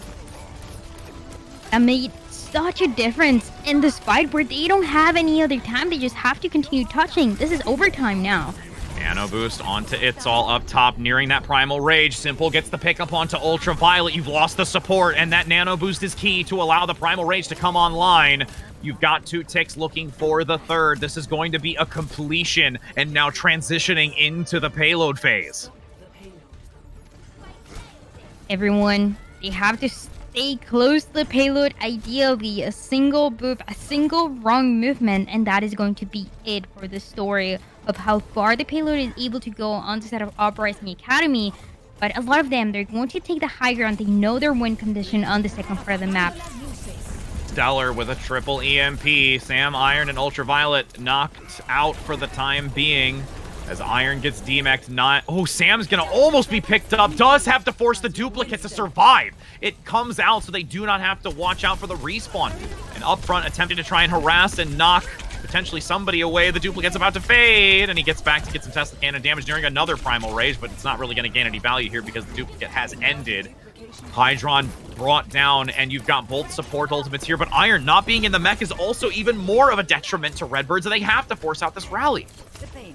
They have to continue playing aggressive. They know they don't have any other opportunity. A single, there's only a couple members in that payload, and a mistake, like I said, could be detrimental, could be the end for the story. It's all with a nano boost. Couldn't really get as much value with a Tesla Cannon damage to near another Primal Rage, but it's still going to give agency to having it for a potential another fight. This back and forth engagement, self-destruct onto the cart, forces back a lot of Redbird Esports, but Raynor comes in with a Primal Rage. Hacks, so they don't get the jump, but they still get a lot of the damage out with those fists, forcing them back under 5 meters. EMP now onto 4 Stellar, but there's not really as much follow-through because Uprising is a little scarce at the moment. QOQ is going to get DMAC'd. Redbird Esports are just needing to eliminate Stellar off this point, who's continuing to contest with Fixa. They booped them back. There is the space needed.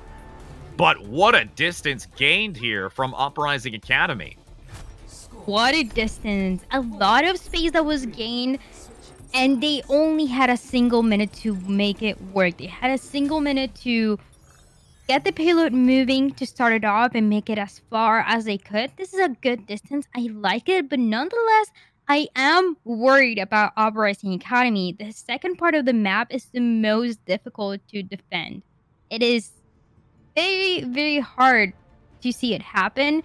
There's just a lot of really good positioning that as an attacker you can take, especially for this out of Redbird Esports, that they know their positioning. They are playing their right composition for this when we look at the dive style that they're bringing to the table.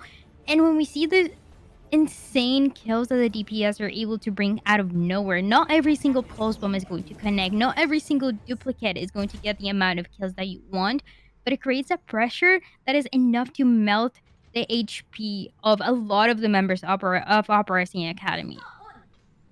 And as we are in that minute and 1 second, Redbird Esports is in a position of where if Uprising Academy bolsters their morale and finds themselves defensively a juggernaut to bring down Redbird's Esports, it's going to be quite a thing to see if we do have Redbirds dropped down to this lower bracket. But they're going to give everything they've got in these 55 seconds to see if they can get just as far with that payload. And that is the question. Can they make it as far? Can they play as aggressive? Well, it seems like they are going to as they jump right away into the high ground. Really have to step up here. Stellar almost getting brought down. Same thing with Hydron, both forcing out the recalls. Nice sticky bombs onto Sam. Has to be careful. Can't get caught out like that to give the advantage because, again, Finale is just ahead here of getting that duplicate, the ultimate economy. Same thing with Simple, but Ultraviolet trying to get one of their own. Bionade lands, so you have that little bit of a defensive play by Redbirds. Dropping down from overhead, repositioning now as It's All goes to give some assistance to the back line. You've got Redbirds posturing to the point, managing to get it first here. Not able to heal the Winston just yet, so it's going to buy a few seconds because Ultraviolet landed the bio as you've now got the nano boost for Simple. And soon with Ultra, It's All goes in. Seeing if they can get that Tesla cannon damage to generate a primal rage. 2 ticks have been obtained. Focusing beam from 900 up top, attempting to try and cycle back down, getting rid of It's All. 2 supports eliminated. That's the patient play needed. Hydron comes out big with a pulse bomb onto Fixa earlier, and that should be enough to allow them to take this and move into the payload phase, but that is not the end of this, and they still have quite a distance to cover. A lot to cover. This is overtime. Again, they cannot go away from the payload, but Redbird Esports Hydron made such a massive difference. Uprising Academy was jumping in with a nano given to the Winston that looked terrifying for this team, but they were able to deal with a couple kills, put the damage into the defense, and make them move away the way that they wanted to. Redbird Esports, now they're really just depending on rotating this ultimate. The TVT in the backside. Stellar getting some assistance from the supports. Hydron is down.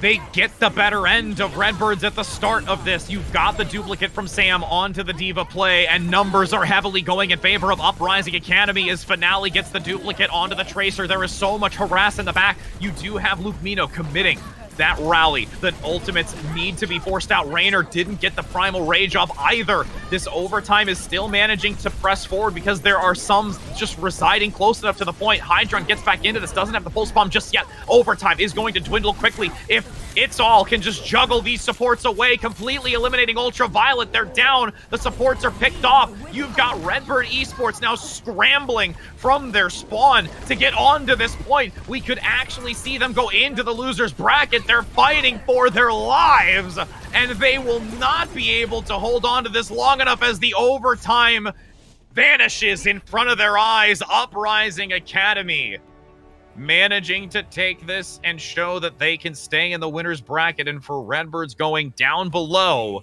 we will look to see whether or not they're going to be facing up against Wisp or Shoes Money Crew.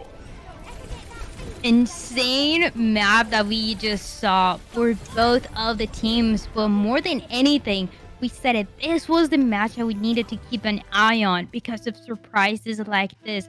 Uprising Academy coming up on top, and it is so difficult to make it happen, especially when you're facing such a strong team.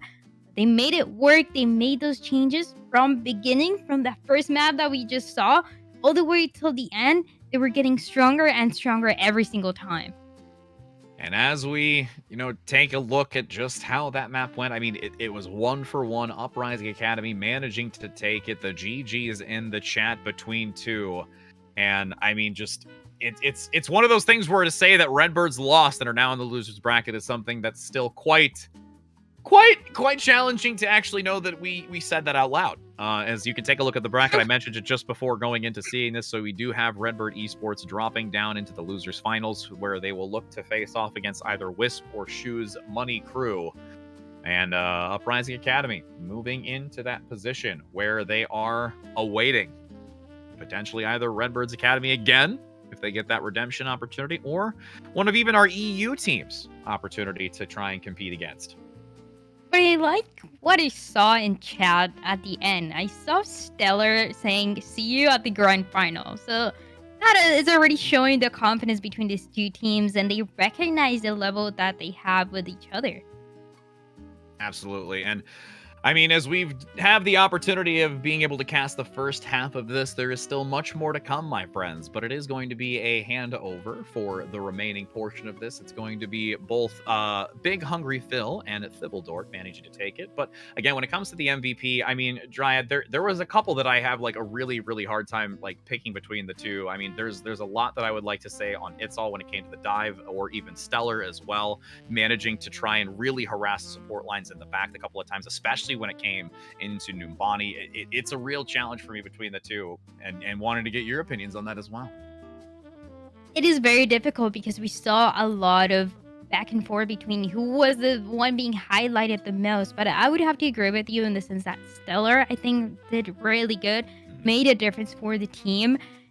And in compositions like we saw today, where there was a lot of dive going on, everyone plays such a crucial role that is why we see some kills coming from the DPS and from the tanks, and it really depends on that synergy all together to make it work. But definitely, I think Stellar was shining a little bit more. Yeah, even the Somber play that we had coming out and finding a lot of value was really, really critical for this. So again, major shout out to them as well. But, you know, as we said, that has been the conclusion for our portion of the broadcast for this amazing Fall Classic. Again, presented by Zaxby, supported by ROG, where we've had a lovely opportunity to carry you through the beginning portion of this. And it's been an absolute pleasure being able to cast alongside you, Dryad. Our production has given us some great observation of the games, and we will continue to have that amazing show being brought on by our two other casters. So again, from us here, it's going to be fantastic to have been with you. So take care, happy gaming, but stick around because we're going to be having that next game coming up in just a moment, where it is going to be Wisp versus Shoes Money Crew with both Big Hungry Phil and Thibbledork. So we'll see you next time, and definitely stick around.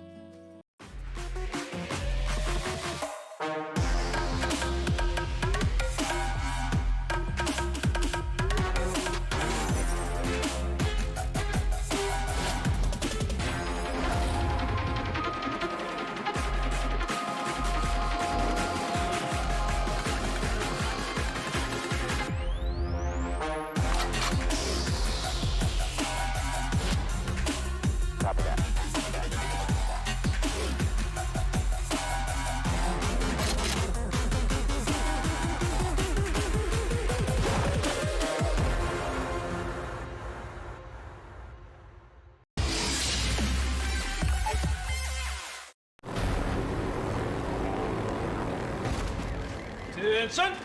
It's enough. This has gone on way too long. If we're gonna win this thing, we've got to go big.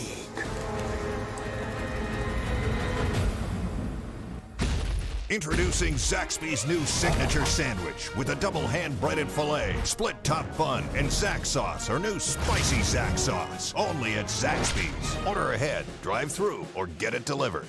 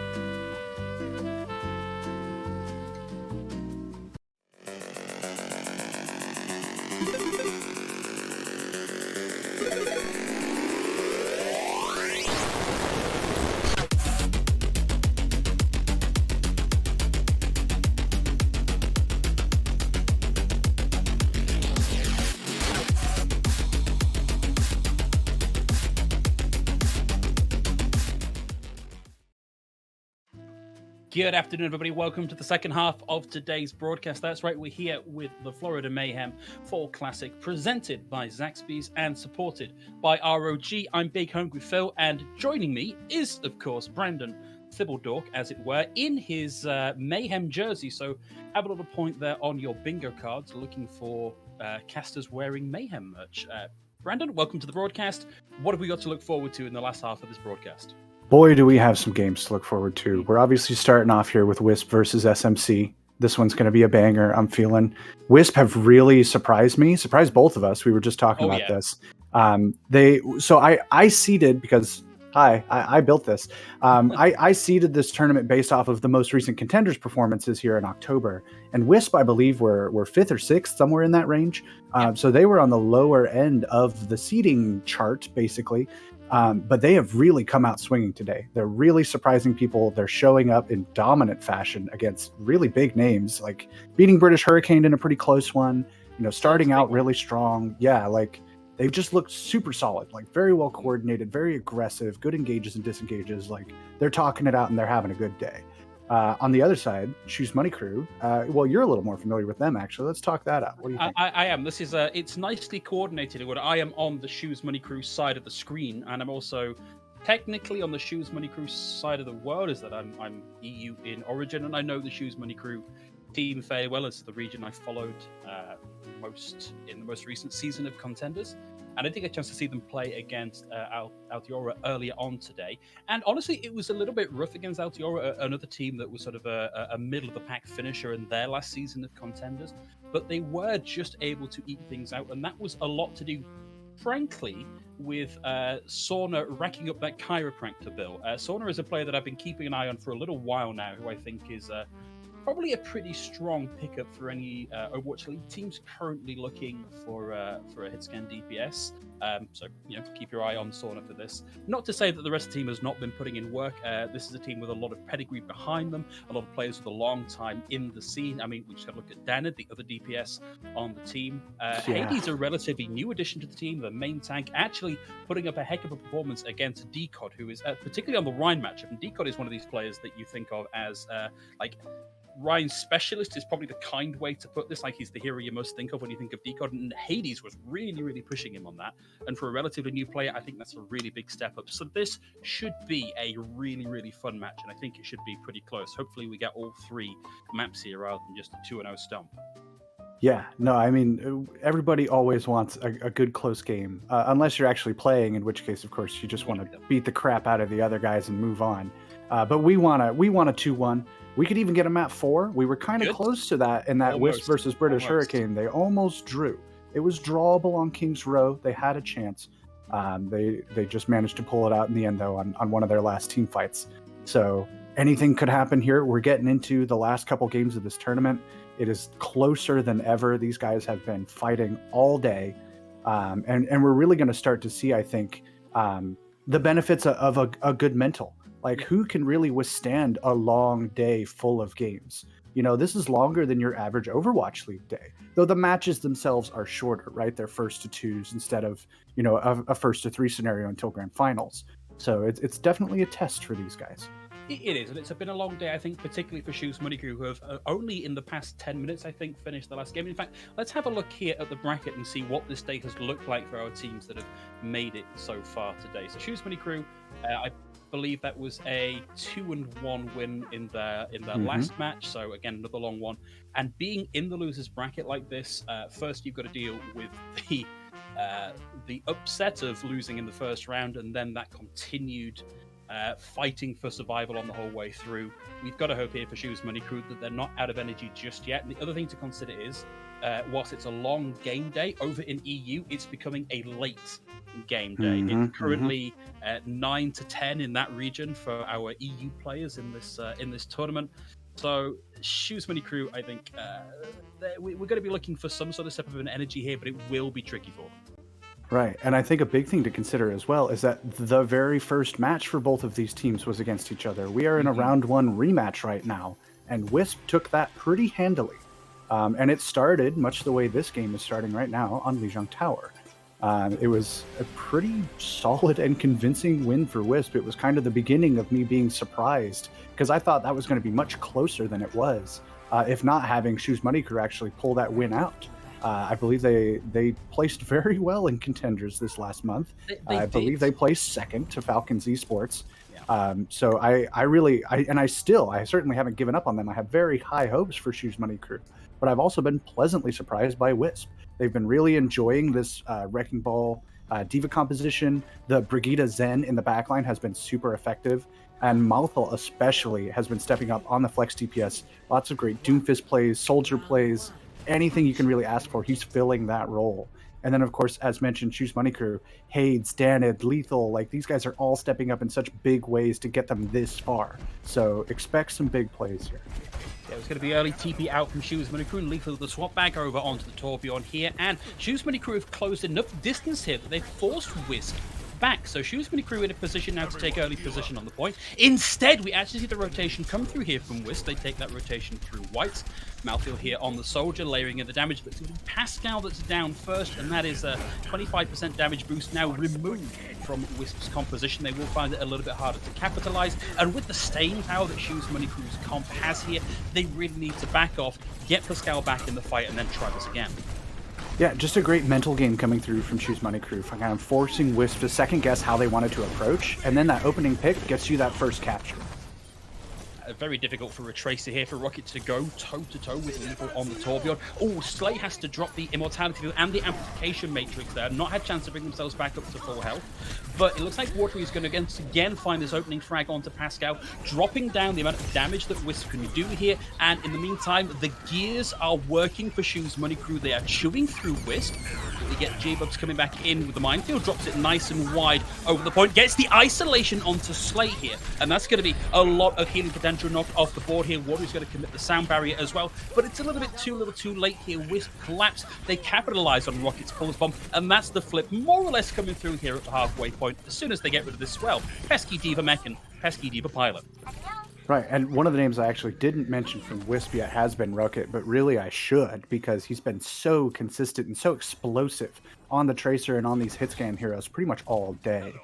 There's something to be said, even after all these years, for watching a good Tracer player go at it. And this guy is having a day. So it's been very entertaining to watch him, and really, like, you can't count out a team with a good Tracer on the field. Looks like we are lining up here for an ult bonanza, kicking things off with Molten Core here from Lethal, but it's Lethal that is down first. Carry up a snipe from Pascal. Danid interrupted it in the middle of the blizzard, stunned out of that by the flashbang, and Shoes Money Crew committed 2 DPS ults into this fight and got just butt kiss for it. Absolute bub kiss, one of my favorite words. Sounds like my mom. No offense, of course. She does say bub kiss. She's from South Carolina. It happens. Some great ultimate. Vega, again, actually has some great mindfulness coming out today on the Brigida. I gotta keep shouting him out as well. Good pulse bomb coming through from Rocket. Doesn't get much, just softens up the ride. Even better patience there from Hades, stays in the Immortality Field and survives through that. It's going to be the 1-for-1, a DPS down the side here. Lethal now back in on the McCree, closes on the right-hand side. Suspected there may have been a flank that trying to take Pascal out of the fight, who does have the Transcenders ready for this next one. In fact, immediately taken out. And J-Bub's able to find the quick double there, Crawl's able to find Slay, and it's kind of over before it even started here for Shoes Money Crew. That's going to be the reset, and they're coming back into this with Danid moving over onto the Sombra. Yeah, we saw that just as that fight was starting to end with a quick swap over there. We also have Slay swapping over to the Baptiste, looking maybe for a little more survivability from all this burst coming through. The Discord is providing some damage amplification. Rocket is just running rampant for these guys. So Danid, I think, needs to try and soften up the backline, force Wisp to kind of turn around and not just play aggressive, kind of like take a second, like slow them down in any way you can. Oh, that was a heck of a stun, but the minefield still come through, and that's going to secure the first pick, putting them into the 5v6 here as Watery, who was themselves only 20% away from having a good sustain ult on board, is out of the fight. And now we're going to get the tactical visor, some of that eaten up, but good presence of mine there. Turns and deals with the translocator, pops it on the left-hand side and pulls some damage in. Rocket's going to find a pick there. Danid is down, and I mean, look, this is the Wisp we've been seeing all day, right? You would look at them against Shoes Money Crew, and all things being equal, say, yes, Shoes Money Crew probably have this, but Wisp look unperturbed. Absolutely. Yeah, much the same as what I saw in their first game earlier today. You know, Wisp just stepping up and playing this really explosive, confident style. And there's something to be said, right, for stepping up with the mentality that we're just better. We're just going to step up and outplay these guys, and there's not going to be anything they can do. And I definitely think that's the energy that Wisp is trying to carry into this game. Like, we're just going to gap them at every position. Main tank diff, tracer diff, hit scan diff, flex diff, you name it. And so far, I mean, it's hard to blame them because they've been beating teams that maybe people didn't think they would beat. Maybe even themselves, you know, maybe they were doubting. Of course, I don't want to put words in their mouth, but maybe you worry like, oh, are we going to be able to beat these guys? But then when you do, such a confidence boost. So I imagine these guys are playing with the house money, basically. Malfoy looking for the punch in. That's not going to connect. Takes a nice little slab of damage on the way through. And the wall here from Danit has really made things a little bit unfortunate there for Hades, who will survive through that, but as so does Malfoy, and can keep alive to punch in on this next one. Again, doesn't find the connect. These are blind punches, hoping for something here. Rooket's going to find the first pick, and Lethal is out of the fight. 5v6 one more time with Wisp finding this first elimination every time we get to this fight. Danit's in a bit of trouble now, has to pop into the ice block. I'm amazed they're keeping in this and they're committing ults into this because Wisp already have the point unlocked. It is going in their favor. Shoes Minikru starting to punch back a little bit, finding 2 picks, but Wisp are fully ensconced on the point. And I'm wondering, I actually wondered if Danit was going to make the swap here over onto the Doofus, but it's Lethal picking up the Doofus here as Danit is closing in on having that Blizzard online. Tools able to find J-Bubs here, so that's the main tank, and a good amount of punch taken off the table here for Wisp. Yeah, and the DPS lineup here for Shoes Money Crew makes sense to me. Danit obviously close to the Blizzard when they made that switch, now has it. And in general, he's just probably the better Mei of the two. Makes sense to let Lethal just kind of flex that out on that secondary hero, basically. And now they've cleaned up. They threw in a late Blizzard. Don't know about that, but hey, whatever. And now Shoes Money Crew, they have both tank ultimates. They're coming online with that Amp Matrix. Wisp, not a ton to work with. Rocket swaps over to the McCree, loses any ult charge he had. J-Bubs opens with the Shatter, and the Meteor Strike comes through here from Malfoy. Malfoy's always going to struggle to find a Lucio. Very easy to get out of the way of the Doomfist on that particular hero, and finds themselves in tete-a-tete distance here with the Reinhardt hammer and taken out of the fight. We're looking at Shoes Money Crew closing in on equalizing point control as Wisp are sent back to regroup. And still an ultimate advantage for Shoes Money Crew here, right? You've got the bomb from Tools here, and then you have both support ultimates, especially that sound barrier, miles ahead of Vega so far. Meanwhile, on the other side, it's only Crowley with his Diva Bomb, really, to try and make any sort of opening. And if I'm Wisp, I hold on to that. Oh, and the Amp Matrix, which actually they will open with. With 2 of those, that makes a little more sense. Okay, Soundbarrier to try and make up for the fact that they're missing that little bit of HP, with the Doomfist being out of proceedings for now. Pascal's going to pop their own amplification matrix. In comes the self-destruct. It's only going to find the immortality field, but softens up those from Shoes Money Crew who will not be able to hide behind the shields and the environs. It's 64% here for Shoes Money Crew and Rising, but they are losing this team fight. There's the team kill for Wisp, and they regain control of the point. Pascal's window, actually, there was a big opening, pardon the pun, for Wisp. Shoes Money Crew really they wanted to hold on to the point. They didn't want to give up that space, but it leaves you so open to all that extra damage. So they were really stuck between a rock and a hard place there, with not too many ults to really counter it, except that sound barrier, which, of course, you can just wait out. And now Wisp coming online with both support ults, a sound barrier of their own, and a Shatter from J-Bubs. There are some counters on Shoes Money Crew's side, but there's not a lot of time left here. We're creeping into the higher percentages right now.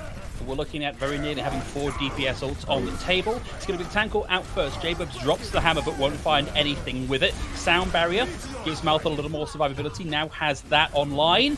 And Danit takes a bit of a winging there from that ultimate. And ultimately it's going to be Corey that finds the pick. It's 2 already here for Wisp.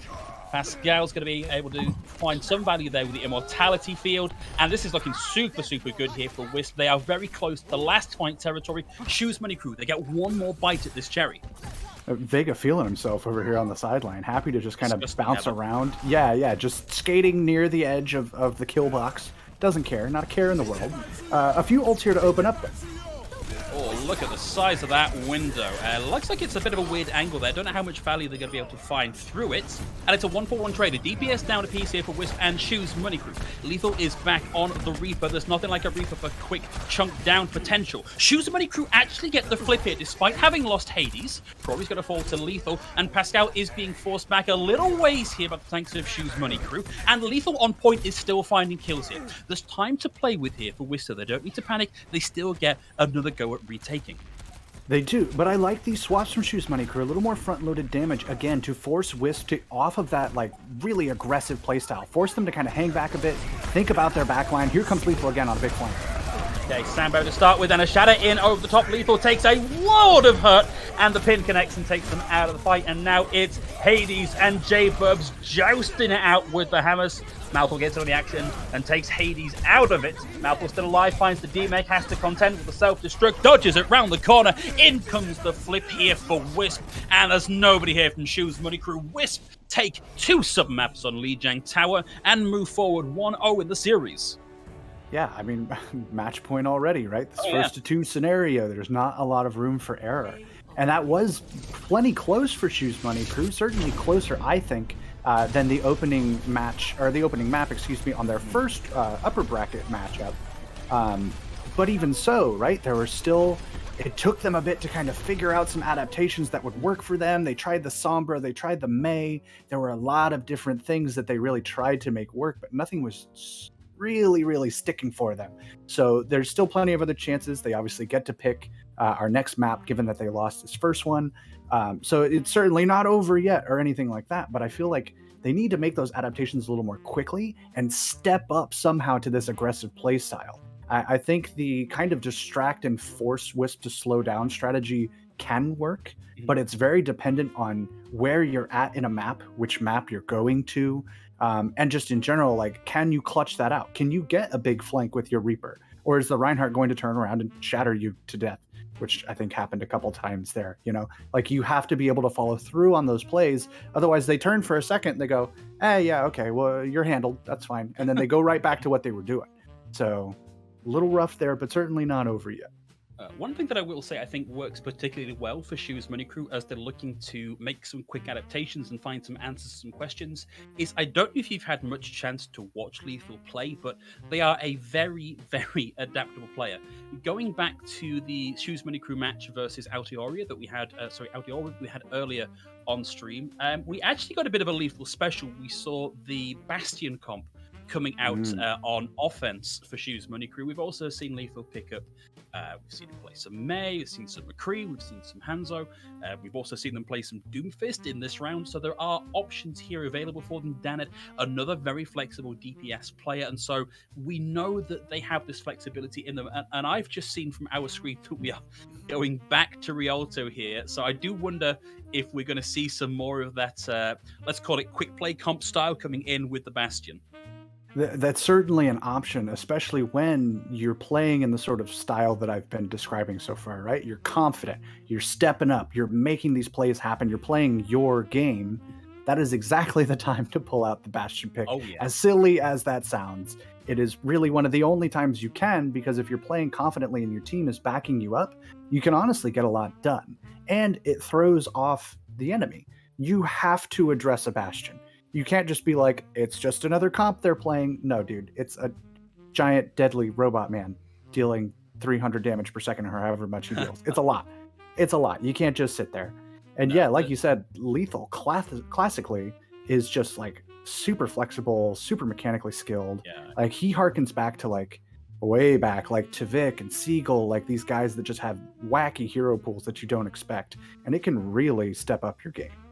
It can, and I think one of the things that we saw from Shoes Money Crew on their run in Rialto is that once they have the momentum behind them on this composition, it becomes very difficult to dislodge them. So whilst we're talking about Shoes Money Crew needing to make quick and speedy adaptations to what Wisp are throwing at them, we need to see the same thing here from Wisp. If they run out with this raw composition, which admittedly has been working well for them so far, if that doesn't work first off, we need to see quick changes. We need to see, swaps to deal specifically with the Bastion, if that's what comes out here, and just some clever thinking, right? I think that's kind of what we're getting here is we need clever thinking overall from both of our teams. Right, yeah. And speaking of, we have a substitution coming in for Wisp. We have Chime swapping in for Malthal, which they've been doing fairly often today, playing both of them pretty interchangeably. Chime leans a little more towards hit scan, like potentially a double hit scan composition coming through here, though he still has a pretty flexible pool himself. No subs over on SMC's side, but we are switching sides. So Shoes Money Crew will be defending first, Wisp will be attacking. Again, I mean, this tracks perfectly with the style they've been trying to play. They want to set the tempo early. They want to decide the pace of this game, how far they can get it in how much time, and work off of that. I think attacking first honestly gives you a really good advantage because it establishes your win condition. And if you get held, you know exactly where you need to defend, and you can set up in kind of different spots and reestablish the tempo to suit the amount of progress that can be made. So I like this move from Wisp. I think strategically they're playing a pretty solid game here. In addition to all the mechanics we've been talking about, like they're just thinking this out in the right ways. Yeah, there are certain games that are decided basically before you've left spawn, before you've picked a single character, or if not decided, at least like decided where the advantage is going to lie, just by considering how you can control the pace, what your opponent's weaknesses are, what your strengths are. And before the first bullet is fired, that can be what dictates particularly how this first fight can go. We are now in map with Shoes Money Crew setting up on the defense here. It's going to be lethal on the Hanzo. We have seen that from them a reasonable amount today. Let's see if they can leverage some early picks with this one. Yep, Chime on the other side doing the same thing here, at least to start, right? They're on attack, anything could change. Maybe just an early Sonic Arrow, but Hanzo honestly has been a really solid pick today. So much front-loaded damage, so much pick potential with those long-range snipes. Like, you really can't neg a pick like that too bad. Vega on the Baptiste as well, just really trying to amp up the damage and keep things moving. Additional damage here as well. Pascal once again coming in on the Zenyatta. A vulnerable pick, but a powerful pick if you could make that work. We've certainly seen some numbers coming in from Pascal. Lethal's only taking damage here, has given over the high ground, and comes down to man these exits here. Watch out for the rotation from Rocket on the low ground, trying to control some of that. Shoes Money Crew for now, happy to give over a little bit of control of the cart so that it rounds into this open space at the start of the square, where you can really start to mount the defense. Yep, yeah, happy to give up a little space here to take all this natural cover from this corner.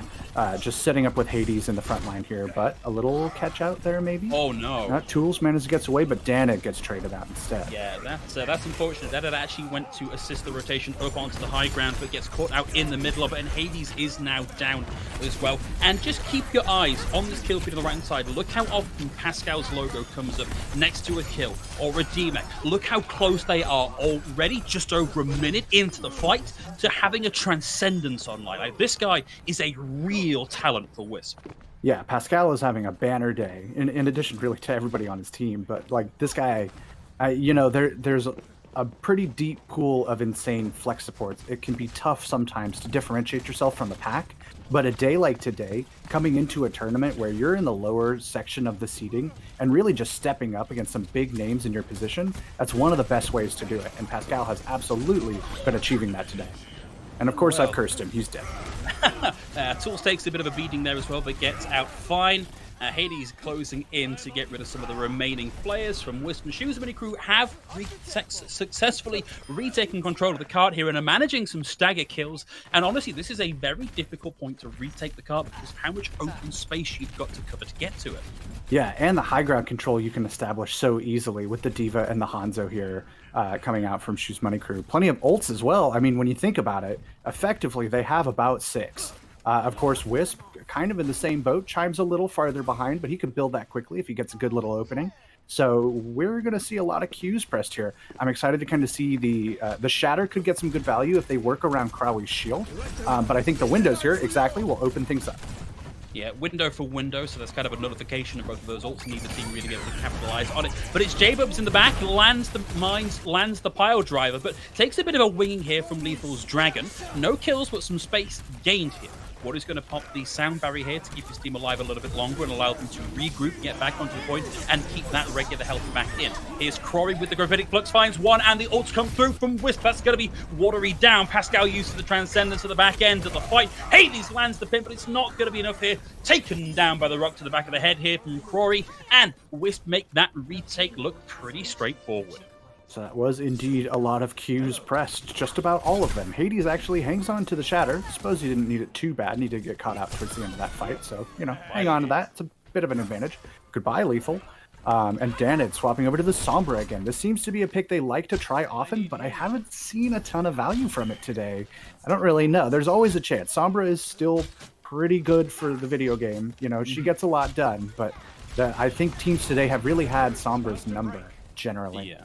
She's not Overwatch 2 broken just yet, but still very strong. But it does seem like people have struggled to really find the value with her that they might really want here. We have got a very chaotic fight breaking out here. It's up in the high ground with a tradey fight here. It's 1-for-1 for 1-for-1. J-Bub is back to the points. I believe this might slightly favor Shoes Money Crew here. Wisp don't mind taking a second here to wait for some respawns to come through.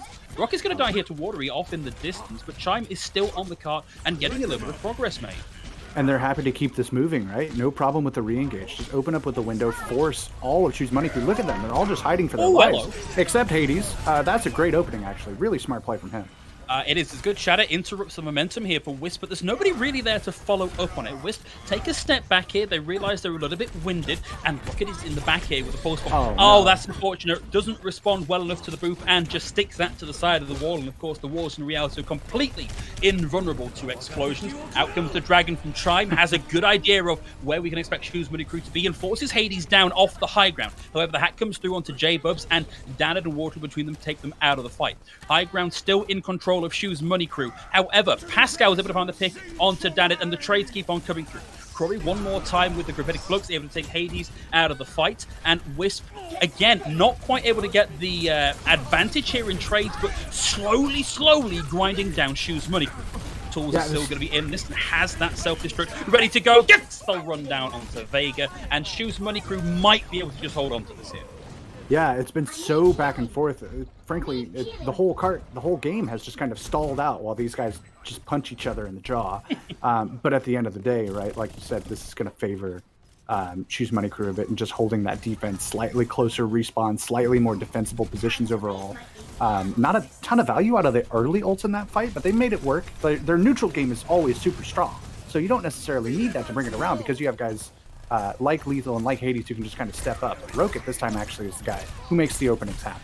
Yeah, that's going to be Slay using the amplification matrix there to buy a little bit of time to stop Wisp coming over the bridge and hopefully get Lethal back in the fight. And it's going to be Slay versus Rocket here, and Rocket opting to not take that one just yet. We have Danid with the EMP, gets detected, they know he's there now, into the backline looking for the support, specifically looking for Pascal, but the damage is too good and too quick. Pascal fends off Danid for now, but we are now down below the 30-second mark here. Out come the minefield for J-Bo, so we get the high noon from Lethal. I believe that might have just been for the reload there, or at the very least to buy a little bit of space. We are getting very close to overtime. There aren't that many ults here for Wisp to work with. Rocket needs to find something big with this pulse bomb, but out comes the EMP first from Danid, and it's J-Bubs and Rocket down immediately here. It's the 4v6 now. Shoes Money Crew in control, and a beautiful manual hack there from Danid. This has got to be over and done with here from Wisp. No ults to play with. Shoes Money Crew with the ball firmly in their court, and a line drawn in the sand for Shoes Money Crew on their offense. Yeah, I mean, just a super solid hold there for Shoes Money Crew. Wisp kind of just crashing against the rock. I mentioned a couple times looking at Shoes Money Crew like, oh, look, they're just kind of hiding away. They're being forced back by all these ultimates. But they really weren't. They were holding in very defensive positions, sure, but they never gave up any more space than they needed to. Even stepping out with that shatter and that window about a minute and a half ago, just to deny a re-engage from Wisp. It just held him at bay long enough, just started chewing up the clock, chewing up those ultimates. And anytime Wisp would try and come in, Shoes Money Crew stepped out just enough to be like, hey, I'm going to step out onto my lawn. I'm going to tell you to get off my lawn, and I'm going to go back inside. And they just did that 3 or 4 times, basically. And that was the round, right? Like, you step up, you win these neutral fights, not necessarily off of huge ult combos, just good positioning and playing smart. And I think really that's where Shoes Money Crew is going to bring in a bit of an edge. They had a little bit more time together. Wisp is still a pretty established team, but Shoes Money Crew is one of our older names in Tier 2. And this squad has been playing together for months. So I think them talking it out and playing that smart, slow, strategic game and really drawing out Wisp, kind of like in a boxing match where you have to tire out your opponent before you start swinging yourself. I think that's the philosophy they're applying to this. Maybe not in as flowery a prose, but it's working for them nonetheless. Good hold. Absolutely, and those stairs on point be a source of consternation for many an Overwatch fan, both supporters and players alike. I'm thinking back to the UK's run in, I believe, the last World Cup against Korea, but that's enough wallowing in sadness for now. This time, Chime's going to be in on the Echo, and I've not seen that Echo so far. The Hanzo was clearly very effective. And the rush comes through here. We're just going to propel Hades through, get him to swing on through and take Croy out of the fight. And that's 2 down, an off-tank and a support here for Wisp. And Hades is content to push on through here, take as much space as Wisp will let them have as that cart rounds the corner. I think Shoes Money Crew have smelled a little blood in the water, just rushing forward. Again, mirroring Wisp, right? The same words I've used to describe Wisp's playstyle, I can now use to describe Shoes Money Crew's. They're moving forward really aggressively and explosively and taking fights, but Pascal is still Pascal. I just wouldn't 1v1 Pascal. It so seldom works out for the person trying to get that 1v1. Wisp with a big advantage now. Lethal's going to go down. J-Bub's maybe in a little bit of trouble there, but able to get out with 13 HP. Sorry, buddy, that HP pack is hacked. You're going to have to go back to a support for that one. Yep. But I mean, it gives charge over to your supports, I guess. Pascal building up past 70% for that Transcendence already. It's already only been 1 minute and 20 seconds, but the guy's just insane. Plenty of ults about to come online here for Wisp, both those support ultimates and the Pulse Bomb. Meanwhile, Shoes Money Crew, they have the opening window. Slay getting a lot done in that last fight. Danid close to the EMP as well, and that's a nice little hack. Just kind of forces Shoes Money Crew, forces Wisp to turn around. And this is a really, really good place to be, right? Because Danid is closing in and having the EMP. That could be a real fight opener. But Wisp are playing very spread out here, so getting value with the EMP may be a little bit tricky. It's going to be Slay from SMC, finding the D-Make there, and right up into the skybox, takes advantage of the window there and takes Chime out of the fight. This is looking like it might be a 1-1. No blinks there for the Tracer, and Hades turns them into jam against the wall of Rialto. Danid is playing such a particular... Oh, man, that was fantastic. Danid, I was just going to say, is playing a very particular style of Sombra, which is not like, I'm going to go in and like really just 1v1 everybody and like be the god tier carry guy. I'm just going to manually hack somebody and I'm going to say, get them, boys! And they all just run in and focus down. Usually so far, it's been Crowy on the Diva.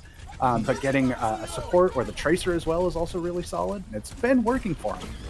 Okay, maybe a little bit slow there with the Amp Matrix. Shoes Money Crew able to make their way close to the building and deny some value, but Rocket gets the wraparound and gets the pick onto Slay here. Tools the self-destruct just to get the mech back, and J-Bub separated now from the rest of the team, but it's not going to matter because it's Chime in amongst the pigeons doing the damage here. Tools with the reset, Lethal down, and Shoes Money Crew forced to reset here. We're also getting some swaps. Slay moving over onto the Moira here. I get it. I guess you just want more cleave heals here to kind of withstand the burst damage coming through, especially the explosive damage from Chime's Echo. It also lets you get away, you know, avoid a pulse bomb or something like, or a minefield. So plenty of utility there. It does make sense, but an interesting pick nonetheless. Okay, well, Lethal on a bit of a hunt there, looking for, well, I don't know who they thought they could see. Self-destruct from Croy. Not going to find anything, and it's going to be Danid going up against Rocket, and Rocket getting the better of that exchange. Danid down, but that's a 1-for-1 trade. It's 5 for either team. But there's the D-Mech, there's Lethal down, there's Tools down, and one more time, this high ground control on Rialto B is so OP, and Wisp capitalize on it beautifully. Can we thread the needle on that self-destruct? No, sadly not, and Shoes Money Crew getting a good bite from this cherry. Yeah, plenty of time here still, 2.5 minutes. Shoes Money Crew working with an EMP that they've been holding on to for a little bit. Maybe want to use that before Overwatch 2 comes out. It won't do They as don't much. appreciate and value. Yeah, no, not really. But meanwhile, Vega, again, yeah, like you said, this high ground control. Happy to just drop a window and J-Bones just drop Slay off the map. You can't fade out of that one, buddy. I'm sorry. And I know these ults charge at different rates, but Danid has had this EMP and now it's on the board for two of Vega's ultimates. So the EMP connects with 2, but doesn't get Pascal, who's able to pop in that Transcendence and keep him alive through all of that. But Shoes Money Crew, crucially, break that initial hold there. That first high ground control no longer impacts them. They've got the cart round the corner. And we are very close here. Look where that box of victory is in the bottom left.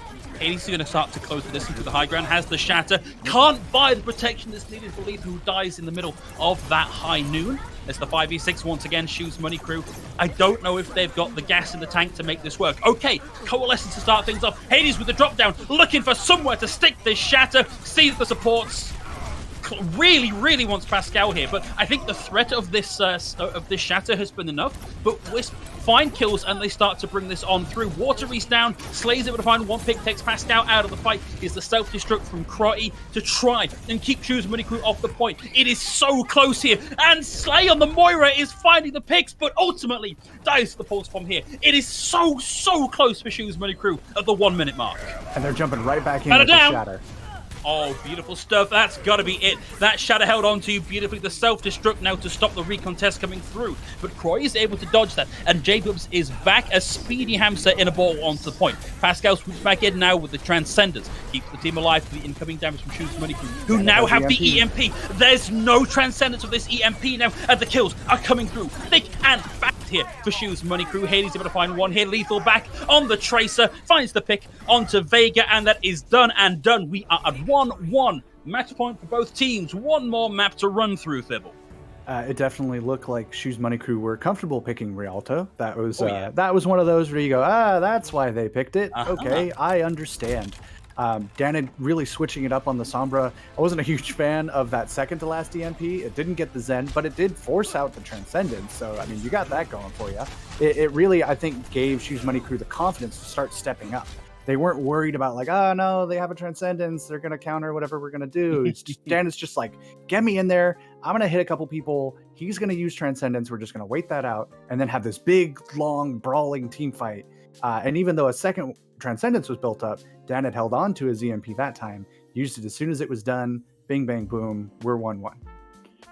Danid thinking 3 or 4 moves ahead here of like, yes, I can use this to push out the Transcendence, but then in 2 minutes time, that's going to have a real domino effect here. So yeah, great forward planning here from Danid. The one thing I'm surprised that we haven't seen from Danid, like I don't know about you, Thibble, but when I think Danid, I think Doomfist, and clearly his Sombra is working well here, but I feel like it's been a really long time since we've seen the Danid Doomfist. And personally, as a Doomfist appreciator, I would like to see a little bit of that. Maybe not at the expense of the map or of the match for Shoes Money Crew, but you know, let's get some of the old traditions back in. I mean, you might get your wish. We got a little bit of it on Lijiang, and now for map 3, we are going to King's Row. And Malthul is subbing back in for Chime on Wisp's side. Malthul, of course, was playing plenty of Doomfist. King's Row is not like a signature Doomfist map, but there's space for it. You know, if you want to play Doomfist, it's not a throw to pick a hero like that. So we could see a bit of a duel here. I'm expecting some more Reinhardt. I'm expecting some more really just like feet to the wall type of action here, where both teams are just hitting the gas as best they can, because this is tournament life on the line for both teams at the moment. The pressure is definitely on. These guys want desperately to get into the lower bracket finals. It can secure you a third place finish, a few $100, or get you into the grand finals, and there's some money on the line in that match. So these guys are hungry, which means we should get some good stuff here. Yeah, here's hoping. And it is, of course, if you can wound out that first place, that's, I believe, a $3,000 prize pool, $1,500 for second place, $500 for third. So none of those prize pools to be sniffed at, but you want to be as close to the $3,000 as you can possibly manage. Of course, we do already have Uprising Academy waiting in the grand finals. We've got Redbird Esports waiting in the lower bracket grand final. So even if you win out this one, there are still some pretty well-armored gatekeepers between you and that number 1 place. Oh, certainly. Yeah, I mean, getting through here is just the first step. And you could definitely look at Redbird or Uprising Academy and go, I don't know if either of these teams could beat them. But today really feels like an any given day sort of match day, where Wisp have been surprising us all day long. Shoes Money Crew have been making this really solid lower bracket run here, and could very well be continuing it. Like, there's a chance, right? Redbird have shown little moments of weakness where maybe they're getting a little overconfident, and maybe feeling themselves a little bit too much. Though, of course, they're still plenty good, folks. I'm not saying they're washed or anything. They just like to have a little fun. They do a smidge of trolling here and there. A little bit of trolling. And then Uprising Academy, half of their players are currently playing from Korea. And while Yeah. we've worked really hard to establish some consistent server rules to equalize ping, bringing in conditions regarding minimum latency and things like that, at the end of the day, half your team is still 3,000 miles across the ocean. And boy, howdy, does that sometimes introduce some problems in Overwatch. So I think if there was ever a day for either of these teams to start breaking against the guys that we kind of just consider to be the shoo-ins for the top spots, the Uprising Academies and the Redbirds, I think today would be the day. 100%. And we are getting some Doomfist on the field. It's the defensive side here. Malfoy back in on the Doomfist. So, that's going to sate my desire for some Doomfist play a little bit. Shoes Money Crew look like they may be running a variation on the rush, although I have made the cardinal sin here of talking about what they're going to be running whilst they're still in attacking spawn. Benefit here for the defense is if you decide you don't like what you've picked at the start, there's plenty of opportunity to come back and change that up on your run through this. But they're still denying you the Danid Doomfist. Lethal picking it, Danid swapping to the What is Torp. this? What's going on here? Okay. So we've got the Reaper and we've got the little Swedish Reaper with the toolkit. Okay, Shoes Money Crew going all in on the ball here. I like it. Lots of forward-facing damage, lots of anti-tank utility. Really forcing all of Wisp to not step directly forward because they will get their faces burnt off. And instead back up a little bit towards Hotel, try and just get some more long-range damage from Rocket. Yeah, Rocket already proving a little bit of a threat here on Cassidy, landing a few shots, warding off Shoes Money Crew. Danid finds the first pick though, that's Melfo in line of fire, the Rivet gun here, and that's going to open up a lot of space here for Shoes Money Crew. Malfo will be back relatively quickly, but probably not quickly enough here. Out comes the amplification matrix from Pascal, but Shoes Money Crew rotate around the corner, but Hades isn't able to escape. Pascal works them down here, but Danid's been very quick at generating this molten core. I believe they're going to hold on to it for now as Lethal falls here too, but Shoes Money Crew now have a tool here to crack the defensive nut. Yeah, and they also got a tick off of that, 42.2%, so no problem backing up here and giving up a little ground because you don't give up very much control percentage at the end of the day. Now you have the Ant Matrix and the Molten Core, plenty of damage potential there. Okay, great response there. Out comes the defense matrix, stop that fire strike coming through, and the Molten Core out dodging the defense matrix, rendering the amplification matrix useless. Malthor's going to find one pick here, and Vega is still in the fight. We might get a second pick here from Malthor, but it is Malthor versus almost the entirety of Shoes Money Crew. Tolls dives in and takes him out of the fight. J-Dubs is back, however, and now has the shatter ready to land. Out it comes. Watery goes down. Pascal's going to take Slate out of the fight. Tools gets the bit of a pushback here. Self-destruct finding two, and out comes the Death Blossom. J-Bub's going to be going down, and a little bit rocky for a second there for Shoes Money Crew, but ultimately Wisp not quite able to withstand the onslaught. Rocket really keeping that fight going for just a second longer, stunning Lethal out of that Death Blossom, but ultimately that damage had been done. J-Bubs was very, very, very low, about as low as you can get for a Reinhardt without just falling over. And now they have both DPS ultimates coming into this defense. Shoes Money Crew not with a ton to work with. The Shatter coming up pretty soon for Hades. But they definitely made that fight expensive, which I think is pretty good for Wisp. Like, try and equalize your ult economy as much as possible, get into a nice neutral fight, and open up with this Deadeye, I guess. I love this kind of, I've got the high noon. You better be running, Shoes Money Crew. And run they do. And this has allowed Wisp to come in and start having this hold out this archway choke here, which is exactly what Shoes Money Crew didn't want. Malthor goes in with a punch, a little bit shy there, doesn't find anything with it. Ready for the punch in, does a bit of damage, and now has the Meteor Strike, drops it in, and it's only going to find the turret, but the follow-up damage here from the abilities from Malthor finds two, takes both supports off the field, and Wisp regain control here. At the expense of a couple of ults, most notably that sound barrier, but still mounting the defense. Right, yeah, a later sound barrier there means Vega is just now starting to build up on this next fight. Plenty to work with, of course, still. Pascal with the Ant Matrix, those build so quickly these days. Both sides are pretty much going to have that every fight. On the other side, though, Shoes Money Crew, you could build up a Diva Bomb here, you could throw out a Dragon Strike here, or you could just wait out these windows. Hades currently in hiding, and frankly, I don't blame them with that amplification matrix in play. And Vega closes in and takes Hades out of the fight, main tank down, and frankly, the rest of Shoes Money Crew not far behind. And this is looking really, really good here from Wisp. Actually, very economical after a busy first couple of fights. Right, yeah, they're being pretty smart with their ultimates. They're happy to engage in some neutral fights. Hades committed the cardinal sin of walking into a small hallway with a Doomfist and was vaporized instantly, as is law. And now suddenly, they've got a few tools to work with, sure, but the clock is dwindling, and I haven't seen a ton convincing from them yet, especially with Malthus going in so aggressively. Wow!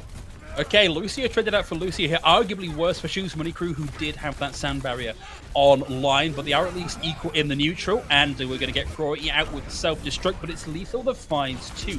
Malthus and Pascal both down here, and this may be enough finally to break this hold. Corey's going to get a parting blow and is still behind, still capable of doing a little bit of damage, but Shoes Money Crew finally break this hold and start to gain some forward progress. But there is a big burn in the time bank from Wisp on the defense. Oh yeah, I mean, just fantastic chewing of the clock, as it were, but Lethal stepping up and doing exactly what you need him to do, which is just get picks in the neutral. You don't need big combos, you just need to hit the head.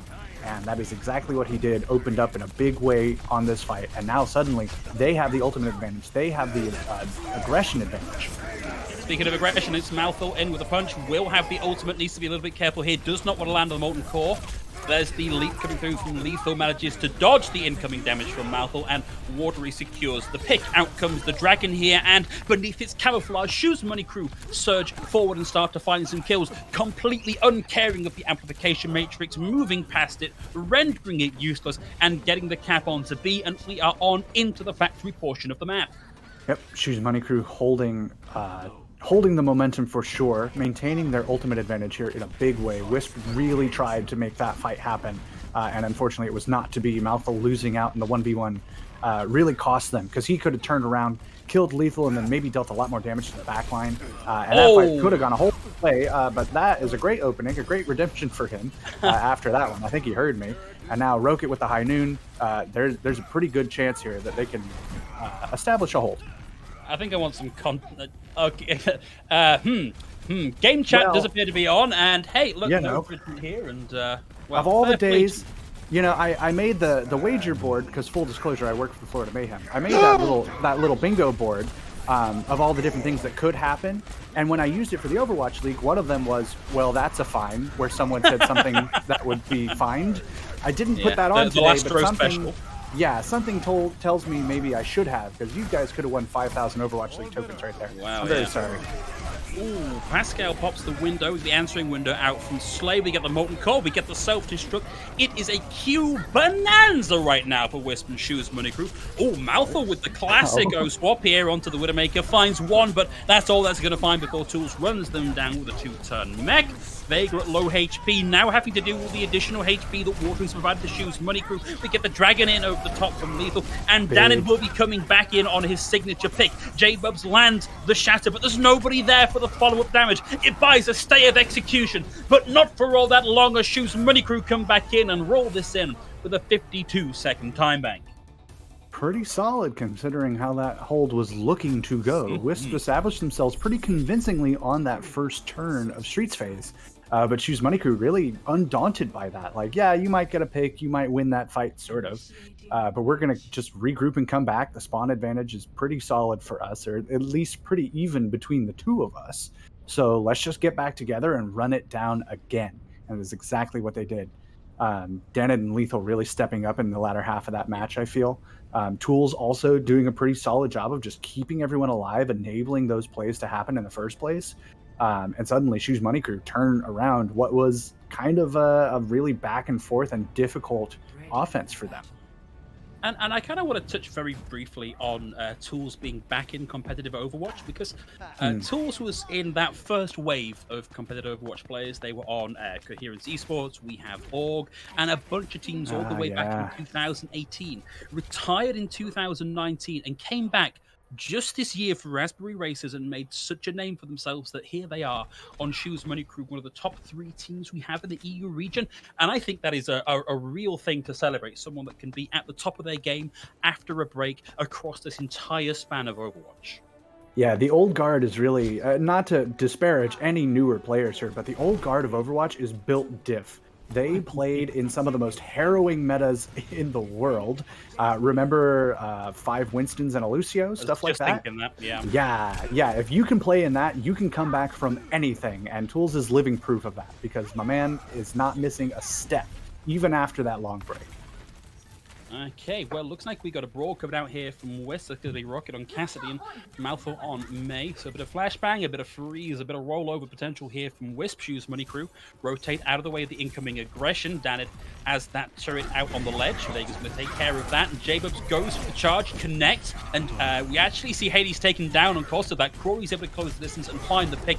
And if there is one player you do not want to lose on your point A defense, it's going to be your main tank. Shoes Money Crew do have some potential here to start to bring this back, but they've got to find kills very quickly, and there's just not enough players left for SMC here. No, for Choose Money Crew at this point, just back up here, set up on an early defense, just like Wisp did, right? Set up on this archway or this first corner, but Lethal getting staggered is actually brutal here. Tried to hang around and maybe look for one more pick to equalize things, but fortunately just gets caught out instead. And look at Wisp now. They're playing like, I'm going to make a throwback here, 2018 Team USA. Ooh. Running that double main tank and just blasting through streets, taking lots of free space. That's their goal. They temper it a little bit. They hang out by the book shop, but they open up right away. Oh, wow. That's a nice response here from Slay. Uses the amplification matrix to try and keep Hades in the fight, but he can't back out of the way of the incoming damage through Pascal's amplification matrix. And that means Shoes Money Crew are going to have to give over even more space on B. Yeah, and look at Wisp again. Walking forward. Doesn't matter where the card is, just hold that space. Let that thing come to us. It'll get there eventually. Don't worry about it. J-Bub's coming up with the Shatter. Rocket here with the High Noon. Plenty of ultimates actually coming online for Wisp soon. But Choose Money Crew, this is their first chance to answer back with some ults of their own. And they got to make something happen here. Great shield there from Hades. Blocks a lot of the incoming Shatter from that. And Shoes Money Crew start to find picks. And that's going to be great value here. They've popped everything they currently had banked. And now they're going to be relying on Watery and Tools to generate ults for this next defensive fight. And to be fair, those are two pretty decent defensive ultimates, and Danid swapping over to the May can provide plenty of stalling utility. But Wisp right here, they have the sound barrier advantage just barely. Actually, that's pretty equal. Crowley with the bomb to maybe open things up on this fight, and Rocket can provide so much space with that High Noon. Malvo actually swapped to the May at some point. I didn't even see that, and he already has a blizzard of his own. So, Shoes Money Crew, they got their work cut out for him. Okay, Lethal a bit of trouble there. Popped his head round the corner, landed an arrow, and then up comes Crow to chase them out. Yeah, Wall interrupts the High Noon, so Rocket back to 0 on that one. Blizzard in over the top here from Maltho. Freezes Hades in the corner. We get the Amp Matrix, but that is now down as well. Hades trades out for J-Bubs here, though, and Maltho trades out with Danid. Sound barrier, everything committed here from Wisp. They've just got the amplification matrix left, which is looking like they ain't gonna need here because they've got it done without that. So they do have a good initiation tool for this next fight coming up in C, and Wisp are coming into this with a big time bank into C. So I actually like Watery sound barrier there, even though that fight was pretty much lost, because Wisp, it's almost reflexive, like, okay, if they're going to sound barrier and try and commit, we really need to commit ours too, or there's a chance they bring this back and we don't want that. So now Shoes Money Crew actually establish a pretty solid ult advantage with that and open up right away with a window. Amplification matrix into amplification matrix. Everybody backs away from the incoming damage, and Lethal buys some space here with the dragon. No kills, and Wisp bounce back and start to move the cart forward again. Now it's down to Tools with self-destruct to try and find anything with this. Wisp back out for a second here as Shoes Money Crew retake the cart. A little bit more chance for them to get some ult possession on the board. I see it's to allow Corey to get the mech back ready for this next fight. J-Bubs has the Shatter, but we're still holding on here for Wisp.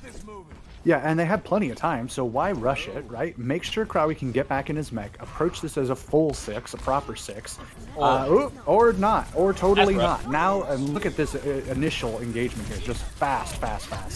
Yeah, look, you smell blood in the water, you enter shark mode, you push forward, you find the kills where you can get them, you get ult charge, you get kills, you burn time off the clock here, and Shoes Money Crew do that beautifully. And now look at what they've got to play with for this next hole. They went from having basically nothing to having most of their ults ready to play with. And Wisp not getting much with that Shatter, unfortunately. J-Bub's going for something a little off-tempo, a little unexpected. A whiff for Wisp, of course. Yeah, a Wisp whiff? We're not going to try that. I'm going to mess that up. No, I don't do words like that. My mouth doesn't work that way. But Hades has been around far too long to see some little 180 Shatters like that and get fooled. So happy to hold his shield up. Now has the total advantage in the ultimate economy here. A great wall. Oh, but Rocket got through that?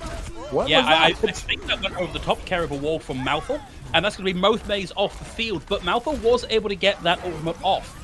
J-Bubs are going to go down. I believe we saw Tools frozen there and dies in the middle of the remake, and so Wisp are now clawing back an advantage. Hades with a fat shatter, though, has to now deal with that self-destruct. Shield up, no incoming damage, but it is Hades looking to be against the rest of the world here. Malthus making the swap back onto the Doomfist. They're going to adapt very quickly, but Rocket goes over the edge here and shoots Money Crew back in with the advantage, both in terms of ultimates and with players on the field. So Wisp one more time, backpedal and wait for a full contingency. Yeah, forced to just back up real quick, and I love that play from Hades, right? You need to make something happen. Your team is down. You have a big time bank to work with here. He steps up, gets a huge shatter, and opens things up so well for Shoes Money Crew. Another amplification matrix, the standard opening gambit here from Pascal, and Shoes Money Crew respect that, and they back out of the way the incoming damage. With the 2-minute mark now for Wisp, and they've got to contend now with a Blizzard. Danit gets pushed out of that one, but has the ice block ready. Sandbarrier is going to come at the back end here. Oh, and J-Bubs just gets frozen and booped over the edge here. Rocket's down to Danit here as well, and the amplification matrix is up from Slay, and that's going to be Wisp one more time, putting on their backwards walking boots and moonwalking back to spawn. This is getting very, very close now. 1 minute 34 on the clock. Yeah, I mean, this is looking at last fight territory within the next minute or so. You know, you maybe have one good fight and then like a get together and really rush for that last one, depending on how long that takes. And Wisp, not a ton of ultimates here, right? You got the Deadeye and the Shatter, which you can do a lot with. You're probably going to build that window and that Meteor Strike, but what can you do with those here? Watery engaging with the Sound Barrier right away.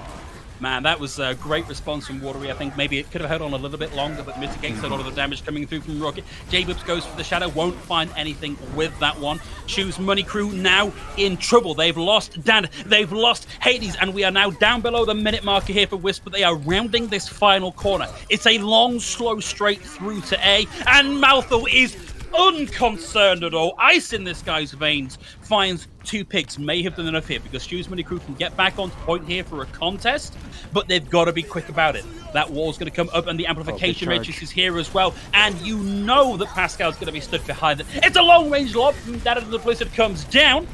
Looks like it may have been a bit of a whiff there, but Lethal's made the swap onto the Soldier and is able to work down J-Bubs here. It's 3 meters away from getting completed, and Shoes Money Crew mount the defense. Crotty is down, and we are going to be looking at an OT finish here for Wisp, if it's a finish at all. This is their tournament life on the line, Fibble. And huge staggers on the way here for both supports from Wisp, right? Vega and Pascal down. You have no taxi. You have 8 seconds left. Who's going to touch? Is J-Bubs going to have to charge onto point? Because that'll definitely... No, Malthal on the high ground right now is going to go and touch. I was wondering if that was going to be what they were doing here. They just get that contest going, and Watery takes Malthal out of the fight, but it has bought Wisp a momentary stay of execution. They can start to fight this through. J-Bubs lands the Shatter, and it's Hades down. It's Vega with the overshield here from the Sound Barrier that keeps J-Bubs alive and in the fight. Lethal is pumping in the damage from range, but he's not on the card contesting, and there's a lot of shielding in his way. Out comes the Tactical Visor. That's going to be looking for supports here who can't get in the way of the Reinhardt shield. Lethal finds one. Vega's going to go down here, and it's going to be Lethal with the double here from the Tactical Visor that puts paid to the push from Wisp, and Shoes Money Crew keep themselves alive in the tournament. Whoa, okay.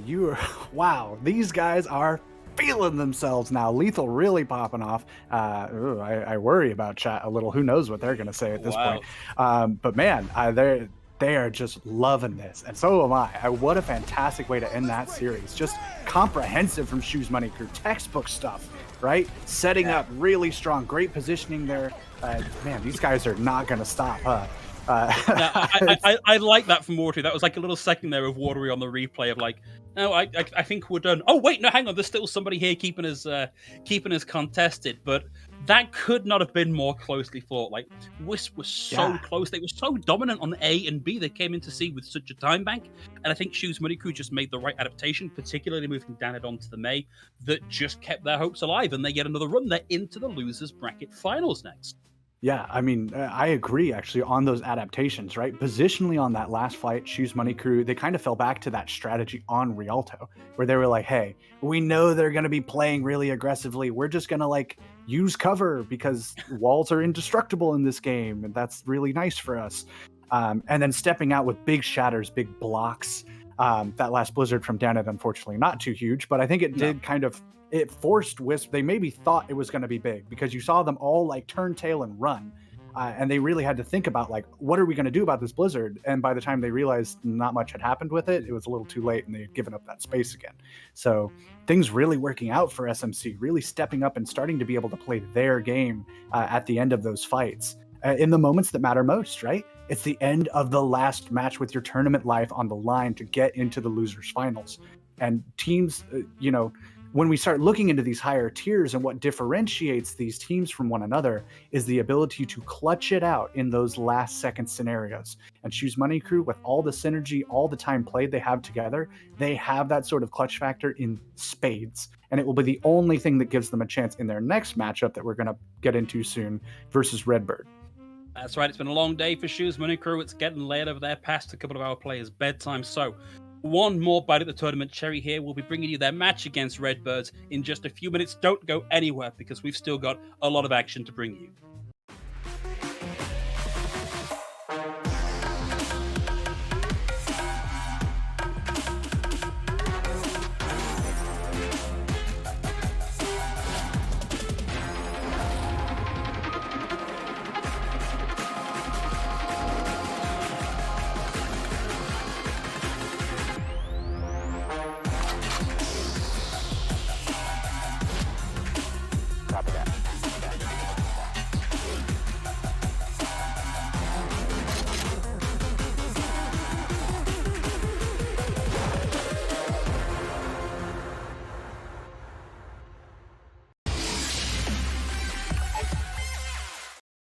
All right, soldiers.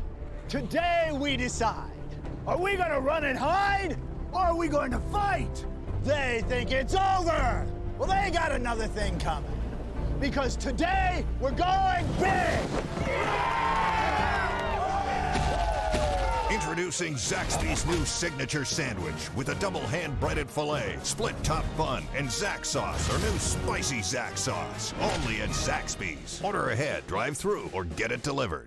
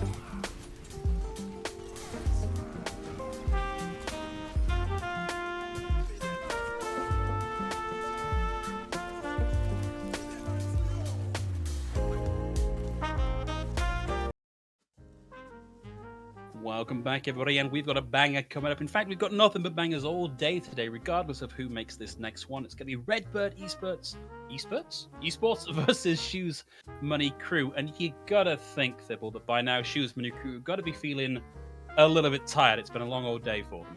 Oh yeah, no, like you mentioned towards the beginning of our last series, it's pushing 10 or 11 o'clock for them by this point, and certainly past you and I's bedtime if it gets to that hour. So I can only imagine having played all day. My bedtime now. I'm up. Well, way past when I should be awake. I was going to give you the benefit of the doubt, but fair enough. Yeah, no, it's certainly a logistical struggle. It's a mental struggle, like stepping up and maintaining that level of energy, and frankly, having to increase it over the course of a day like this, right? You can't just like maintain at the level when you're about to play, frankly, the most dominant team in North America right now. Yeah. Though I say that, they did just lose to Uprising Academy. I have to give them some credit too, of course. I mean, they've been was a looking weird amazing. one, though, right? That was a weird one, right? I was thinking about this going, oh, well, you know, Uprising Academy, some of their players are actually back in Korea, and Redbird Esports, for some reason I can't say It's your American accent coming in. Now that you live over here, you're losing, you know, it's a recalibration. I understand.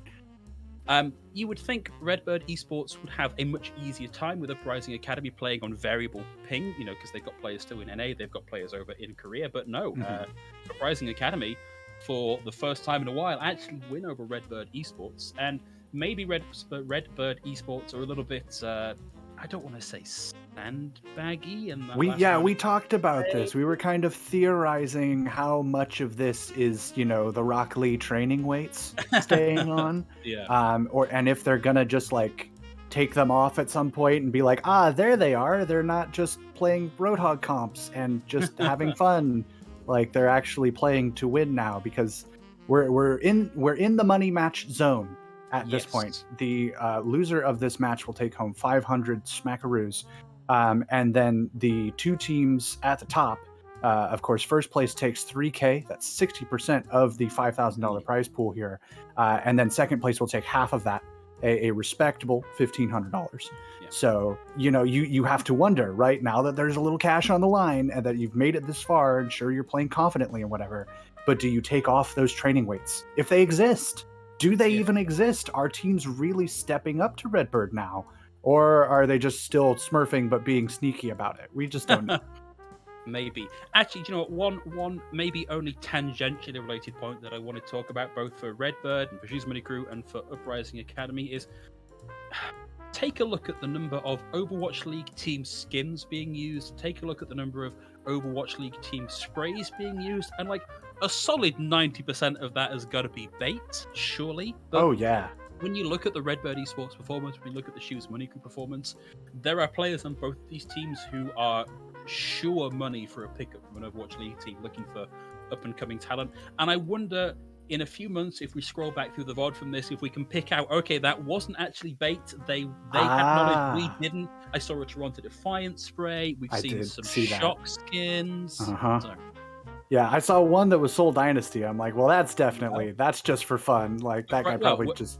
Was it in the Uprising Academy match earlier? No, it was not. Okay. Well. No, that's why, right? Yeah, Uprising Academy, I'm like, okay, maybe. Yeah. But no, that was, I believe it might have been Hades. You know, my memory is awful. But yeah, anything can happen, but I don't think Hades going to the Soul Dynasty is going to happen, because...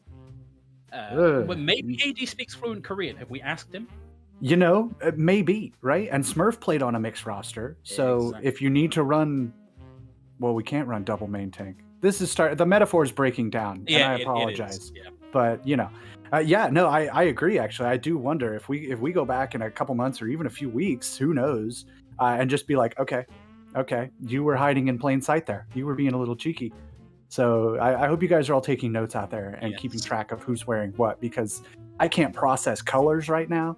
I just see all the particle effects and just go, that's what's happening. I thought you were going to talk about the big clash here between your like modern traditional Mayhem colors and the fast food franchise colors you've currently got displayed on your bed. Look, those are history. Those are signed by every member of the Florida Mayhem we've ever had. Wow, that's quite the achievement. Except last year's. I didn't get one because I only got this one. This one's my custom jersey. It's got my name and number on it. But those two... my number is 17. It is my lucky number. It is the number I was assigned when you're in grade school or, whatever, first level or whatever the heck they call it over there. And we call it firsty worsties in the UK. Yeah, I bet you do. When they assigned us alphabetically, just the number of kids we had meant that I was number 17. I was about in the middle. They looked deep inside your soul and assigned you a number based on the order in which you chose. And I attached to that number at age 8, and I never let go. So, as kids do, I suppose. But enough about me and my weird number fixations. We're seeing some sim come out. Who knows if this is actually going to stick? It's not an uncommon pick here on Lijiang Night Market. We have Danid back on the Mei, Sam on the Doomfist this time, maybe hoping for a mirror, but it doesn't look like he's going to get it. No, kind of a more traditional rush style coming in for Shoes Money Crew. We have seen a lot from Hydron, and Sam just absolutely smashes Hades into the ground. Pays for it with the life, but the main tank going down is never, ever, ever a good thing here. And Shoes Money Crew crumbling like a house of poorly constructed and baked cars, and Hydron just absolutely going to town here. It's almost got to feel a little bit bad for Hydron, who made his name as a hit scan player to now have like one of the best Symmetras in tier 2. Is a little weird. Right, yeah. I mean, I think a lot of hitscan players have been grappling with that over the last couple years. Now that Symmetra isn't a complete throw pick and you kind of have to play it. But, hey, it gets the job done. The gap for Redbird, and they've got their nest set up nicely here. Amplification Matrix comes out, and this time used defensively to keep Reiner alive through this. Reiner drops the fire strike through it, but Shoes Money Crew make themselves scarce, and Reiner has the shatter ready to go a full 40% ahead of Hades. Lands it and does a wealth of damage onto tools, but ultimately they will survive through that. Redbird Esports are still in control. They got that first cap, but now they've got to contend with the Blizzard down at Lancer, and it's going to freeze up Reiner, who is still alive, care of that immortality field that eventually gets worked down. Lethal, having made the swap over onto the Reaper, finds the pick onto Reiner, and it's going to be kills aplenty here for Shoes Money Crew. But Hydron and Sam are still in this fight and still finding kills. Out comes the Meteor Strike. Doesn't land the connect, but Luke Minnow is there to find the kill. Iron works down Lethal, and Redbird Esports are still in control of the points. So back and forth here, right? Shoes Money Crew are punching in this weight class right now. The solo ego window? Sorry, Slay, that one's not gonna fly. But Hades stepping up, cleaning up the front line, and Watery winning that 1v1. This is a solid opportunity here for Shoes Money Crew. They have the point. It is. We were so tied up in analysis there that Shoes Money Crew are able to break through in that window and leave us with a flat nothing here left to cast. So Shoes Money Crew back in control of the point. 68% of the board for Redbird. Only 2 ultimates here for Shoes Money Crew. Not much else on the other side either, but the bomb and the window are great initiators. So plenty of opportunity here for Redbird to step up in the way they love to do and just crack this point right back open. Shoes Money Crew have to be careful. Okay, well, that's going to be Ultraviolet looking for position here to drop this window. But the TP comes through first. Beautiful response from Danid. Stops the rotation coming through from the back. And we're going to actually see Reiner back over away towards where that wall was up, but it's Luke Minnow that finds the first pick. Sam now on the right-hand side. Shadow out from Hades. Puts Rayna on the ground with the sound barrier out from Water, but they've lost Hades already. Shoes Money Crew need an equalizer, and they need an equalizer right this second. Instead, we're looking close to a D-Mech here from Tools. The photon barrier is up now from Hydron, and that is a whole world of safety. Their own private room here from which to conduct battle. Iron gets in with the 3K. Tools looking to equalize with the 2, but it's Luke Minnow with a big bad boop onto Tools, down into the drink, and Redbird Esports looking to come back and flip this away in their favor. Look, Minow's been around for a little bit now. He's really establishing himself in this support role. And I think Redbird is honestly the perfect training ground, the nice hyperbolic time chamber for this guy to really step up his game. He's been playing lights out on this team, obviously enabled tremendously by some fantastic teammates, but certainly no slouch himself. I've really enjoyed his evolution over the past year or so here in Tier 2. He's been fantastic. It's a full-on neutral fight here for Shoes Money Crew. Redbird Esports with 3 in the tank. The Shadow comes down and Hades goes down even harder. Here's the self-destruct from Iron. We'll at the very least get rid of the May wall, but it's a big advantage now for Redbird Esports. There's the sound barrier. There's going to be no killing here on the Redbird Esports team. Shoes Money Crew are scrabbling now to keep themselves in this fight, but they've lost Danid. They have lost Hades on their way back to the point. Sam out into the back and just squishes Slay there with the Meteor Strike and casually finds the pick on the lethal there with the primary fire. It's all over and done with here on Night Market for Redbird Esports. Shoes Money Crew, 61% on the board is not terrible here, but Redbird Esports fully in control. Absolutely. Yeah, just completely controlling the terms of engagement on most of these fights. Choose Money Crew obviously just trying to work through a nasty choke point coming onto the center of that night market point with symmetric turrets all around and with a Reinhardt that's not afraid to get in your face and a Doomfist constantly in your backline, whether it's just through neutral cooldowns or an ultimate ability. Like the order is tall. We knew that coming into this. Redbird Esports are going to make Shoes Money Crew sweat and work for every inch. And they are proving that in spades right now. Like you said, 61%, not bad, but you need a little more than that if you want to step to the king. Yeah, a little bit more and then some. We're going to be seeing, well, frankly, classic night market pits coming out here. We Hydra on TV and forward first, and that's going to buy Redbird Esports a lot of control here. They'll get to be able to take a nice early aggressive position. It's going to be lethal on the Junkrat here for Shoes Money Crew, and Reiner takes a lot of damage, forces out the Immortality field from Ultraviolet, and that's now down, but Redbird Esports now back up to full HP and still swinging on through. Lethal relatively quick here with the charge on the ultimate compared to Sam, who's only at 22%.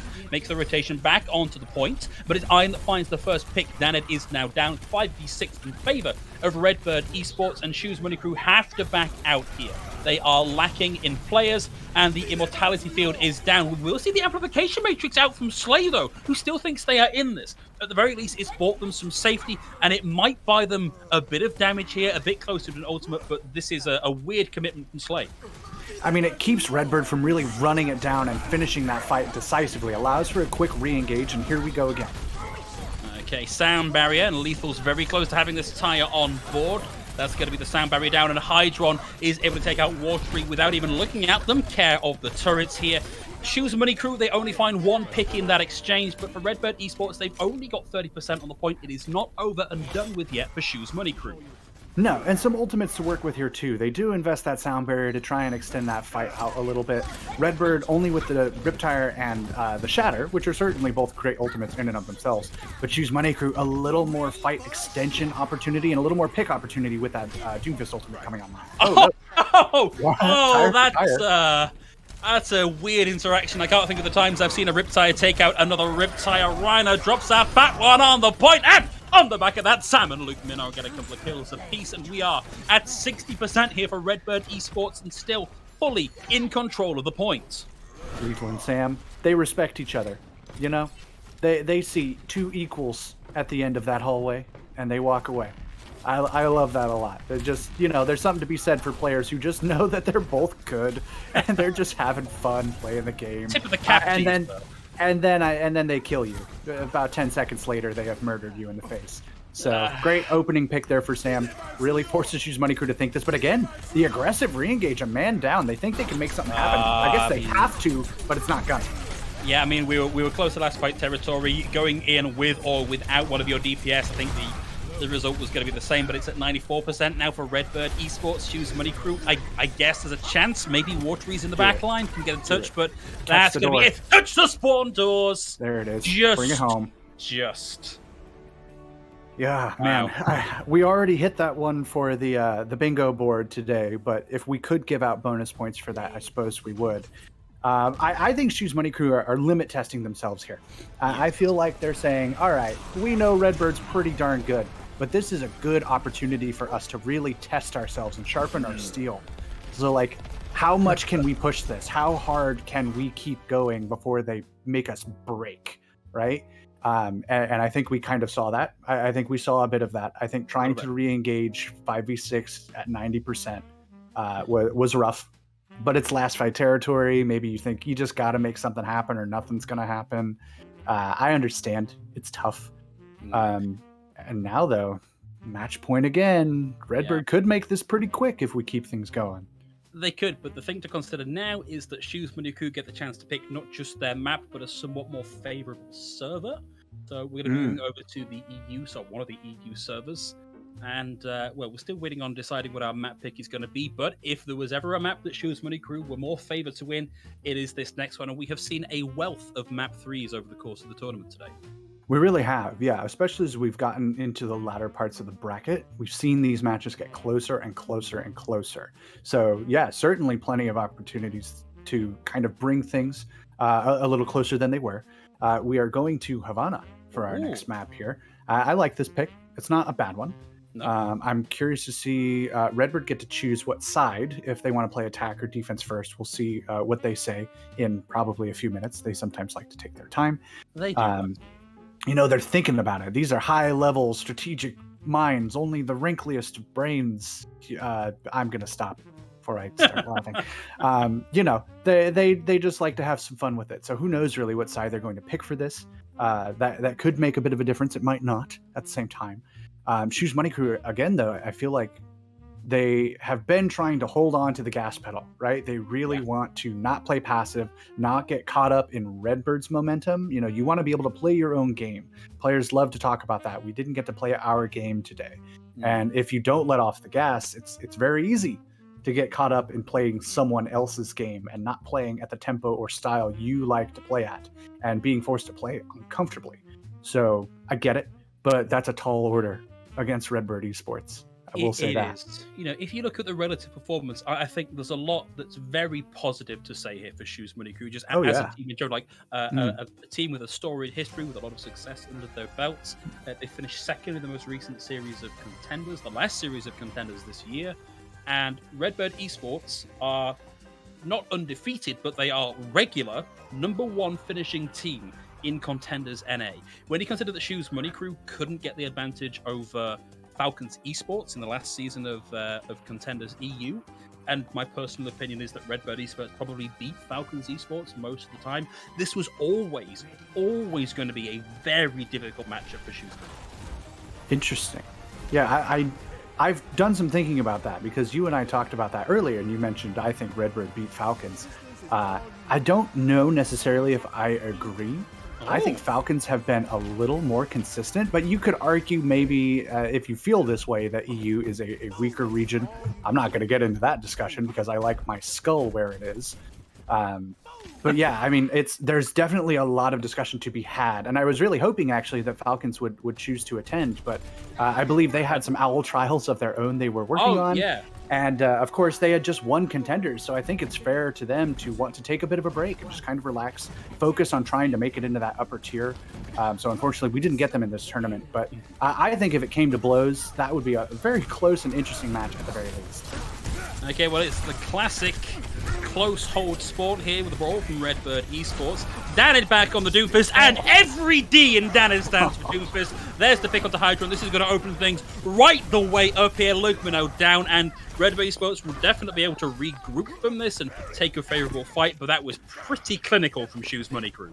Oh yeah, just the perfect little peek over that truck and the staggered charge onto Iron. Goodness gracious. That's just brutal at this point, but a good starting point here for Shoes Money Crew. A good amount of progress will be able to be made here before Redbird are ready to recontest. And in general, they were fighting clinically, just like stepping up in a big way, using, kind of playing comfortably, playing in their style still. They are not daunted by the force of Redbird Esports just yet.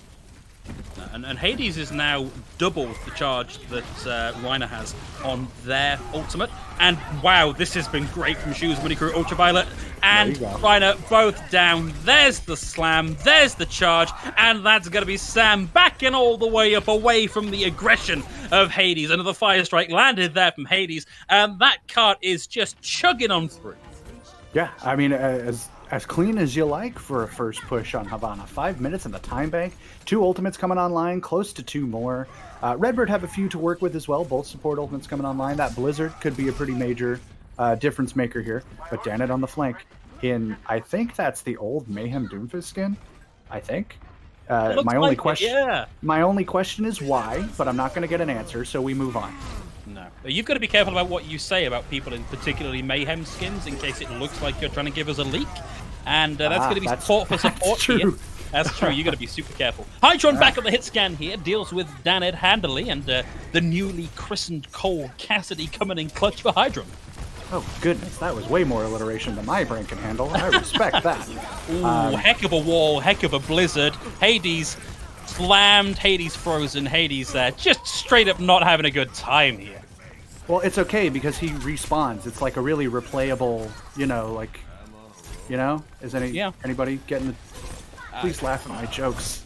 Anyway, thank you. I'm here all week. Good cleanup fight for Redbird. Stop that. Just in general, stepping up in a good neutral fight there, right? They didn't use a ton. They used the Blizzard and the Deadeye, which are fine. It's a good combo together. And now they have 4 ultimates to keep this going, keep this defense alive. And with a big time bank like this, starting with 5 minutes, now down to about 3.5. Oh, no. And just ripping. That was ugly. Ripping. The D's in Danid stand for dead, unfortunately. Yeah, unfortunately. It's a ladder with a lot of options here. There's 2 for 1. Redbird Esports coming out on top of that. Hydron dealing with Lethal, who couldn't find too much there with the Death Blossom. With Iron taking Slay out of the fight here, we have seen a little bit of progress on the cart here, but not enough to break this defensive hold that Redbird have mounted. No, yeah, I mean, just super solid from them. And look at their ultimates again, right? They didn't use anything, and now they're aggressively engaging with the sound barrier. Nice. Okay, and we're getting a whole bunch of ultimates here. Nothing out of that Death Blossom. Hades squishes Hydron. We've got another Earth Shatter here for Reiner. Hades is taking Hydron out of the fight, and I think it is curtains for Reiner right now. Goes for the charge out of it, but Shoes Money Crew will not let that happen. There's a bit of a time buy here for Redbird Esports, but Shoes Money Crew finally break their hold. Yeah, and hold on to a few good ultimates themselves, right? Yeah, use the Meteor Strike, use the Shatter here, but you've got the Deadeye coming online soon, both support ultimates, and that great initiator in the Diva Bomb. So there's plenty of opportunities here for Shoes Money Crew to keep the ball rolling, but they've got to be smart about this, and they have to engage intelligently, or they're just going to get caught out, and Redbird will use their own ultimates to great effect. Oh, Lethal with the high moon. That's Ultraviolet down and out of the fight here. And so close to having the automatic line as well. Blizzard from Sam looking to be the equalizer. And not going to be enough here. A little bit of slowdown, but not enough kill potential. Reiner in trouble now. Slammed, forced backwards. Inexorably, Shoes Money Crew push forward, but the shadow comes out from Reiner. Reiner punished for it, though. Luke Manu behind Watery. And Iron is back in the make. The dive comes through. A beautiful chase there from Iron, and Slay goes down. But this is an incredibly tradey fight. Look at that, a checkerboard of kills in the kill feed for Redbird and Shoes Money Crew. So back and forth, but look at this, the late re-engage here coming out from Danid. Tools holding. Oh, that was brave. How on earth? Oh, okay. Ouch. The D for every D in Danid stands for, well, death defying, frankly. There's a good one. Yeah. We can keep coming up with these, I think. It definitely won't get old.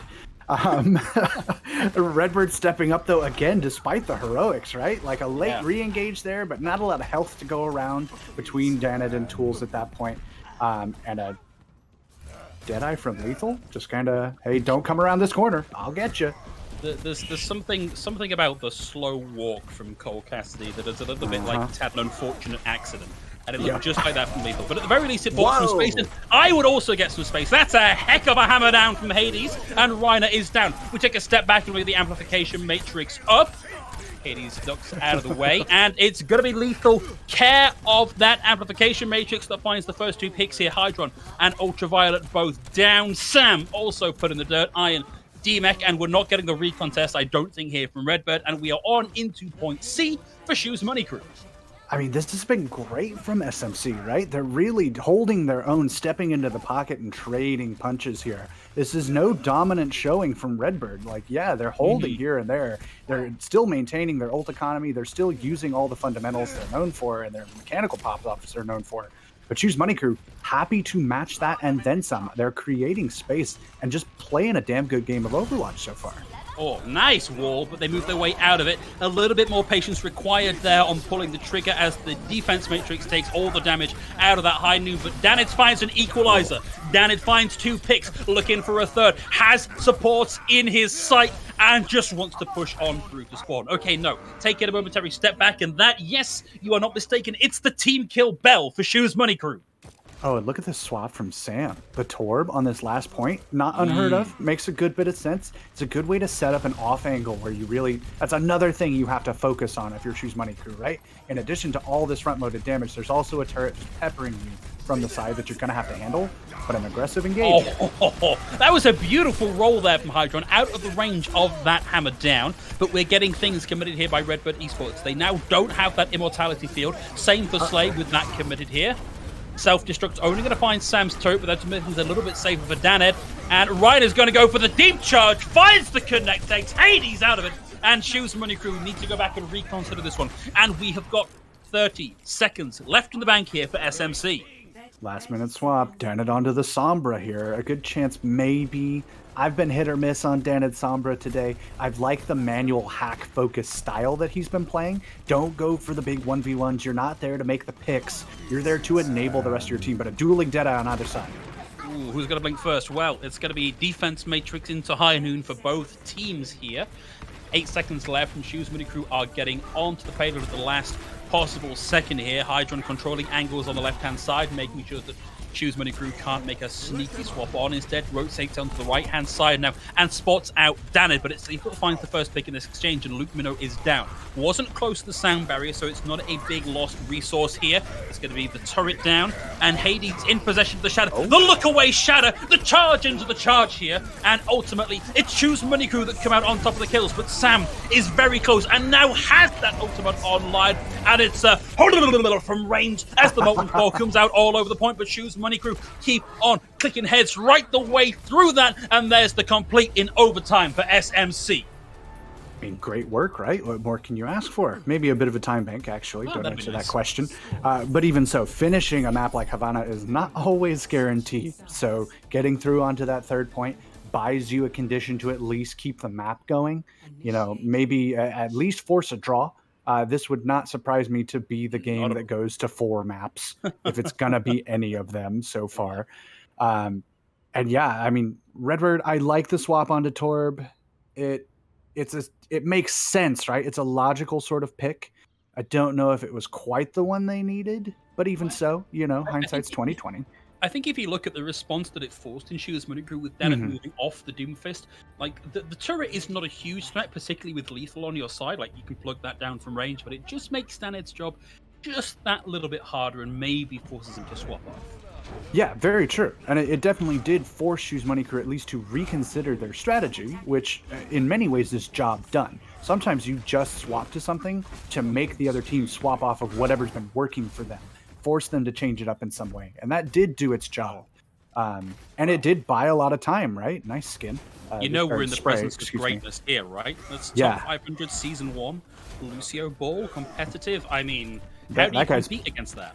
That guy's been around. That's an ego. You need to drop that on somebody's dead body and really let them know. You know, that's how you know you've been owned comprehensively.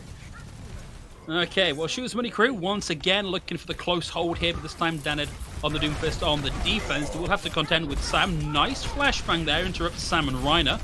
And Hydron will land the flashbang, lands the fan, the hammer, but trades out Reiner here. So Daned able to find the pick. Sam going to go down here and Choose Money Crew with a successful close hold here. And look how close Hades is to an ult.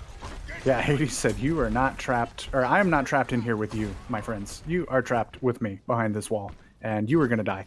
And yeah, like you said, solid build here, more than double Reiner's charge. Happy to keep this forward hold going. You just got to burn time, right? Yeah. If you finish with 0 time in the bank, your mission is chew the clock. So far, Choose Money Crew doing a great job. But it's a clever rotation here from Redbird Esports. They effectively take up the defensive positioning and make it work to their advantage by using Reiner as the tip of the spear here. Swings through Choose Money Crew en masse, generates that ultimate, and is rocketing forward, ready to take this next fight early. Oh yeah, I mean, this is job 1 for a main tank, right? Set up, take the space, allow your team to flex forward, let someone else handle the cart. That's not my problem. What's the objective time for this match? 40 seconds or something? Don't care. Doesn't matter. Reiner stepping up and playing the game that he needs to play. Now, though, Zeta. Good wall. Yeah, maybe a little bit slow here, and now Hydron gets turn at the bat. Nice little dodge there from Tools. Just gets behind the wall in time to interrupt that damage. And it's Hades with another round the corner. Shatter that one. He's going to put Luke Minnow in the ground, and now Hades more than content to start to swing on forwards, and having just dropped the hammer, has 53% to the next one. Yeah. In industry terms, we'd say he's feeling pretty good. Yeah, no, very, very professional. Only the most professional of terms here at the Florida Mayhem. But yeah, I mean, like you said, right? Hades just stepping up, playing well, blocking that shot. That was fantastic. Good job from Hades. Yeah, that was fantastic, honestly. And we are still getting the kills coming through here. Beautiful Eaton tools takes Sam's ultimate off the table, and Danid gets in amongst the backline and starts to find pick after pick after pick. And the DPS crew for Shoes Money Crew really coming up big here. 1 minute 37 seconds left on the clock, and Redbird Esports scrabbling at the defense. What can I say, man? When you wear the Mayhem skins, you just play better. You know, go to shop.battle.net. I don't know the link. Go buy some Owl tokens and buy some Mayhem skins. There's your shameless plug. But Slay happy to step up again, takes out the Ant Matrix, or loads the Ant Matrix and takes out the turret. Yeah, we're going to self-destruct, but buys a small amount of space, but not really enough here, as the shielding is there from Hades to keep Shoes Money Crew pretty comfortable here. Hydron's coming up on that high noon. Is going to pop that, buys a bit of space. Forces Shoes Money Crew around the corner if it doesn't find kills, but that's what they wanted. They've closed the distance. They've got into broading range, and it's a long old self-destruct here. Ryan is going to be down. Iron's down. Out of mech. Out of luck. And we're now down below the 1 minute marker here. But crucially, there has been a pick in this last fight. Danet is down, and there's a momentary window for Redbird Esports where they have the player advantage. Yes, they do. And the spawn advantage is definitely really helpful here. But you see Shoes Money Crew trying to buy as much time as possible with this sort of forward hold. Sam, again, with the swap to the Torbjorn. I think it's still fine. I'm not like, this guy is throwing or anything. But, like, I also wonder why sometimes. Ooh. Oh! There we go. Fatty shatter from Hades, puts two on the ground, and the Shoes Money Crew surge forward and capitalize on that in the biggest of ways. It's 7 seconds, and Danet is at your spawn door. What are you going to do about it, Redbird Esports? With 2 seconds left on the clock, nothing. Oh, okay. We see a little zombie walk there from Bap in the back. He wasn't worried. Nobody's going to touch point. Wow, what a showing. What an answer from Shoes Money Crew, right? Like, that wasn't just a win. That was dominant. That was the kind of thing that probably more than a few people would only expect from Redbird in this matchup. And yet, I am very interested after watching that. I think we have got a proper series on our hands, as if we didn't know that coming in, really. But man, wow, that's the kind of map that makes you lean forward in your chair a little bit if you're Redbird Esports. You go, okay, that's annoying. I don't like that. Doesn't feel good. That doesn't happen to us very often. Maybe we don't let that happen again. So, what is this feeling, and how can we avoid it a second time? Exactly. How do we make sure this never happens again in our lives, or at the very least for the rest of the day? So good on them for Shoes Money Crew, right? Stepping up, playing completely undaunted, right? Just not afraid. And plenty of room for that on our next map. We're going to Numbani. I'm actually pretty excited by this. Yeah, it should be good. I think this is a map that we have seen Redbird Esports do particularly well on, particularly when they can adapt and run the dive. So far, we've just seen the rush from them, but if you look at their last matchup against Uprising Academy, whilst it didn't go their way, they were looking very, very good on the dive, and I feel for Shoes Money Crew, they are much more of a rush team. I don't know what their adaptability is like to be able to mirror that for Redbird Esports. And they're actually talking about that in chat between the two of them. Yeah. Shoes Money Crew says, wait, you guys are just going to play Rush on Numbani? And Hydron goes, no, we play other heroes. You should try it sometime. Yeah. So, loving the clapbacks here. I am also totally going to publicize all of them that will not get me in trouble. So, these guys are... 50% of them. That's generous. Let's be real. That's pretty generous. So, a side swap here. Redbird are going to be attacking first here on Numbani. Shoes Money Crew taking up the defense. Tons of opportunity, like you said, for those compositional differences, bringing out some dive, maybe even bringing out like an Arista Sigma sort of composition or some Wrecking Ball. Like, there's a lot of flexibility to be had on Numbani, but even so, Shoes Money Crew, at least especially, have really enjoyed their rush. They're good at it. They're happy with it. It works for them. They've got plenty of practice time on it. I see no need necessarily for them to switch it up, but that could be the little wrinkle that keeps Redbird unbalanced, right? You have this dominant showing. Redbird are going to try and clap back in a big way. They need to make a statement win to stay alive in this tournament. And there could be a chance here for Shoes Money Crew to kind of slip in under the wire, throw them off just long enough to establish some momentum, and suddenly this series gets away from you real fast. Yeah, and of course, this is a tournament lifeline here for both teams, one apiece. Whoever takes this one will be moving forward and guarantees themselves a minimum second place finish, depending on how the grand finals go. And you've got to assume that neither team really wants to let up the gas here. Redbird Esports, I think, are the more rested team. I think we've hammered this point home pretty well so far. Shoes Money Crew, they've just got to dig deep. They've got to think one more map, and we're up into second place at the minimum. So let's see how this works out. On the defense, we will be seeing Danid back on the Doomfist. Yeah, and actually, I want to go back to that point that we have definitely talked about a lot, right? It's getting late. It's been a long day for Shoes Money Crew, but I really want to commend them because it does not look like they have slowed down in any way. I don't know, if these guys got a nice rush order of some delicious Zaxby's chicken to their doors, which would be difficult. I don't think they have any European locations, unfortunately. But, maybe they're just imagining the delicious flavors of the crinkle cut fries and the Zax sauce, and that's just giving them the strength they need. Because that's what I do. This ad read, by the way. This is all ad lib from Bibble. I am an improvisational artist. In addition to Overwatch caster and social media manager, it's just kind of my thing. Yeah, I'm the whole package. That's what my mom always said. She said I was a real catch. So, take that for what you will.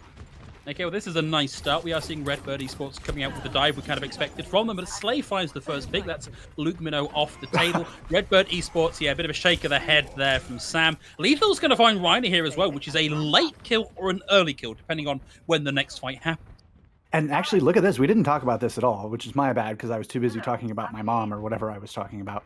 But lots of swaps coming through from Redbird, right? You have this dive style, this Tracer Echo dive with Lukmino on the Mercy and Ultraviolet on the Ana, an excellent hero for him. And Shoes Money Crew, as expected, right, are holding on to that rush style. Oh, no.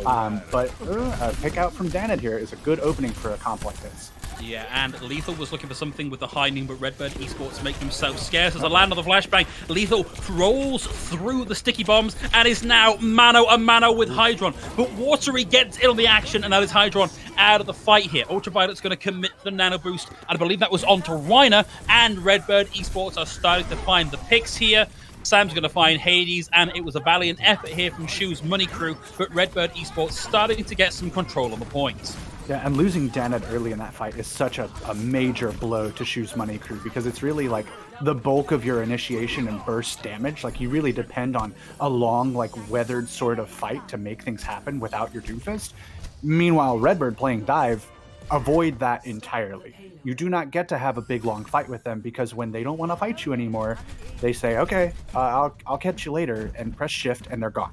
So a tough sort of a bit of a strategic wrinkle here from Redbird, actually playing well for them in the sense that there's not a lot that Shoes Money Crew's composition could do once that advantage had been lost. And you see Danid now swapping over to the Sombra, wants to be able to mitigate some of these cooldown dependent heroes like the Winston, like the D.Va, like the Echo especially. Plenty of opportunity for them, but Hydron with the stick says, I don't care. I don't care what you're playing. I guess technically any kind of grave that Watery is in is a Watery grave regardless of whether or not it happened on dry land, and Redbird Esports capitalize on that in a big way and just sweep Shoes Money Crew off of this point B defense.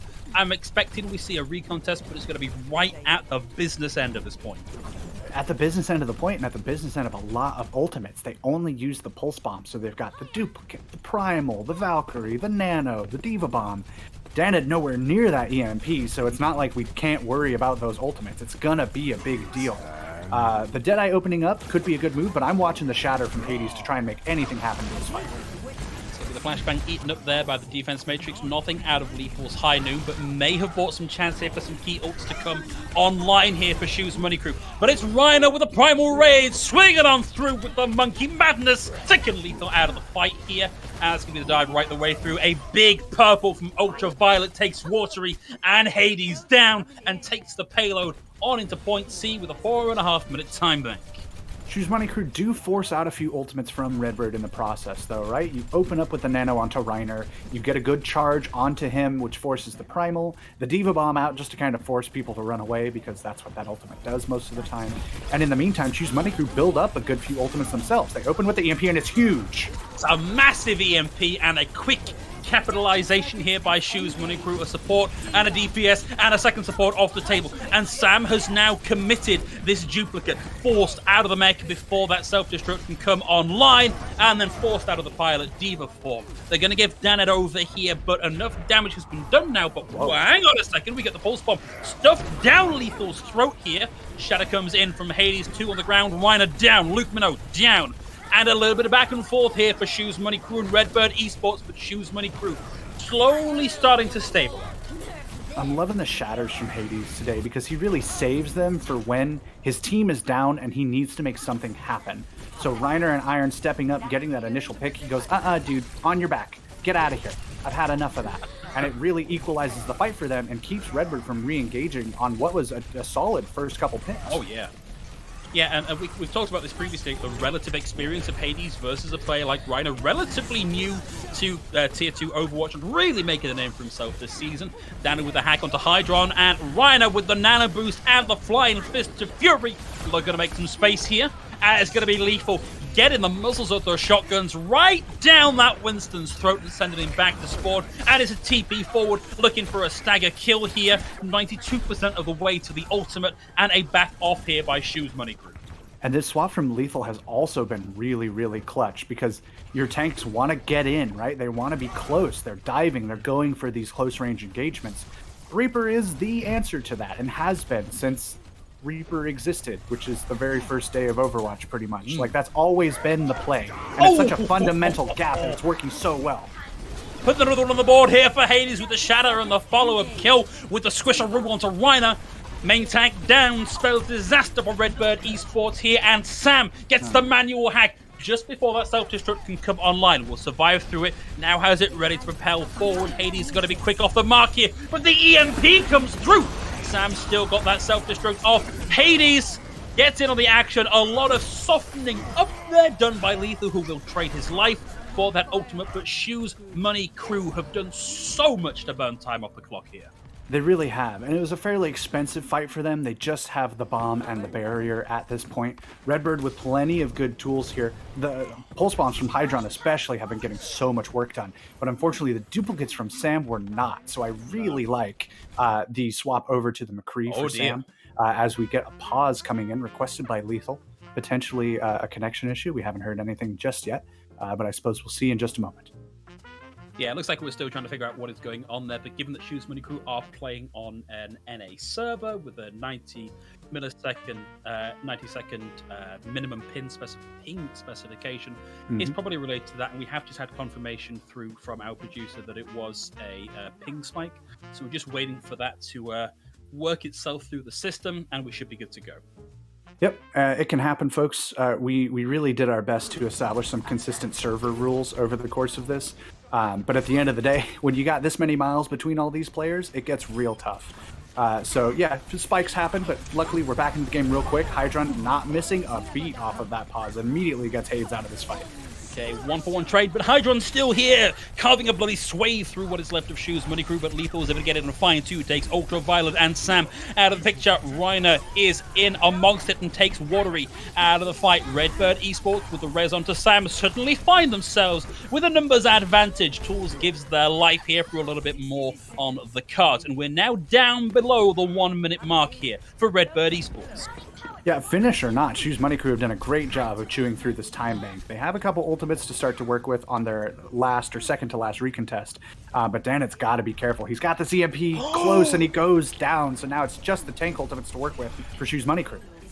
Okay, Hades should in theory have an uncontested shatter here, but a beautiful bubble from Reiner interrupts a lot of that coming through. Beautifully timed. Pulse Bomb's going to connect here, but that's just shield onto Hades. Ultraviolet lands that anti-nade onto Hades, who is low on HP. Tools gets demagged and is forced to throw down that self-destruct, and another beautifully timed bubble from Reiner interrupts the damage from that. Danet is back here with the EMP and it's going to connect onto 4, but Shoes Money Crew have given over so much of their HP that they're not in this race any longer. We've got the contest coming through. It's the fade from Lethal. Tries to close the gap and take Sam out of it. But Shoes Money Crew, regardless of what else you might want to say, have got us down into overtime here. This has been a great defense. They're not winning this one out. They're losing players as they trickle onto the point. There's a lot of HP. There's an angry scientist. And even Slade finding that pick here is unlikely to sort that momentum as Reiner just bullies his natural enemy here in the form of the Reaper back into spawn. The flashbang puts paid to that. It's a complete here for Redbird Esports. But it is in overtime, right? Which means if Shoes Money Crew can also finish this map with more than a minute, the best Redbird Esports can do is draw, and the worst they can do is get knocked out of the entire tournament in third place. There is a condition established. Of course, Redbird Esports, on a map like Numbani, you can establish some pretty solid holds well before that last point. You can set up in streets. You can set up on the corner we're looking at right here. There's lots of options for them. And they know they have played this map plenty of times over the years. A lot of these guys with some pretty long Overwatch careers at this point. Hydron was on Triumph back when I was on Triumph way back in the day, a couple years ago now, which is ancient times in Esportsville. So no shortage of experience, no shortage of conversation, I'm sure, going on about how they want to do this, how they want to set up this match and try and bring it home, because they could also win right now and send Choose Money Crew packing. It's really anybody's game at this point, and it's been thrilling. At the risk of rolling up my trouser leg and displaying the saucy ankle of my EU bias, what? I think... Carry on. I'm with it. I'm with it. Shoot, I have been in chat all day today, watching the matches prior to this, so I can come in relatively well informed. And there's been a lot of anti-EU sentiment in the chat. And I think regardless of how this match plays out, you've got to give a big tip of the cap here for Shoes Money Crew. Playing late, playing at advantage on a long game day. Even if they can't complete this, like this has been a heck of a showing from them. Let's see what they can do in what could be our last bit of the tournament for either one of these teams. And before we get into anything, Reba, please clip that. That counts as Phil saying something charmingly British. We've already had that. We've already had Thirsty Worsties, which was a lie on my part, but whatever. Well, but it was funny in a British sort of way. So actually, I'll allow that. Tools with the opening pick onto Luke Mino already. This guy is out for blood.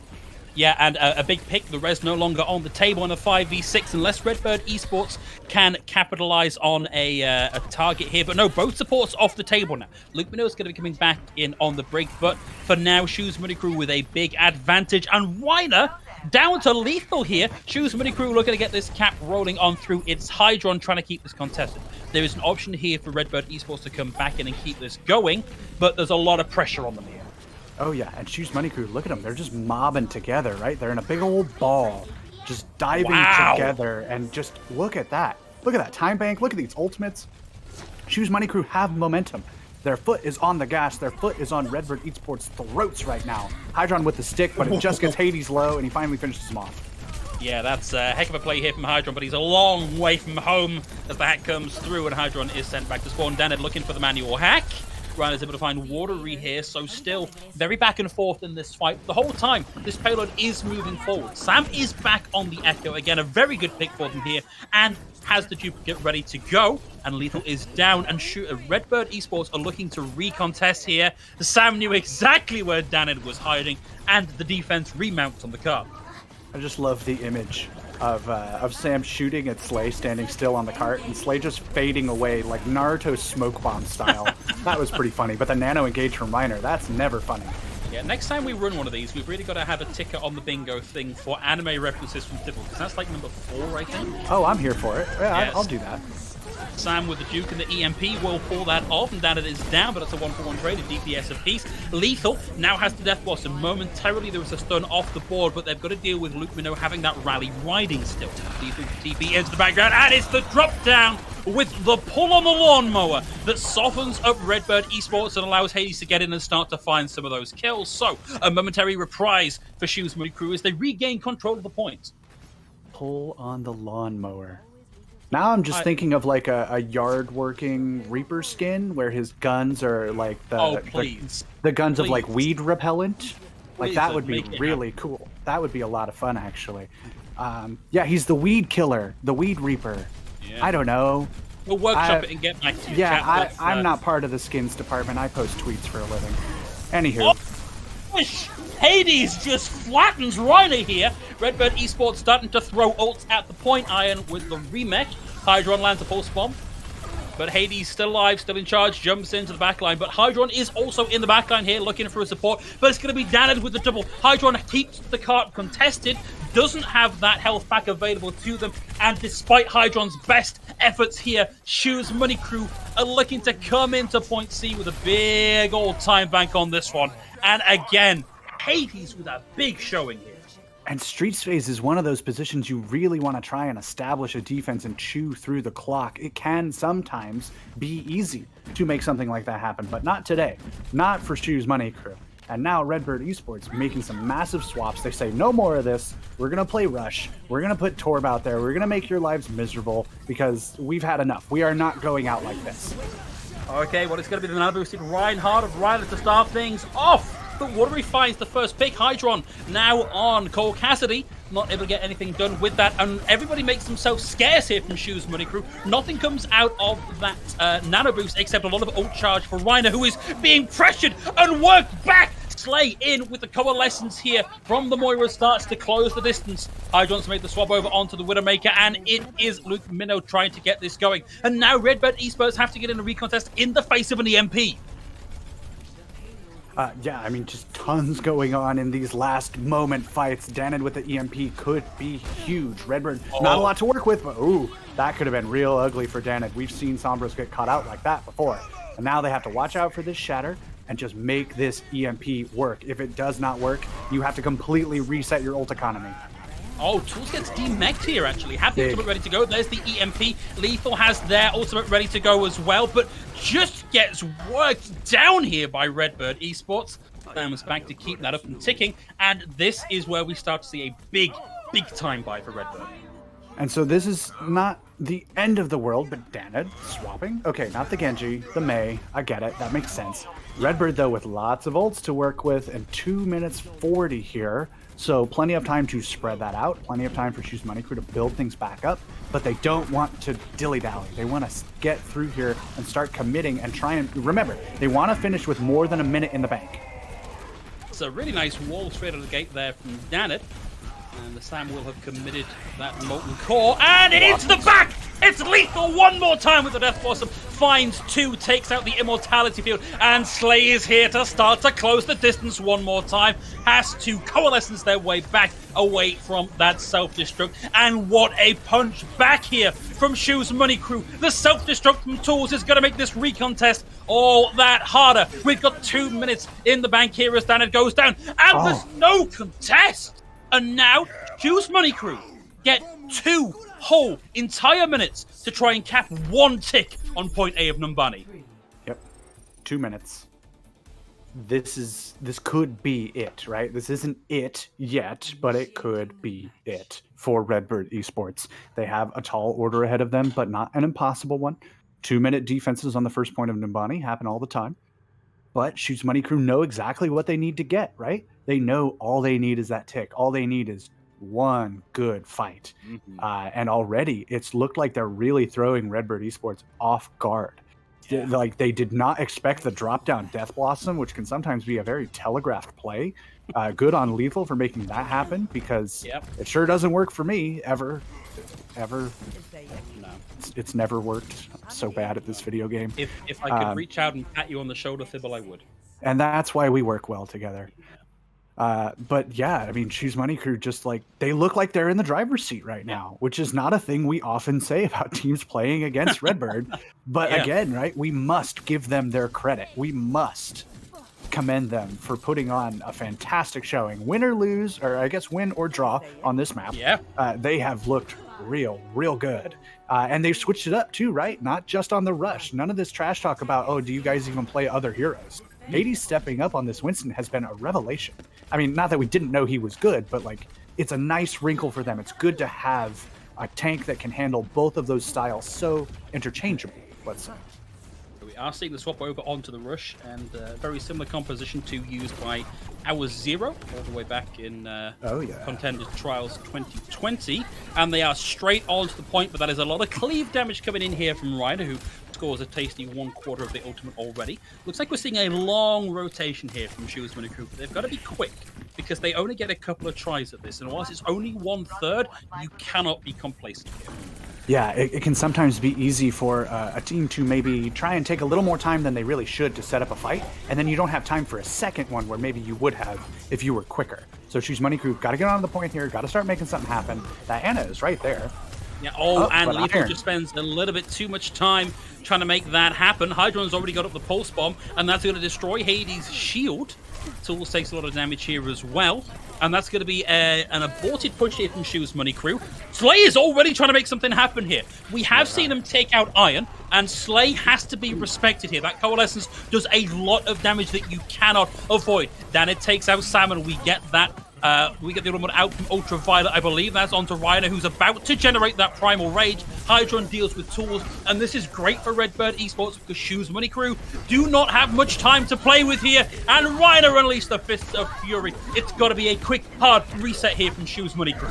Yeah, they do not have much time. They have to not even just respawn. There's not time for that. You have to try and make it out of this alive, but Hades is going down. This might be a draw.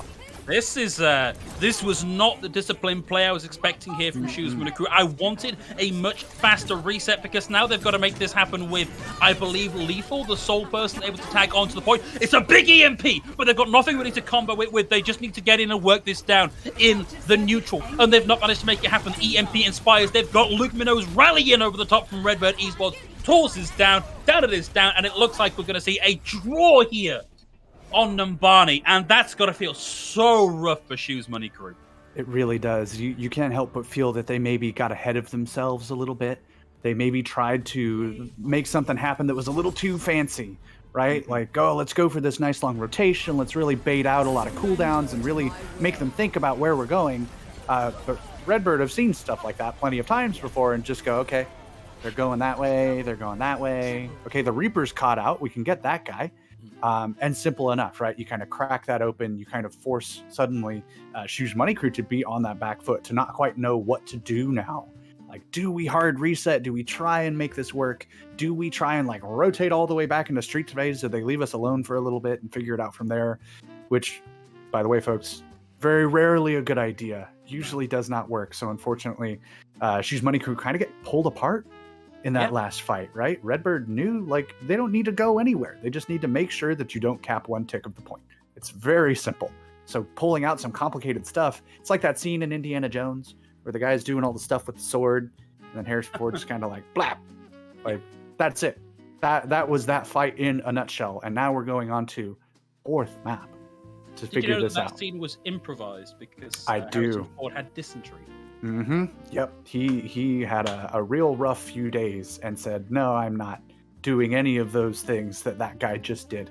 I am instead going to shoot him. And they said, yeah, well, fine, that whatever works. Makes sense. It's not out of character. No. So they made it work. And luckily, I don't think anyone from Redbird is suffering a similar fate. I think they just knew exactly what they had to do. Yeah, I guess we don't know for sure, but I don't want to think about that. No, but yeah, now we're going on to a fourth map here. I believe I made these rules, but I can't remember them. I believe that we're going to another escort after this, because you can't draw on escort, or at least it's real unlikely. And I didn't want to have to make people deal with a map 5 because possible yes, probable no for a draw. Yeah. I think it would be funny and it would be very in fashion for you and I to get an escort draw. We talked about this the other day on one of our other casts. But I really don't think that will happen. It would be funny. I would probably give away some tokens or something for that, but I don't think it's going to happen. I don't put that on the bingo board. Media manager wallet, eh? Well, boy, howdy. They give us a lot, and then they say figure out what to do with them. So I really just start throwing them out. Your problem. Yeah. I mean, a draw on escort would definitely warrant quite the drop. But again, folks, statistically, don't get your hopes up. I made these rules with that stat in mind. The fact that I think less than 1% of all escort matches ever have ended in a draw. It's probably much less than that even. In all the years I've been watching and playing Overwatch, I've only ever seen it happen once, and that was on a streamer highlight compilation. Okay, everybody, looks like we have a couple of wrinkles to work out in our rule set. So whilst we get those figured out, we're going to throw to a quick break. So a momentary stay of execution for Redbird, Esports, and Shoes Money Crew. Join us for the thrilling conclusion after this break. All right, soldiers. Today we decide. Are we gonna run and hide, or are we going to fight? They think it's over. Well, they got another thing coming. Because today we're going big. Introducing Zaxby's new signature sandwich with a double hand-breaded filet, split top bun, and Zax sauce, or new spicy Zax sauce. Only at Zaxby's. Order ahead, drive through, or get it delivered.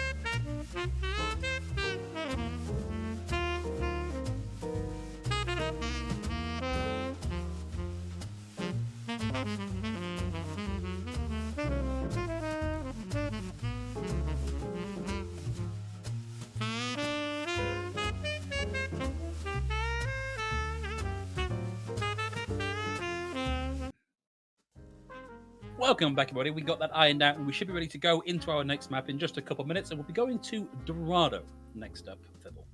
I like this one. I definitely like this one. We've seen a good amount of echo play on that map. I will give a shout out to Yikids on British Hurricane. Absolutely insane. No stranger to you and I that he is real good on the echo, and that Dorado is a good airborne map. Yeah. So I definitely think we could see more of that. Sam played plenty of it on Numbani just now. So we could see him pull that pick out again. Just you can't ignore or deny the potential of a good airborne hero with lots of burst damage. That's kind of been Echo's thing. Whether or not you like that is a whole different discussion, and also not my problem. So these guys are going to be pulling out the big guns here, because again, still tournament lives on the line here, folks. Lots and lots of money, potentially people from Overwatch League teams keeping an eye on this tournament. Wink, wink, nudge, nudge. At the very least, Florida Mayhem are keeping an eye on this because, it's their tournament.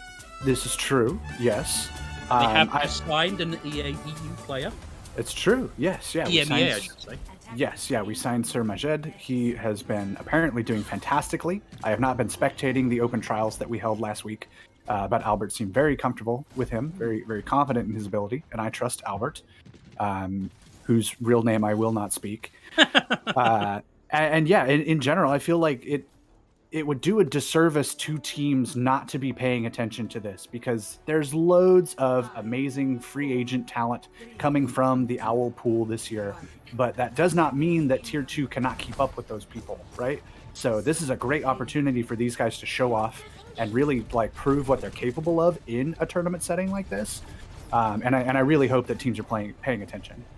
Okay, I like this. It's unorthodox, it's unusual, but the early sim to TP the team up to the high ground on that yellow building, orange building facing spawn means that Shoes Money Crew have taken possession of the high ground. They've kept a couple of players down on the cart to keep it moving through, and Redbird Esports have been forced to give over control of this high ground. Sam tags back up to try and get some splash damage in, dodges the fire strike, and keeps themselves in control. 22% of the way to the ultimate, and more than happy just to try and work down shield and static HP pulls.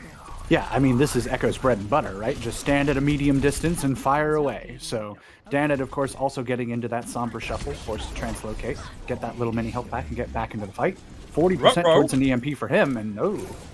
Yeah, that could have been a little bit worth. Could have been a little bit dangerous there for Lethal, but luckily Hades was there to back him up as he rotated into that mega health pack room. And we have seen the cart now move its way past this initial hold that you normally see at the top of the slope here for Redbird Esports.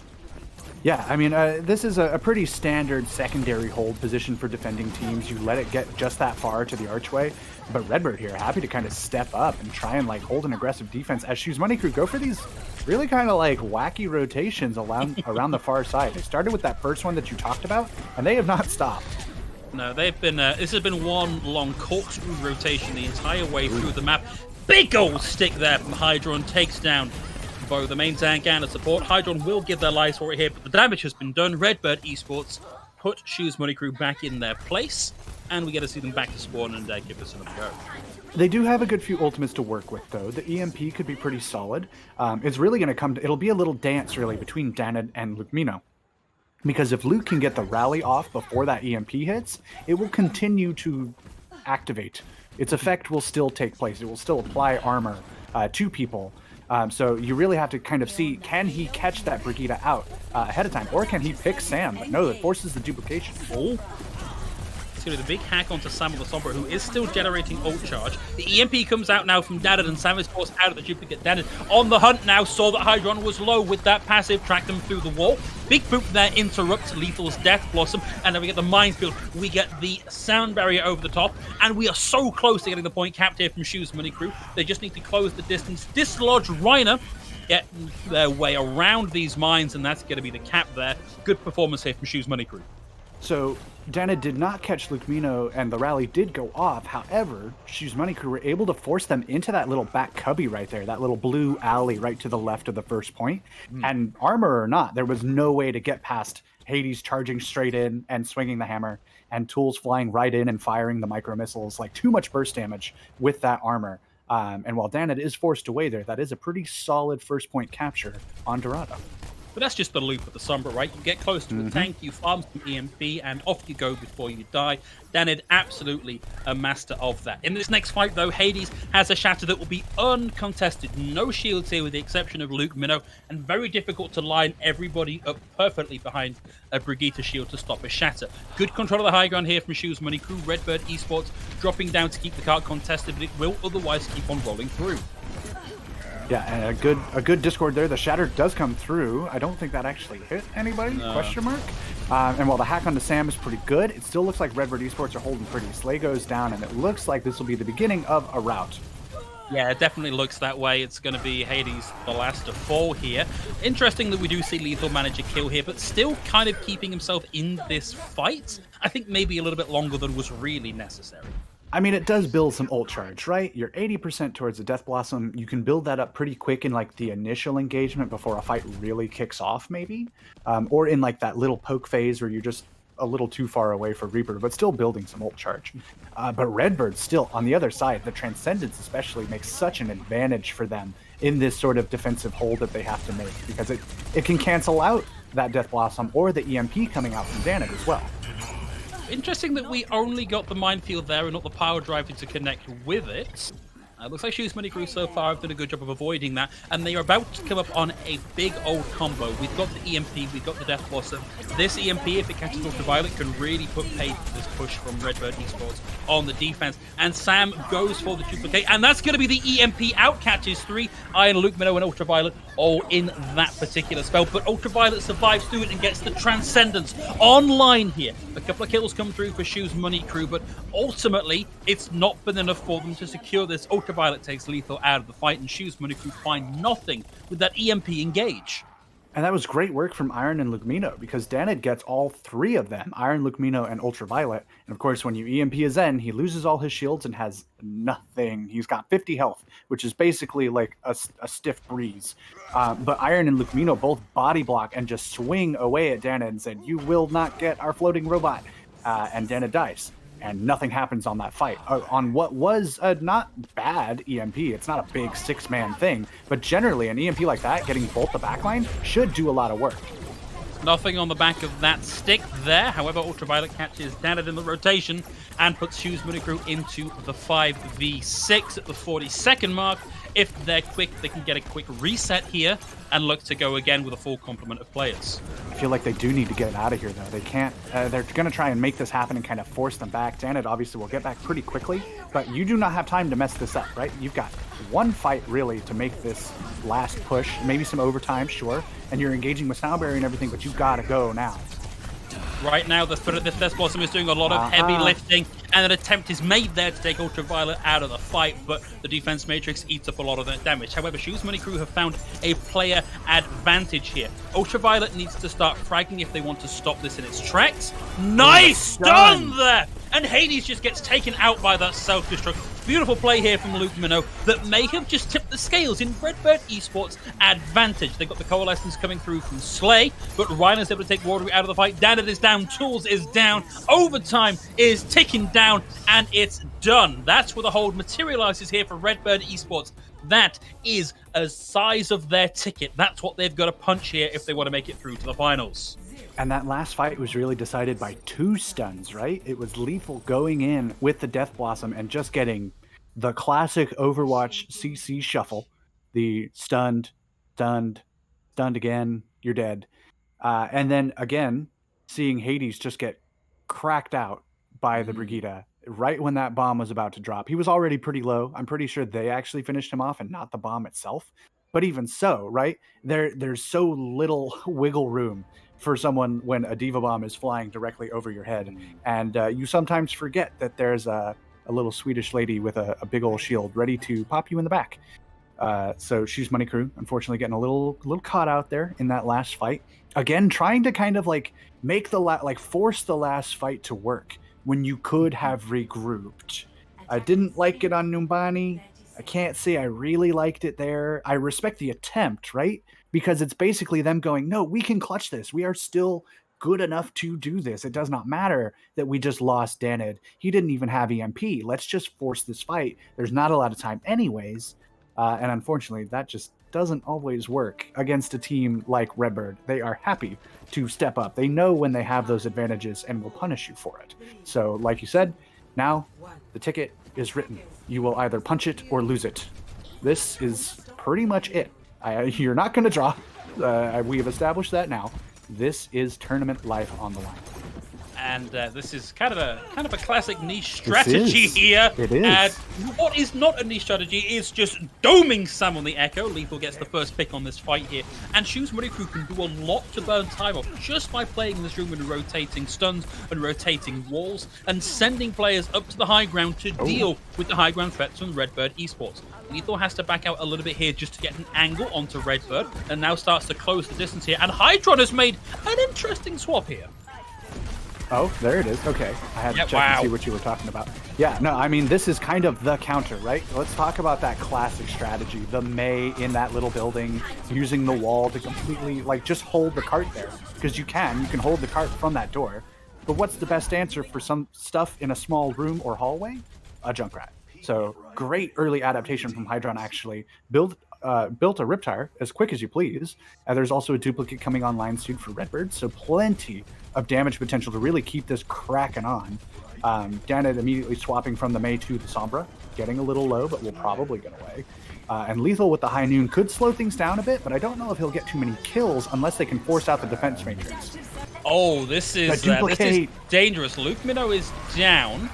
And Hydron's not getting anything with that Riptire except maybe a little bit of space here. But Rhino on the ball has got the better of his main tank opposite here as Hades goes down. Lethal has to keep backpedaling here. There's so much pressure being sent his way from Redbird Esports. Got the Transcendence out from Ultraviolet. Hydron's able to find the pick onto tools here.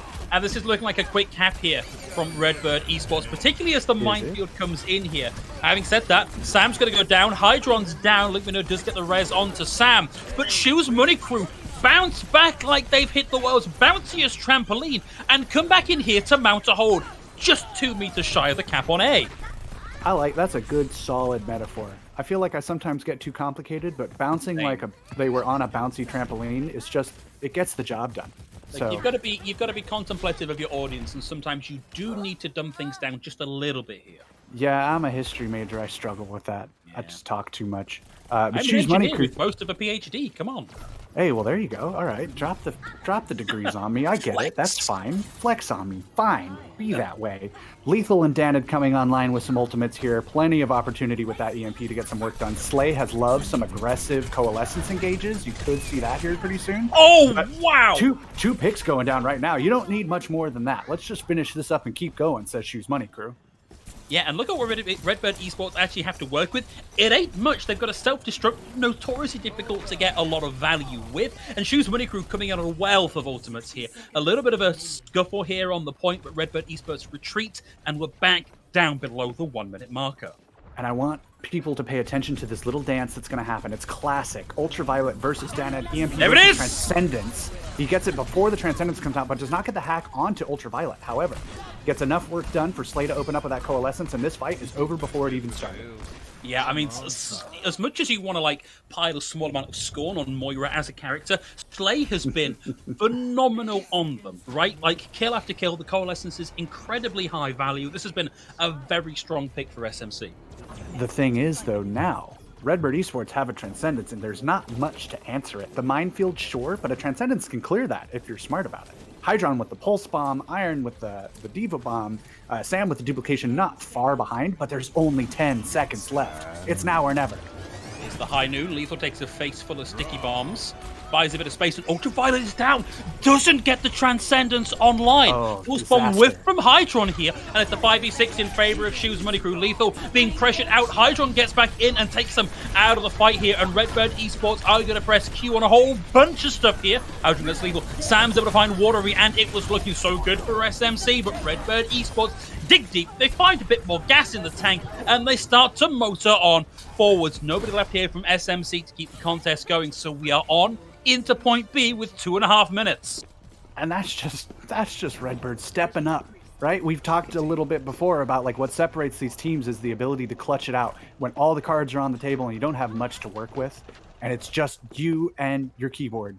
And these guys are proving to be keyboard warriors in a positive connotation. They're actually doing a pretty good job. Now plenty of ultimates for them. They were actually very economical with that. Shoes Money Crew making some switches. Hades onto the Reinhardt here. Lethal getting picked out early, but Danid swaps for Sam. Okay, deeps for deeps is the 5v6, but now no deeps available for Shoes Money Crew as Hydron gets the number on Danid, and Redbird Esports start to press the advantage here. Reiner knows that Shoes Money Crew are waiting and gathering their forces just below them, so is ready to drop that minefield. Yeah, I'm just waiting for an opportunity to get lots and lots of value out of that ultimate. It will not be hard in a little space like this. It's a nice move, interrupts some of the fall down damage, but Hydron lands the stick! Slay is going to come in with the Coalescence, but the damage has been done here. We are less than 20 meters away from getting the cap here for Redbird Esports, and it is all falling apart here for Shoes Money Crew. Danid tags back on, but the golden box of victory is 190-degree turn away from being completed. They've managed to touch. Hades is on the car, but they have lost both their supports. The staying power has gone, and Redbird Esports drag it across the line, and that is it. Shoes Money Crew put up a valiant effort here, but Redbird Esports are going to be going back up to the grand finals for a chance at redemption. And you might think, oh, sure, it was never going to go any other way than Redbird getting back into grand finals, but really, that was not the case. That is not the story the tape will tell you here. Shoes Money Crew just put together a clinic, a good amount of the time, I should say, here in this series. There were moments where they looked like they were absolutely the better team, just stepping up in such a major way. And in general, we must again tip our hats, because I don't think anyone necessarily would call it this way, No. But at the same time, I'm so just pleased with how well they performed and how good they were looking. I think they did their region proud. Oh, absolutely. I've got a pretty good relationship with Shoes Money Crew as a team, as someone that regularly works in the EU scene, and I've got a lot of respect for the players, a lot of love for them as an entity. And I wasn't willing to call this for Shoes Money Crew, but as you say, there were moments there where it was very nearly the opposite scoreline here for Shoes Money Crew heading up into the grand finals. But it's going to be Redbird Esports moving on forward. Number one, pick an easier name for a Brit to say. There's something about this that keeps tripping me up. Redbird Esports moving forward into the grand finals. Thibble. It should be a banger of a match in our only first to 3 of the day. Mm-hmm. Yep, we got to give the grand finals the length it is due. A 2-1 scoreline for a match of that caliber with this much money on the line just didn't feel right. We were even thinking about a first to 4, but we're not trying to keep everybody here all day. So we will be getting into a first to 3 for grand finals here pretty soon. Right. Probably going to take a little bit of a break, if I'm not mistaken. We are indeed. I was just getting ready to jump it in there and say, yes, we've still got to get people lined up and into the lobby ready for our final match of the day. So we're going to do that, but don't go anywhere. We'll be right back.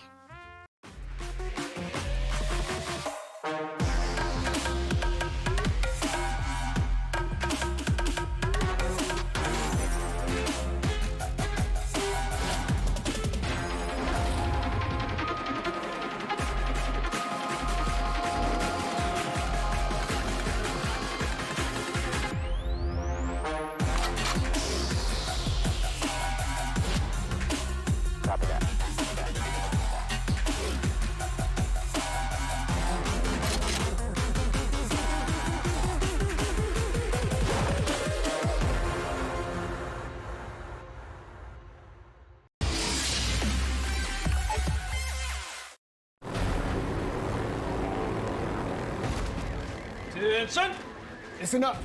This has gone on way too long. If we're gonna win this thing, we've got to go big.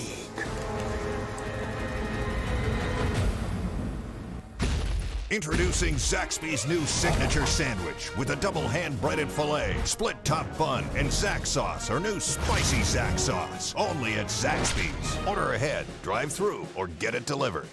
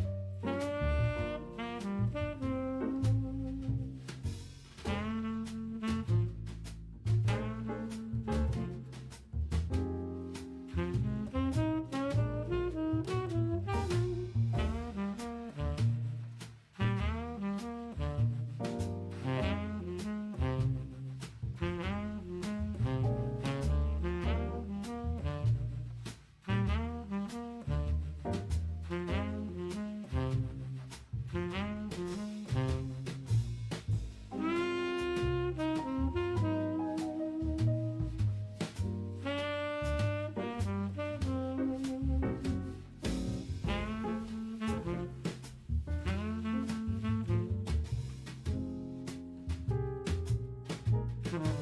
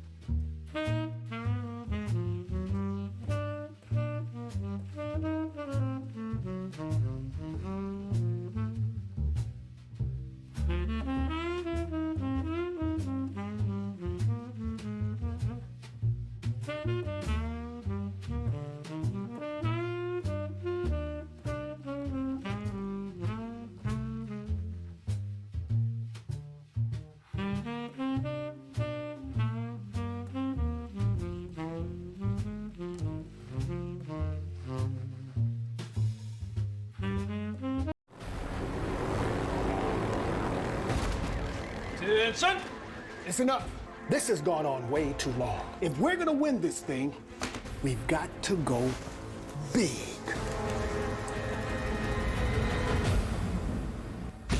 Introducing Zaxby's new signature sandwich with a double hand-breaded filet, split top bun, and Zax sauce, or new spicy Zax sauce. Only at Zaxby's. Order ahead, drive through, or get it delivered.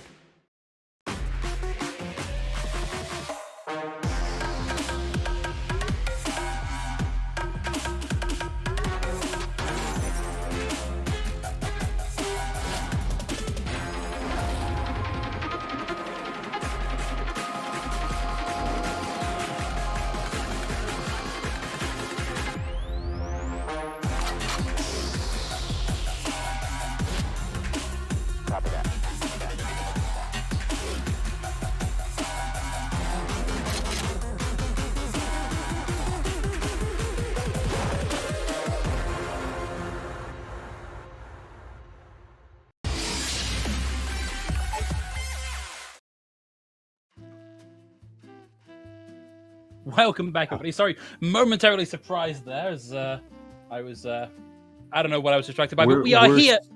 It's been a long day. It's been a long day, Fibble. It's my my fallback every time when I mess up. But anyway, we are here for the grand finals. Uprising Academy versus Redbird Esports. We've seen these guys play already once today, and we've seen them play a bunch of times during the regular contender seasons. Uprising Academy are going to be coming into this refreshed and ready to play. Redbird Esports have just fought their way out of the lower bracket finals against Shoes Money Crew. Thibble, what are the predictions here?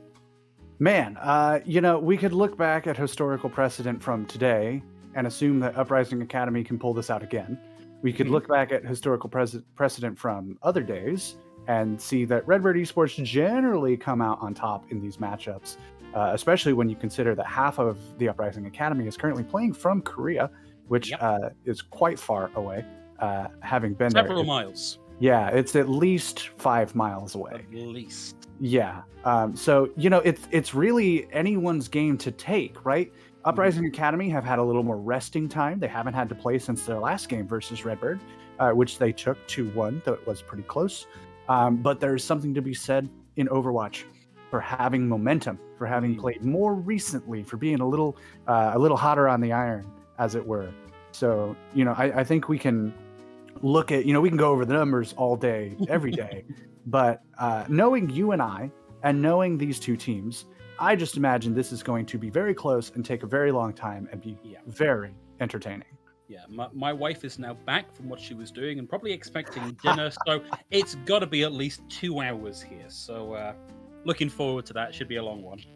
Yeah, well, you know, if we get out by like 10 p.m. or something, I think I could probably ask for extra money for this. Cool. So you heard him, boys. Keep it going. Why not? Yeah, like let's do like 6 maps or something, like at least. Like I'm talking like Boston, Houston levels. Maybe not quite as memey. I don't know. I think this will be really, really entertaining. I think these are definitely the 2 best teams in North America by a country mile. Well, Shoes Money Crew definitely wanted to kind of step into that conversation, but we're just barely denied. Yeah, that was very close. That was. Yeah, I mean, that's like, whoa.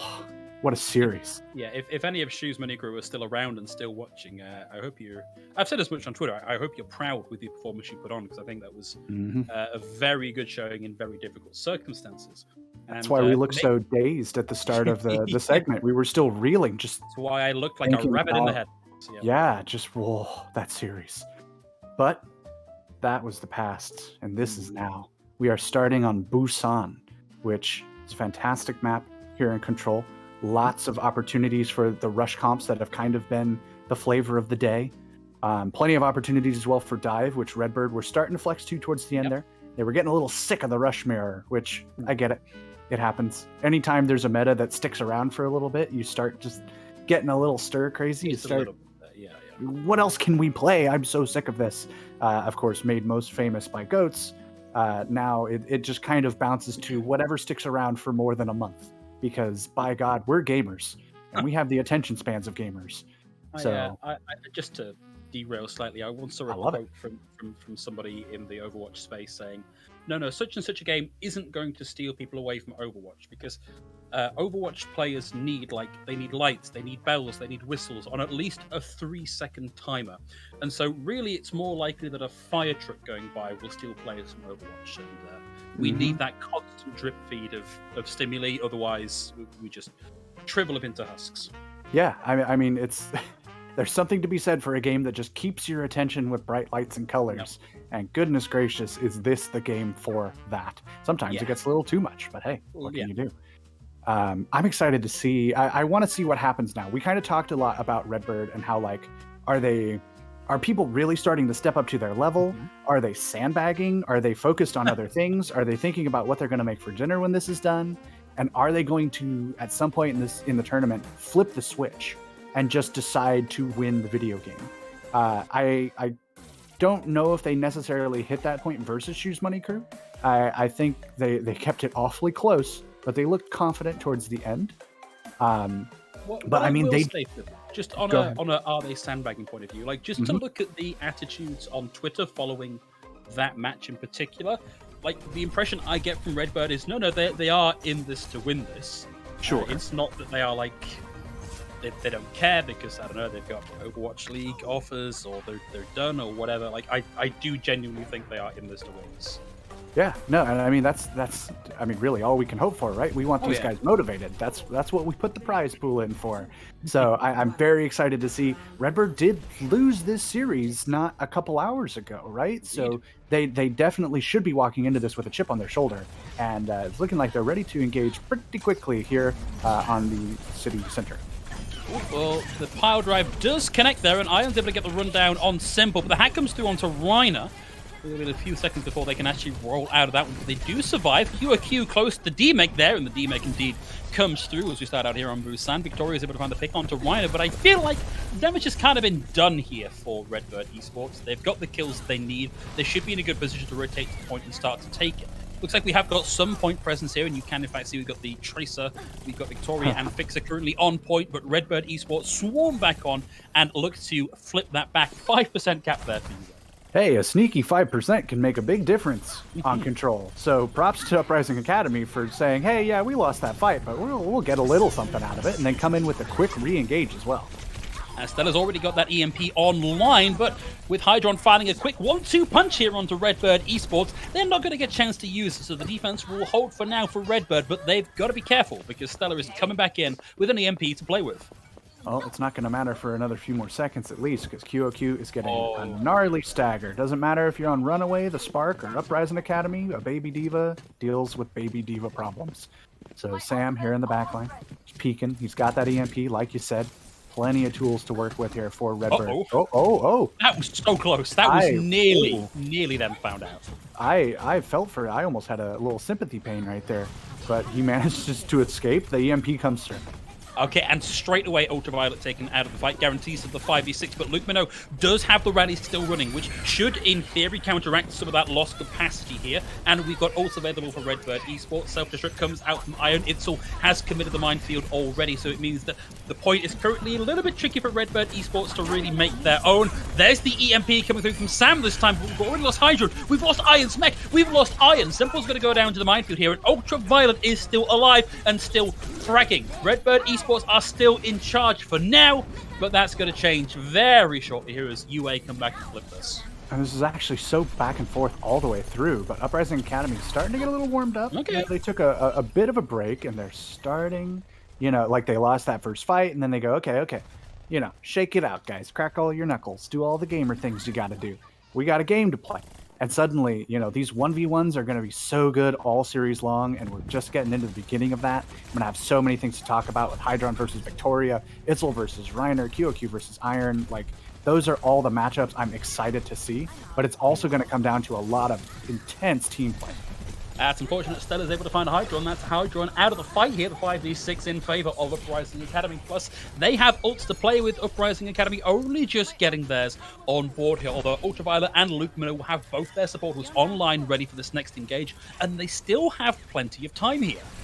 Sure, yeah, I mean, with 82% built, you certainly don't need to be rushing towards the point. You can take a couple fights to figure things out, build up your ultimates, draw out some of theirs. The Pulse Bomb and the Transcendence especially would be great to pull for Redbird. If you can walk in without those, like, threatening you, you're in a good spot, and here that goes.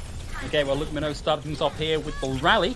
A lot of over armor, which means that stick is not going to connect in a meaningful way here. Did a lot of damage to Reiner, but didn't take them out of the fight. And Stella with the EMP finds Ultraviolet before that Transcendence can come online. And Uprising Academy just mow down Redbird Esports. And we are inching closer and closer to last fight territory here on Busan Downtown. You and I voted Stellar for MVP of the last Uprising Academy versus Redbirds match, and that is exactly the reason why. His EMPs are so timely, so clutch, and the follow-up on them is fantastic. You can get a big EMP all day, every day, but if you don't get anything done with it, you might as well have never pressed Q at all. But not with Uprising Academy. They get things done with this ultimate. Now Sam has a chance to answer back. Bit of early pressure there onto Stella and Victoria, who are going to be a little bit late for this fight. The EMP comes out, that's going to hit 3, but Simple Fixer and Victoria, whilst being EMP'd, survive through that. In swings Ultraviolet with the Transcendence running. That's going to be the DMX onto Iron, however. And Simple is going to go down here. Redbird Esports starting to scramble back a little ways here. Hydron with a pulse bomb. Spots potentially meaty target. Some damage done there onto Itzel, but the adaptive shields stop that connecting in a meaningful way. But Redbird Esports have flipped this back. It's going to go to 99.99 on our opening map. Yeah, last fight territory here. QOQ does have a bomb. Simple does have the Transcendence. Not a lot on Redbird's side at all. Iron gets back in the mech here, does have the Diva Bomb himself, but not a ton to work with, and Stellar is close to that EMP. So in a long fight here, Uprising Academy have the edge. Okay, it's sort of start things off with Minefield over the point. Maybe not the most group gathering they would like. Gets the run over, but I believe Iron has the flight there, so back onto point with that. But there's a lot of space gained by these mines so far. Iron with self-destruct dropped onto the ground and finds two! Hydron's able to get Simple here as well, and Redbird Esports do enough to drag that over the line. It's 100-99 on Downtown. I mean, ultimate advantage all you want, but a bigger Diva Bomb is going to change the course of that fight irrevocably. So even though the EMP comes in, even though the Diva Bomb comes out from QOQ, not a lot gets done with either of them. And Iron says, guys, let me show you how we do it over here and wherever he's from. In America, I think. And Uprising Academy, we probably could, but, you know, the metaphor is already breaking down, so I'm going to move on. Uprising Academy, right? You come in with that advantage. You come in on paper looking like that fight is done and dusted. But again, Redbird Esports love to step up in the moment and do what needs to be done to pull out the W. And now we are starting on Sanctuary with a 1-0 advantage in their favor. Indeed, a bit of a wrinkle here. QOQ coming out of the Sigma compared to Iron's Diva, so no longer the mirror matchup here. Let's see how that plays out over the course of this map. So the Discord onto Sam for now, and Reiner receiving the stun. Team's jockeying for position, but Iron finds the first kill. Reiner down, Ultraviolet down. So whilst Redbird Esports may have got the first pick on the board, it has just been trades every other way so far. Hydron and Sam get in and round out what is maybe the last 2 or 3 kills before this fight breaks down, and it's an early cap for Redbird. Yeah, QOQ happy to back away there. He is normally a tank that could get caught out if Redbird were so inclined, but, you know, the point is pretty important, so they have to go over there and handle it. I like the move to Sigma. I respect it. I think a lot can get done. I think it can slow down the composition that Redbird really wants to play. The accretion especially can really force you to pause. And the kinetic grasp as well can really mitigate Hydron's effectiveness if he's smart about it. But Reiner, Doesn't care about any of that. He's a ball. He's swinging around. QQ is being bullied here, like alive through this care of his supports, but not being given a second's respite. And Ryan lands the big slam onto QOQ, and they are out and back to spawn. Redbird Esports didn't have to commit anything in that fight, and they hold onto it and have DPS ults in this next one. For a second, it looked like Reiner was girl bossing a little too close to the sun, but he manages to make it out alive. Uprising Academy coming back with quite a few ultimates close at hand. Redbird have a few of their own, but I think it's going to be a pretty even fight overall in terms of ultimates. No clear advantage on either side, except maybe the supports, just a smidge. And 55% in building. Sam comes in with an EMP. Beautiful. And that's simple down already. QOQ not long after that. And I was looking at this race between QOQ's ult and Ultraviolet's ult. Ultraviolet will have this in the next fight, and Redbird Esports win this out handily. Hydron looking for a couple of extra kills here, has to duck back into the Mega Health Pack room. Reiner is back and has the minefield ready to go. Over in the distance, however, Itzel has found the pick onto Sam with the minefield. It feels like a weirdly timed one, though. I don't know if they'll be able to capitalize on that as well as they'd like to. Reiner just doing crazy things with the Wrecking Ball. I do not understand it. I am in plat. But Uprising Academy coming back now with an EMP advantage. Please, no, I have a family to feed. With the EMP advantage is actually going to be pretty big, and they have to use these ultimates. It's now or never on this map. Okay, that's one on the board already. Hydron finds nothing with that one, but Sam gets in and deals with Victoria with a little help there from Ultraviolet. Out comes the minefield from Reiner, and it's going to be Minesweeper duty from Simple. This time pops it and starts to move their way in onto the point, but it's 99-0 here. Uprising Academy have a couple of DPS ults. It's only going to catch Hydron there with the EMP, who makes himself scarce. Gets around the corner. In the meantime, Itzel is down. QOQ is out of mech. Simple picks her both down here, and Redbird Esports are challenged on Sanctuary here, and that's going to be a 100-0 with Redbird Esports putting their first point on the board. You'll get it one of these days. One of these days. I have a lot of question marks about that last fight. Uprising Academy coming in with so many tools, and I feel like, yeah, you get caught out a little early, like, yeah, Sam gets an early pick, right? But you still have so many tools to come back with, and really the flavor of the meta, like this past year, has been like, okay, if we have ultimates, we can still clutch this out. And they had all these ultimates, and nothing really happened with any of them. They kind of stepped up. Stellar had just like a desperate EMP that really only got one, and then he couldn't even finish off the kill. That was tough. I feel like there was a breakdown in communication, perhaps, where they wanted to start engaging on that last fight, or how, maybe you want to wait for someone and then someone else is like, no, we have to come in and make this happen right now. But the map's the map, and Uprising Academy already making some adjustments here. We got Finale coming in. Indeed. One last thing on the way that last map in particular played out is it felt like Redbird Esports were starting to do the thing we see high-tempo teams do, which is go, no, we're going to take the fight here when we decide we're going to take the fight. They were much, much better at taking space than Uprising Academy, who were just playing a little bit more passively. I think, waiting for respawns together, waiting for things to come back off of cooldown. And if Uprising Academy want to keep themselves in this fight, Redbird Esports can't be allowed to do that. They've got to start matching that tempo.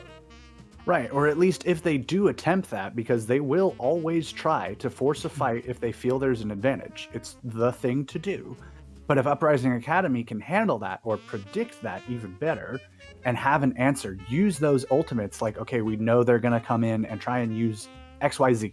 And that's when we counter it with the EMP, right? If when they rush in, we EMP, suddenly they're on the back foot. Even a plan like that did not seem to really come together for them in those last moments. But those moments are exactly the ones you need to clutch out to keep your tournament life alive. I mean, just to win the tournament. We shouldn't even be talking about lives at this point. This is grand finals. It's not like there's anything else to do. Yeah, leave it all out on the field, guys. This is it. It's are you coming away with the grand prize, or are you coming away with a still pretty good consolation prize, just not quite as good as the main prize. But we actually have our next map locked in. We're going to a payload map next, and it's going to be Dorado, which we've seen a couple of times here, but worth noting, this is Uprising Academy's map pick for the second map in a row. Yes, yeah, it is. So they came in obviously as the higher seed, having stayed in the winner's bracket, got to choose Busan, but were still taken to task, and now they choose Dorado. They seem to think that they're pretty prepared for this map. We've talked a bit about Echo being a prominent pick here. We've seen plenty of the standard kind of Reinhardt rush. We've seen some Winston jumping in. Reiner seems to be feeling himself on the wrecking ball. I could definitely see a little more of that. But I'm really curious to see what Uprising Academy's answers are and how they adjust, especially with Finale having jumped in. Yeah, the assumption is there is a specific strategy in mind here, given that Finale is in. They wouldn't have done that if it was just like, oh, we just want to rotate through all our players. Like, there is a game plan in the offing here, right? And whether that is whether that's that they feel that Finale is just a more competent, more flexible pick, or if there is a specific hero pick in mind Finale, I guess we just got to wait and see. For Redbird Esports, though, there are no changes. This is the same powerful roster we've been seeing all day today, so UA know what they've got to deal with here. Sure, yeah, and I have to assume, right, the Finale is more of the traditional projectile flex DPS sort of guy who's coming in to obviously play some Echo, most likely, maybe jumping into some Reaper or something like that. Obviously, Uprising Academy running some Tracer Sombra, which is as classic as it gets for Korean teams, especially. If you want to look at it from a regional perspective, Tracer Sombra has been bread and butter for years at this point. But you got tons of options on Dorado, and you want to be able to take advantage of that high ground and really apply some pressure on some long rotations, maybe. We saw that clever sim teleport coming out of spawn from Shoes Money Crew. Really enjoyed that. I think teams could really take advantage of that, try and pull out some funny angles on attack. But Redbird will actually be attacking first. We're just waiting for a quick ready check before we jump into the game. Yeah, I do feel like as entertaining as that rotation was, any team that has now seen that, it's incredibly telegraphed, right? It's not like it's a sneaky teleport. It's, oh look, I can see that's a teleport off in the distance. And there they all go. You're just seeing them run across your screen and going, well, what are they doing? Oh, I know exactly what they're doing. Yeah. So it would be fun, I think, to see maybe how another team handles that. Like, do they go for two of those, right? In theory, if you kind of hole up in that side room, you could then teleport over that wall, like towards where the first point ends, which we've kind of seen as a Widowmaker spot in the past, or as a Pharah or Echo spot in the past, like a nice flank spot. But what if you got your whole team over there? That'd be kind of fun. I don't know. We're just spitballing at this point, folks.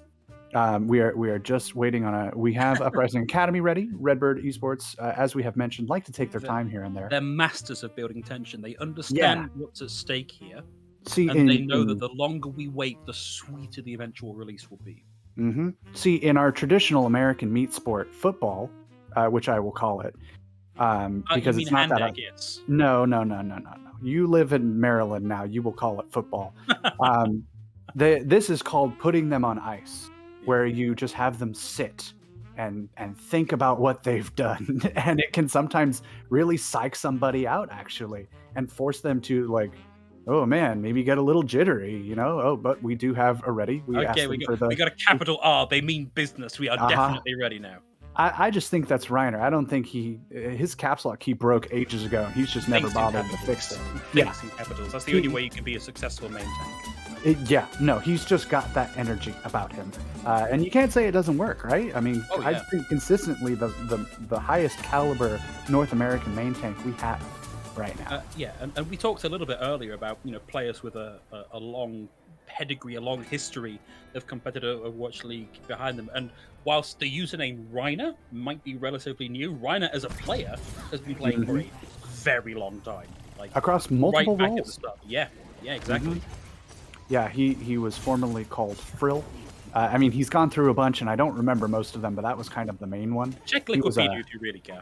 Yeah, exactly. He was a flex DPS. He was actually known for his May, and he played for a little team called Second Wind, which were kind of proto Redbird a couple years ago. Like, this is a spiritual successor of Second Wind, you could say. And they needed a main tank 1 week because the tier 2 shuffle is unforgiving, and you just lose players all the time. It happens. And he said, sure, I'll play Ryan. How hard can that be? You just swing your hammer. And something broke in him that day and unlocked, and he was never the same. But in a good way. He's just real good. So you can't really hold it against him that he became a raving lunatic. He do be playing the game well. Yeah, because he do be playing the video game, as they say. And here he is again on the wrecking ball. Again, this is he's been starting to feel this a lot today. Not that he hasn't ever like played this before. This is a pretty staple pick for him. But I think they're trying to pull away from that Rhine dive and really just throw some chaos into the mix. And of course, Wrecking Ball is built for nothing else but mayhem. And it's Rhino with the first assassination there. Simple down, and Ultraviolet now lapping Simple in terms of ultimate charge. Finale playing at a back angle here, takes a lot of damage and is now away from the supports. Reiner chases them down, and Finale is out of the fight. So Redbird Esports in a great position to start to make this map their own. Uprising Academy forced right the way back, and they just give up point A. That was perfect from Redbird. We didn't even get through like a single back and forth there. It was just done. Like I'm spinning. I'm dizzy. Goodness gracious. Yeah, I mean, okay. Nice. Okay, that's a good answer. That's a good way to say, hang on, slow down. Yeah, Sam now back in on the Echo, lands the stickies, but takes some splash damage there as Itzel goes back through them with the stickies. But Iron's going to find that pick, and Itzel is now down and out of the fight. Uprising Academy, Sans main tank here, suddenly lose a lot of engaged potential, and Redbird Esports are still happy, hale, hearty, and healthy, and ready to take this next fight. There's Iron with the self-destruct up onto the high ground to try and deny some of the space from Uprising Academy. Banana takes a bit of a winging and has to back away, and Stellar and QOQ find the opening picks here. Self-destruct finds Finale. You cannot let that happen to yourself as the Echo. You cannot be caught out by such a slow-moving ultimate. There's still a momentary advantage for Uprising Academy in terms of numbers, but they will have to deal with Ultraviolet's Transcendence. That's in the offing very shortly, and Luke closing in on having a rally here as well. Stellar with the drop down, 67% on the way to a full spawn, but Hydron has one of their own to play with here. We see Sam pick up the duplicate onto the Tracer. Not a common duplicate here. Need to be very confident of yourself. As a lob on the pulse bomb, no connect, but in the chaos, Simple is able to find Reiner. The payload has now moved around that final corner, and Redbird Esports momentarily in charge. There's the pulse bomb from Hydron, and Simple is down with that Transcendence still in play. We're seeing ults coming in here as soon as they are coming off cooldown. Finale now with the duplicate picks up the Diva. A lot of high ground control given over to them. Stella's able to find the pick onto Hydron, and Finale is taken out of that duplicate. Uprising Academy slowly work their way into a hold here. Redbird Esports are going to have to go back and rethink this. Felt so bad for Stellar at the start of that fight. You had Hydron on the Tracer and then Sam as the dupla Tracer. And I think if I had to deal with two Tracers, I would just immediately flash back to 2016 and just fall over sobbing. So good on Hydron, or good on Stellar, excuse me, who's been around for that long, just about. Keeping his head and staying alive through that fight, really bringing things back. Finale with the Echo duplication was also pretty solid. Hydron actually got the stick onto Fix's shield, and the splash damage killed Simple, which was a fun little wrinkle. I felt pretty bad for him there, but hey, you're a Zen. You should know that's coming. And now Uprising Academy, they have stabilized, right? They're here on the high ground. They have a good chance to hold, but the opening engage already coming from Reiner. That is a nice wide spread on the minefield there. Makes it very difficult for UA to get down and contest this cart, which means that Reiner can just start to move this away from where the high ground control is properly advantageous for Uprising Academy. That's going to force out the Transcendence here from Simple, who drops down onto the low ground, but Fixer is already down. The Transcendence not enough to help them survive through the burst damage provided there. Stellar down here. Hydron with a pulse bomb, close to the distance, finds the Sen, finds this Diva, looking for the DMech. Won't need the pulse bomb here. Happy to hang on to that as we move into point C here with 4 minutes plus on the time bank. Right. I mean, that's as good as you could hope for here for Redbird. You got a big ult advantage coming through. You got a big time bank on a map that doesn't even always finish. Dorado is tricky like that, where sometimes you'll get held well before you ever even get here. And now Uprising Academy, you got a few tools to work with. You got a rally that can come out right there, and a pulse bomb as well. But what can you do with it? What can you make happen here? And interestingly, we've got the duplicate onto the Wrecking Ball here. Another thing that we don't see all that often. Sam's going to pick that up, and it is kind of a Newton's Cradle over here in Uprising Academy's spawn. Wrecking Ball bouncing off of Wrecking Ball. Won't find the ultimate here, but did get a lot of space gained as a result of that.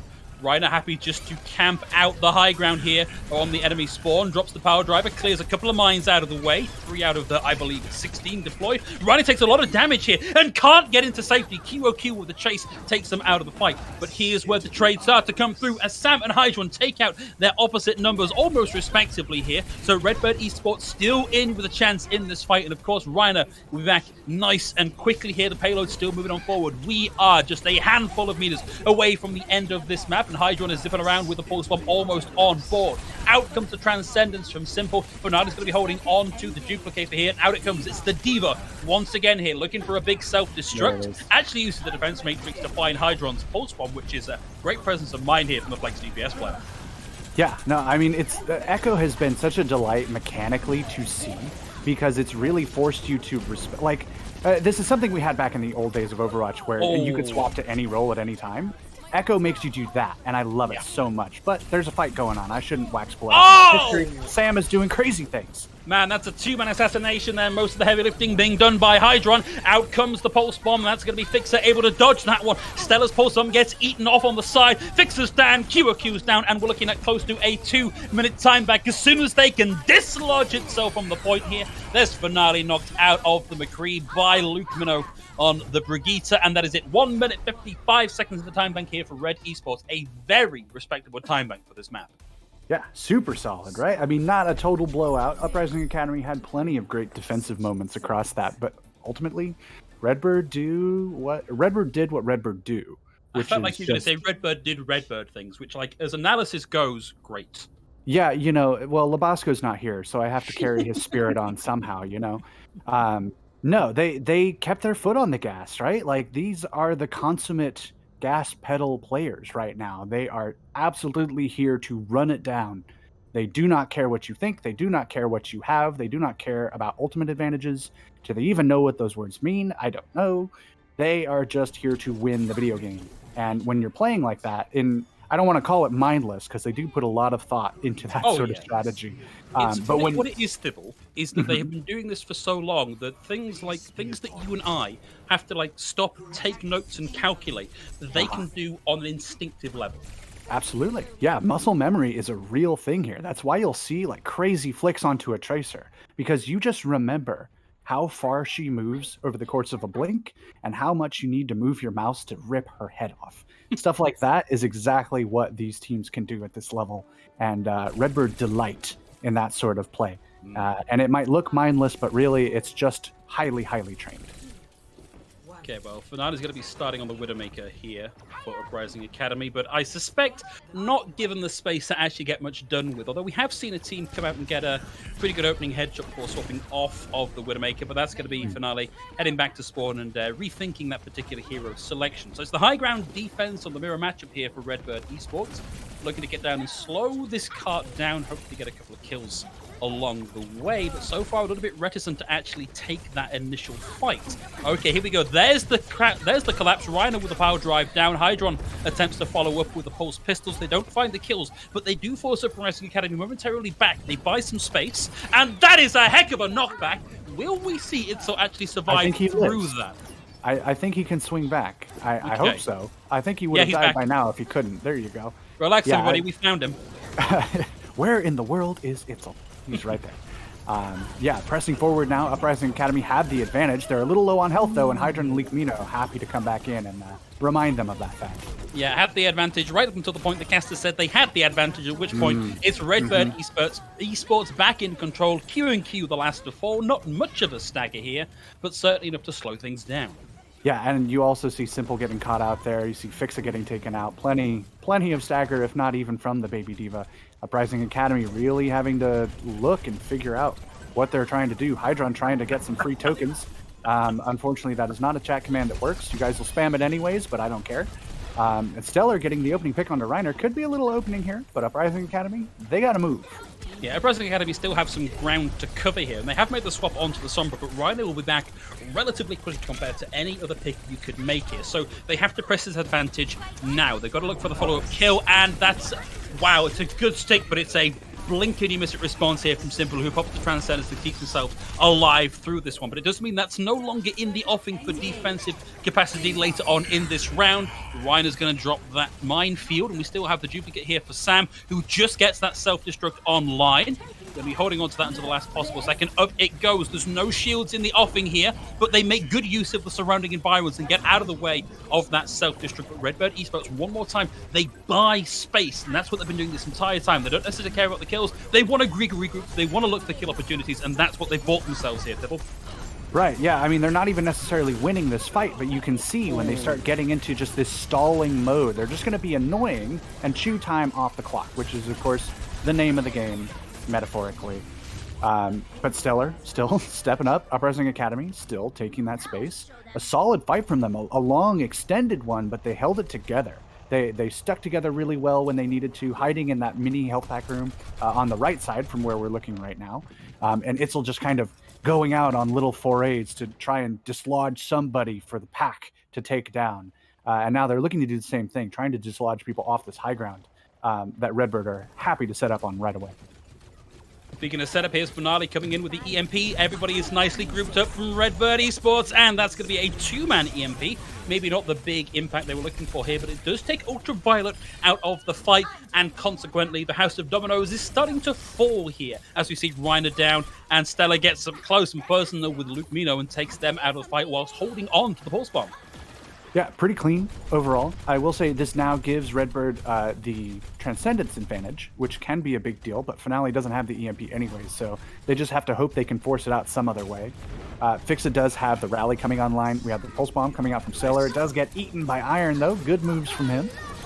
And an opportunity here for Sam with the duplicate up on the high ground. Lands a lot of damage there with the splash from the stickies onto QOQ, who does have to make themselves scarce. And Fixer is down here already. The rally is over and done with. And here's a duplicate. One more time, it's going to be the Diva.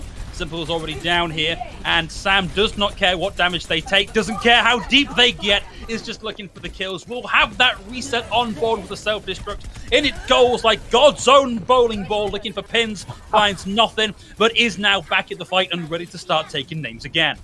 I need like a dictionary of these. Do you have like a little pamphlet or something with like translations? Like, these are great. God's own bowling ball.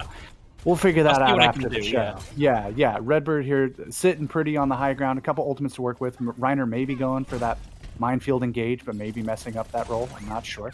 Hydron close to the Pulse Bomb as well. Plenty of potential to break this up in the church here. Yeah, I think there's a little bit of scouting going on from Reiner here, who at the very least gets the information on where Uprising Academy are rotating, and the rest of the comp then closes the distance and finds two key picks. That's both supports offline. Uprising Academy, unless they can find frags here, are just grist for the ult charge mill. Yeah, Stellar's dead body fell onto that health pack. And boy, if I had a nickel, I'd have about 85 cents. Wow. Yeah, that's, do the math.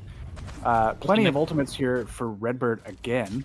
Still holding on to things. Only really used the rally there. The Uprising Academy a little more expensive. They're a little farther behind, but they do have the Transcendence at least. If we're looking like projecting forward for Time Bank at the end of Point C, if they can complete, it's already looking a little bit sketchy for Uprising Academy, who do need to start to up the pace.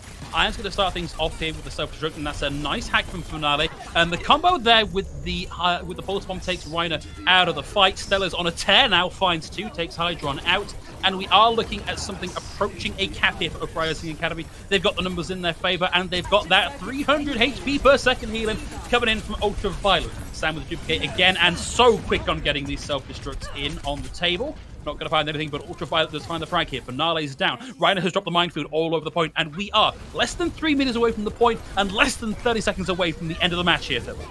Absolutely. Yeah, Uprising Academy starting out strong. Stellar going on that little tear, a couple ultimates coming out, but Redbird just held on to everything until they had used what they had. And then suddenly you come back with a massive ult advantage, not really any picks, 10 seconds left, and we could be looking at an early 2-0 lead here for Redbird. At the very least, it is going to be a difficult time bank. There's the 1-for-1. Simple traded out for Luke Minnow, and arguably more healing taken off the table here by losing Luke Minnow. But Redbird Esports have the numbers advantage now. Uprising Academy are scrabbling for additional picks. They're scrabbling to get on the point and keep themselves in this fight. Hydron has no problem at all getting right up in QOQ's face. There's the D-Mech, finally care of Reiner here. There's the death of the little Diva, and this is looking like Redbird Esports looking to find their second point and move forward to not just match point, but tournament point. One game away from securing the bag. Right, yeah, I mean, just comprehensive showing coming out from Redbird. If they had been sandbagging, they're certainly not now, and I'm not implying that they were. Please all don't out of yell at me on sandbags. Twitter. Yeah, they have thrown those all in the trash. Because these guys are playing lights out. They're maintaining their ult economy so well. They're winning the 1v1s pretty much all the time. I will shout out Stellar, who has been doing, stellar. But just in general, right? Like, this composition seems to suit Redbird a little bit more. They're just playing the style they want to play, and in general, they just look like they're running real hot right now. They really do, and they are still hopefully going to be running hot in about 5 minutes' time when we return from a break. Stay glued to your seats, everybody, because we'll be back with what could be the last map of the Florida Mayhem Fall Classic, presented by Zaxby's. We'll be back in a couple. Attention! Listen up. This has gone on way too long. If we're gonna win this thing, we've got to go big.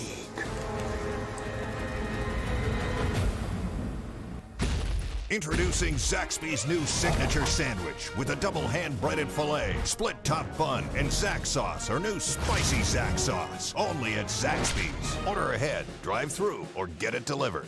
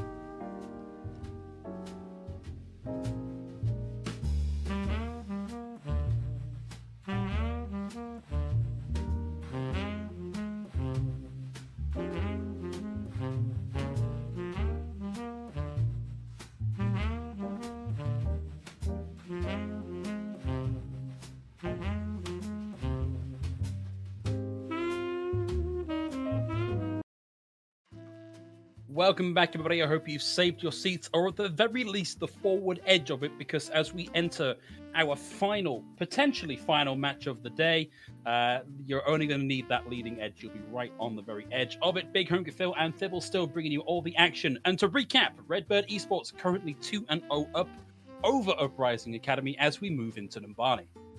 Yep, this could be it in theory. This is a first to 3 series.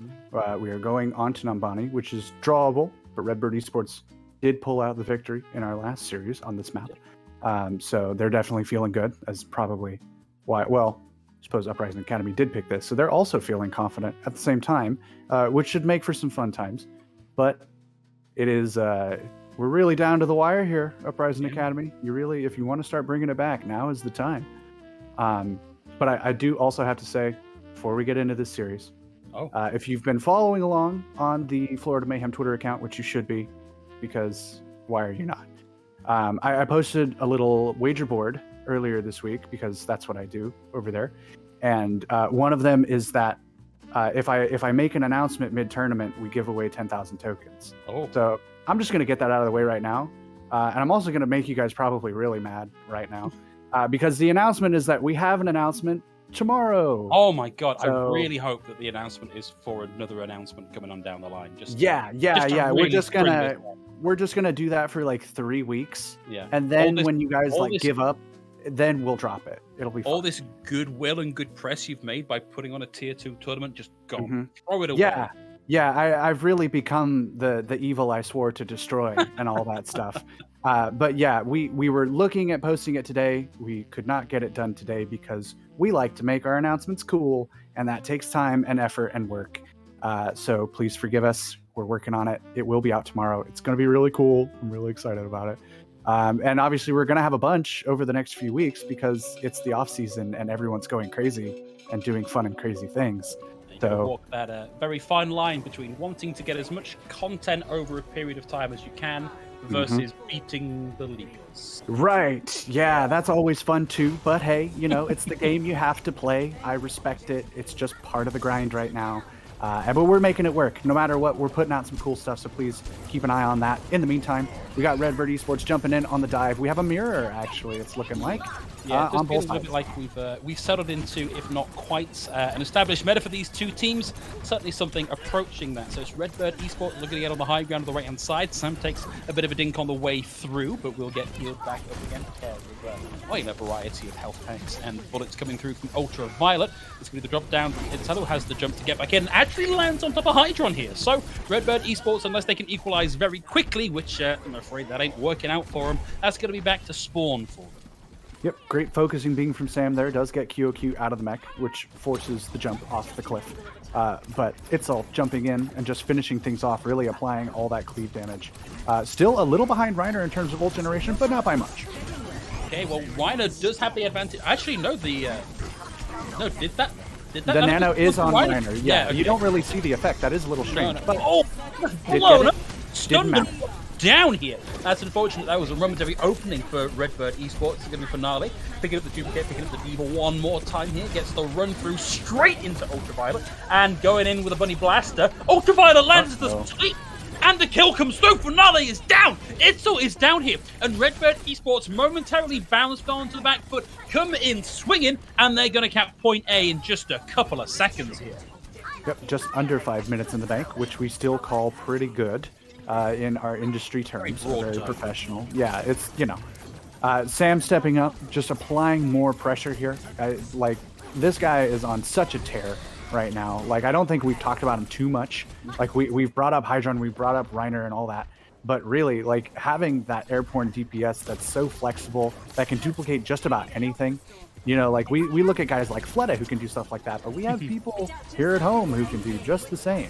Yeah, any of these people could be, in theory, the next Fled, but Itzel's able to find the first pick. Ultraviolet down, Simple down as well. Even Stevens across the board in terms of picks here, and Itzel goes ham with the fist, looking desperately to try and get Luke Mino over the side, but can't do it. There are too many recovery tools available for them. In the confusion, however, Fixer's able to find Hydron, securing the 5v6 for Uprising Academy. Reiner back to the team, but they are now in charge of the cart as Ultraviolet lobs in the potion from distance, looking to try and keep Rhino alive here as they take a lot of pressure up on the high ground.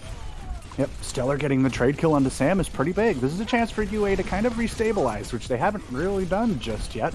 But there's still plenty of pressure being applied. Hydron happy to bounce around on that top edge right there and just cause some trouble. Just be annoying. Hydron's looking to be the next player to get an ult on the board at 85% towards having an ultimate. The QOQ is large and in charge on the point for now. We'll have that self-destruct there for the reset. And it's going to be Ultraviolet that kicks things off here. Stella is down, Fixer is down, and QOQ is just throwing that in at the back as like a attack that instead. Don't hurt me, let me get away. And Fernand is going to be down here so Redbird Esports can keep applying the pressure. And I think actually that QOQ's bomb was going to go over that little car into the street. And Lugmino actually stunned it and made it stop, which is a thing you can do, which is silly because it's a massive nuclear explosion and you're a Swedish chick with a shield. But hey, it's a video game. Things happen. The nano engage from Simple here could be a chance. They still need to restabilize, right? They still haven't made that happen. Yeah, Finale going down. I don't know if it's going to continue. QOQ already out of the mecha, as well as Reiner getting in with the nano boost, taking out one of Uprising Academy. We do see it go through onto Hydro, but he's able to rewind through that. Lands the stick, and Simple is down. Fixer is down. No supports available for Uprising Academy. The main tank is off the table here. Yes, Finale may have got a pick, but they are going to have to use this duplicate just to keep them in the fight, because we are at the final couple of seconds here. The final couple of minutes of progress goes for the Brig and gets immediately deleted and sent over the edge. Reiner goes in deep there, almost goes over the side. The payload is still kept in contention here by Uprising Academy as they start to progress onto the point. There's a beautifully placed bomb here by Iron, but there is now enough presence on the point from Uprising Academy, and QOQ with the triple to round out the fight means that Redbird Esports got 3 meters, but no closer to capping. A good little cleanup there, right? Redbird kind of got distracted. They wanted to just like, yeah, let's just go beat up this guy and knock him off the edge of the map. That'll be fun. But there was still a cart to push, and then Uprising Academy had the time to kind of get back together. Like you said, QOQ cleaning up with a nice triple at the end there. This is a pretty solid hold opportunity for Uprising Academy. 3 big ultimates online, not a ton on Redbird's side. About the same, actually, but we're already jumping in. Okay, we're going to go for the Diva pickup once again here, so trying to get that self-destruct online, but they do have to deal with the confusion applied by Itzol with the nano boost in their midst. In goes the bomb deep into the backline, and it's a double! Itzol and Simple down. Simple didn't have the bubble there to keep Simple alive through that, and now it's a big advantage for Redbird Esports. Another nano boost here applied by Ultraviolet, and Reiner lands the stomp onto Fixer and takes them out. Self-destruct's going to come through here, and there's no bubble left. Good use of the carts for Iron to get out of the way of the incoming damage, but they do trade out Ultraviolet here. Bernardi makes a swap over onto the Symmetra, and momentarily makes things a little bit tricky for Hydron, but we are less than a meter away, and that is the cap coming through. And this is a term that we've used a few times today over the course of the matches. That 2 minutes 23 is a pretty good time bank. It is indeed bringing back that very official, professional, specific term.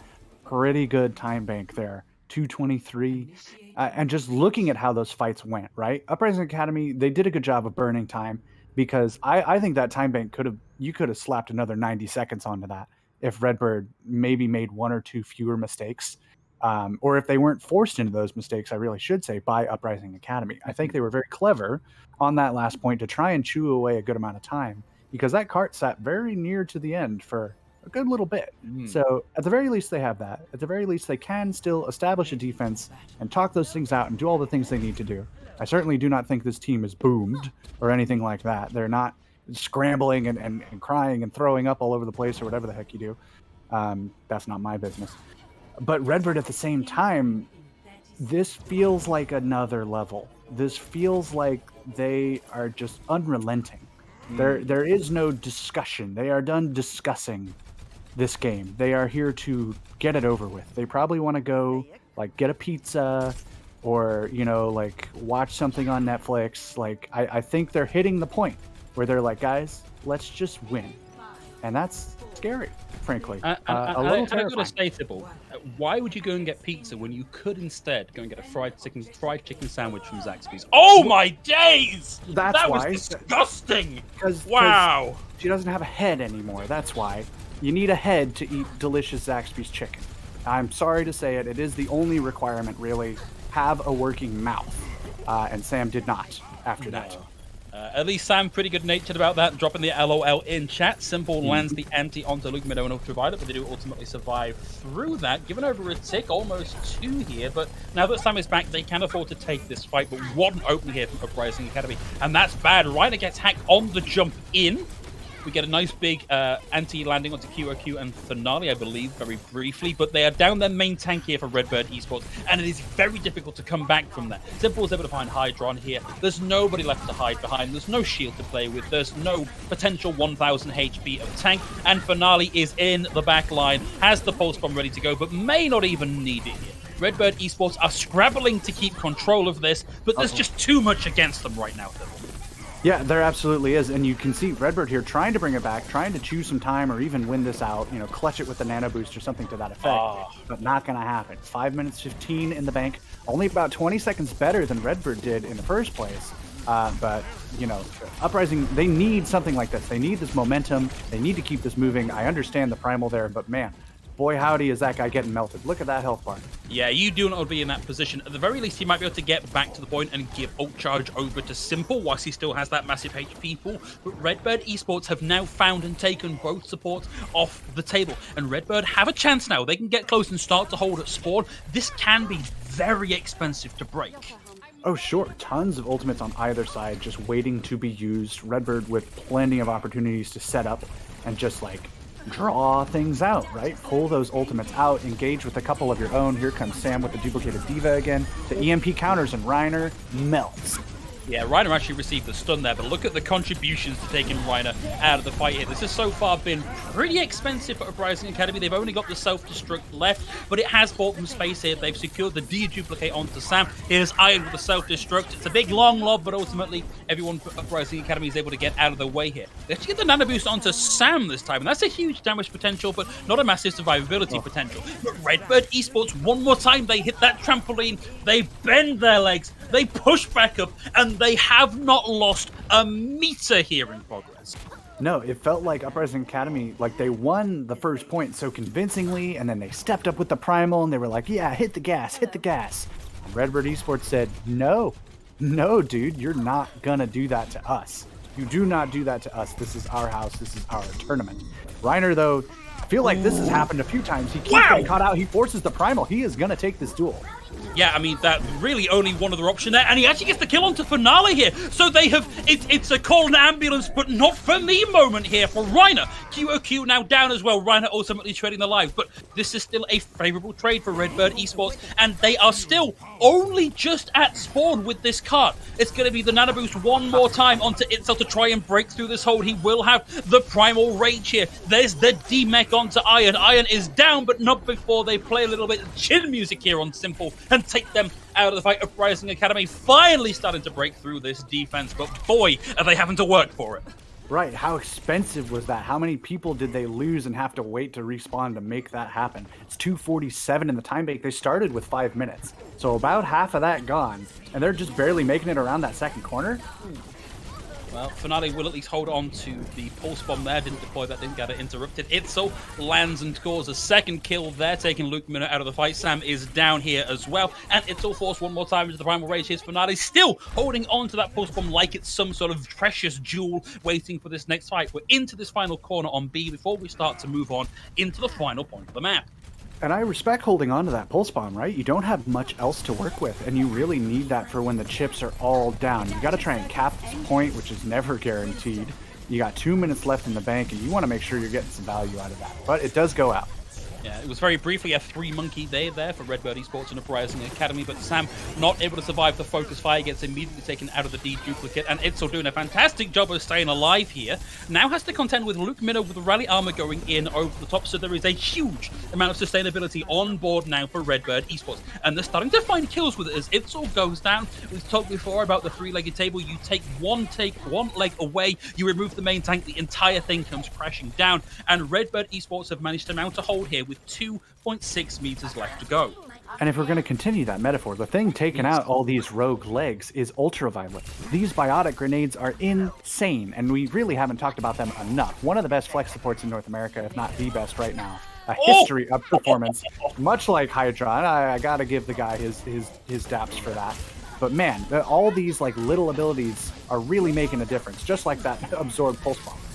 Well, Iron takes Finale out of the fight, and Itzo goes for the jump. Instead, it gets met with a Harambe dart to the face and has to wait out a little bit longer. And now it's Reiner's turn to throw hands in a tiny space, at the very least buy some more of the space themselves. You can actually see them diving through there by the wireframe model. Gets right into the middle of Uprising Academy. Out comes the EMP, this time from Stella. That's going to hit 4, but we're looking for follow-up damage, and so far it is lacking here from Uprising Academy, who are sent more or less back into spawn again.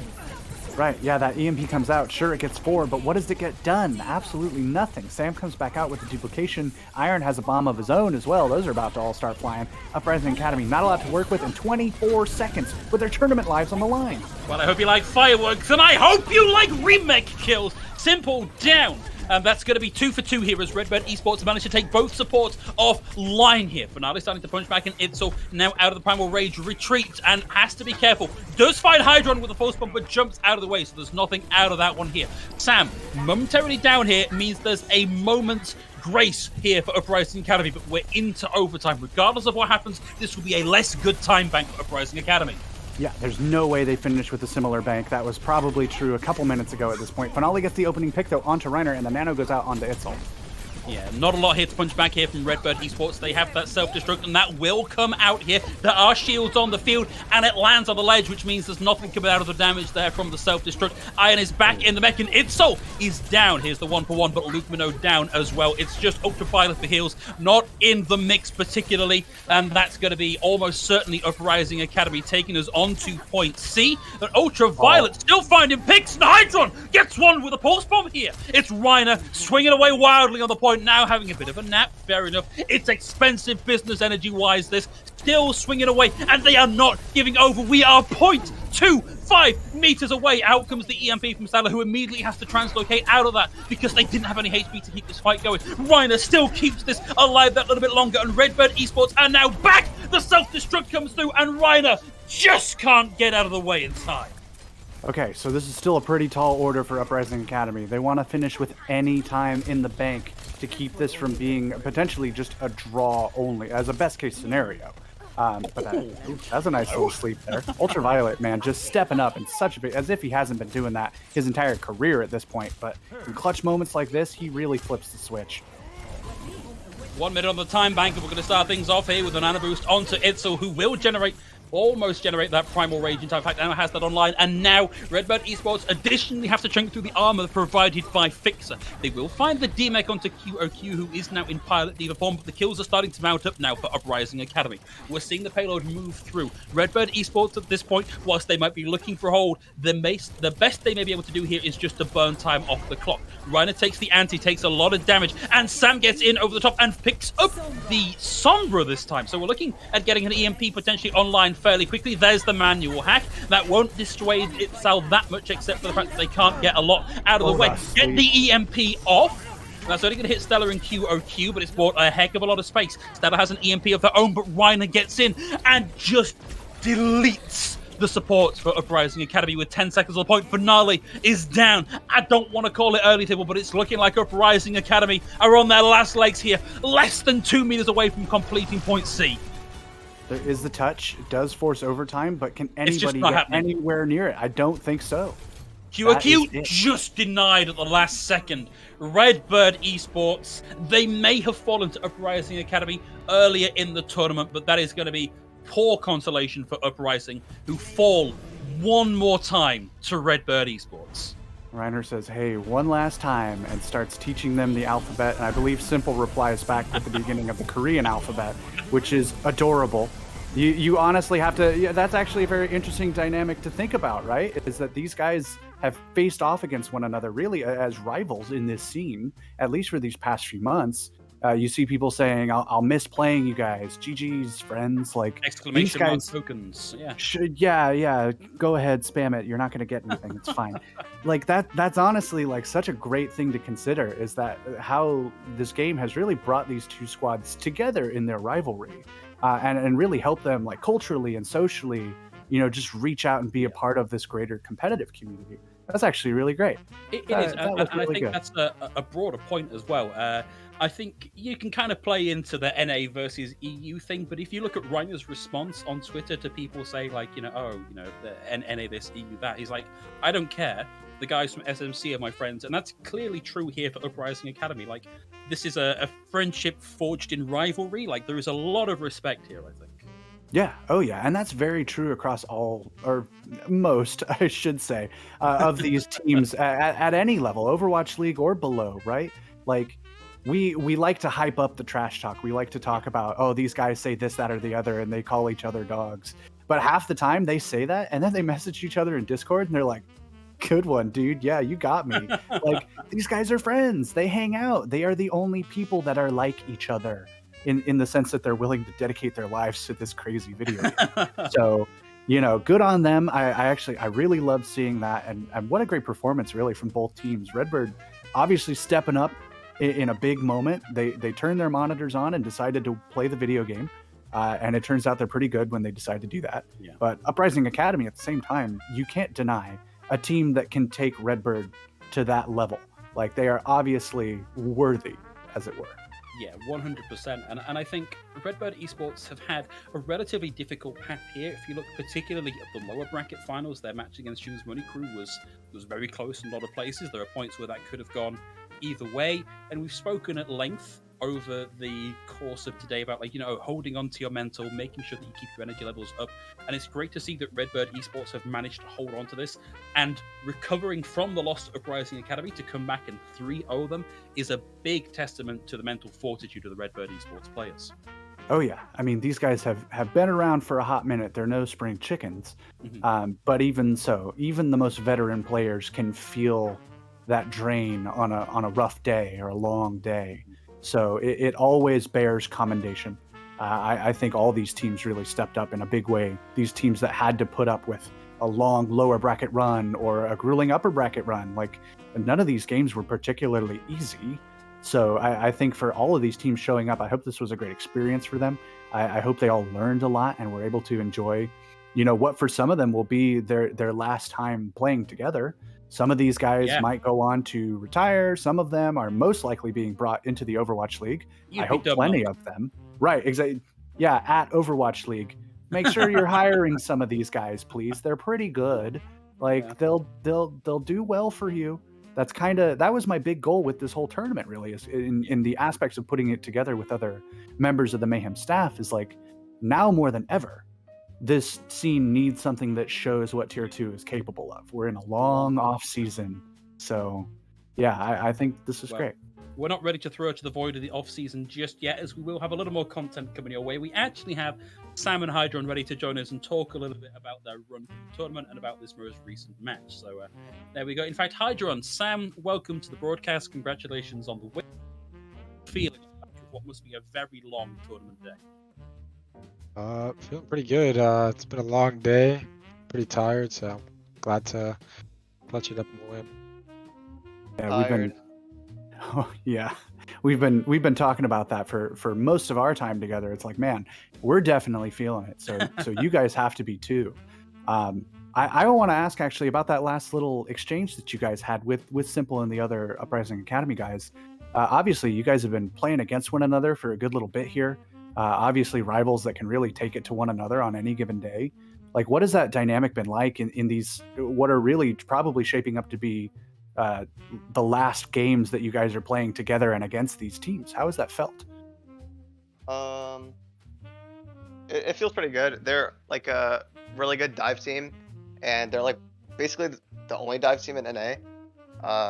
So me personally, I'm like thankful that they're actually playing in NA, because it's like super good practice and just fun to compete against, compared to like, just Arista stuff that you don't really see at a higher level. That's my like personal take on it. I think it's good because they're fresh faces on the scene, and they're newer players, so more players I get to play against, and they're actually good. So it's good to play against good players. I actually want to take us back to the previous match, and maybe my accent betrays my allegiances here, but Shoes Money Crew, I think, maybe gave you a closer run than I was expecting, than we were expecting. What was going on there that was, we've seen you just 3-0 Uprising Academy. What was the wrinkle that Shoes Money Crew were throwing your way? Red Bull. Red Bull. That'll do we it. We were on like 3 hours of sleep. Our sleep schedules are horrible. Oh, okay. Yeah, and then before the last match we had like a Red Bull. But yeah, I don't know why they were talking so much. There were some loud guys on that team. That's often how it works in that region. But you certainly took it to them, so not much more they can say after that. Yeah, I think they were playing on bands or something like tracers and bands. So I don't know. Interesting. Yeah. Okay. Yeah, good to Well, get that insight. Walking away here, champions again. No stranger to victory, you guys. At this point, is there anything? Do you guys have any ritual after you win a big tournament, or do you just kind of say, "Cool, now I have a little extra money"? Like, what's the process after that? After contenders, we'll usually go out to eat. Okay. Okay. But I don't think we are tonight. I think we're going to Walmart.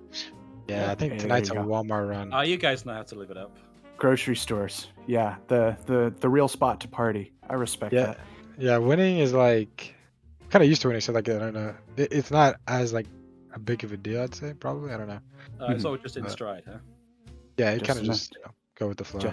Just another day, another tournament won. Yeah, I mean, I expect nothing less from you guys at this point. You guys have been so consistent. So, I mean, obviously, I do kind of want to talk a little about the future, which is a daunting thing, and I know there's probably a lot you guys can't say, but looking at the way this offseason is going and rumors that are swirling or whatever the heck you guys want to look at, like, what are you feeling as we kind of get into this next phase, as we look towards Overwatch 2 and the next season of the Overwatch League potentially? Like, what are your guys' goals with that?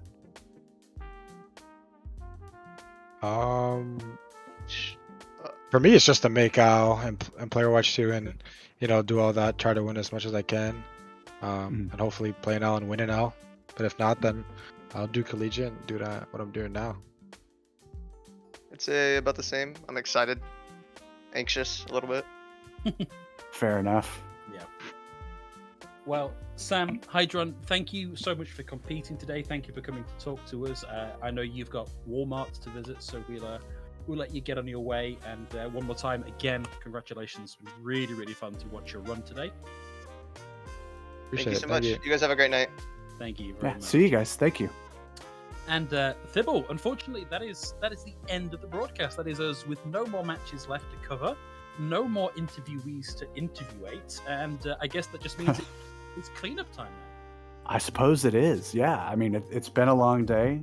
I've been up for way too long at this point, but you carry on, you do what you got to do. It was definitely worth it. I mean, what a day, right? What a slate of games we had. Like, I don't think I could have asked for much more out of this tournament. So very pleased with how everything went. Glad I got to spend it with you. That was jamming. Yeah, So- that was good fun. I enjoyed that. Yeah. Thanks to everybody for tuning in. If you guys are still out there listening to us babble along, like, it means a lot that you come out and watch and support the scene. Like, that's what we do this for, is really just to show some love to the scene that has given us quite a bit. I owe a lot to this wacky little video game that we all love to hate so much, but also just love genuinely. So, thanks. It's been great. Great. Well, that seems like a beautiful note to close on there. Thank you, everybody, for tuning in to the Florida Mayhem Fall Classic, presented by Zaxby's and supported by ROG. Keep your eyes peeled to social media for more from Florida Mayhem, for more from Fibble, for more from me, for more from all of our teams, and we look forward to seeing you whenever it is we see you next. Good night, everybody.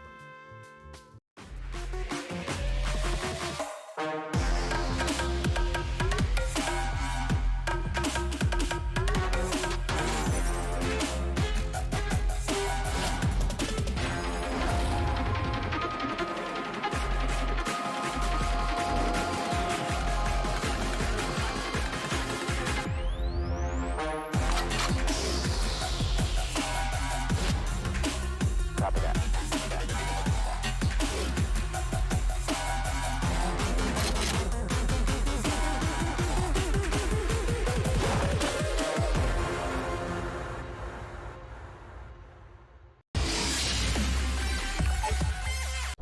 right, soldiers. Today we decide. Are we gonna run and hide, or are we going to fight? They think it's over. Well, they got another thing coming. Because today, we're going big!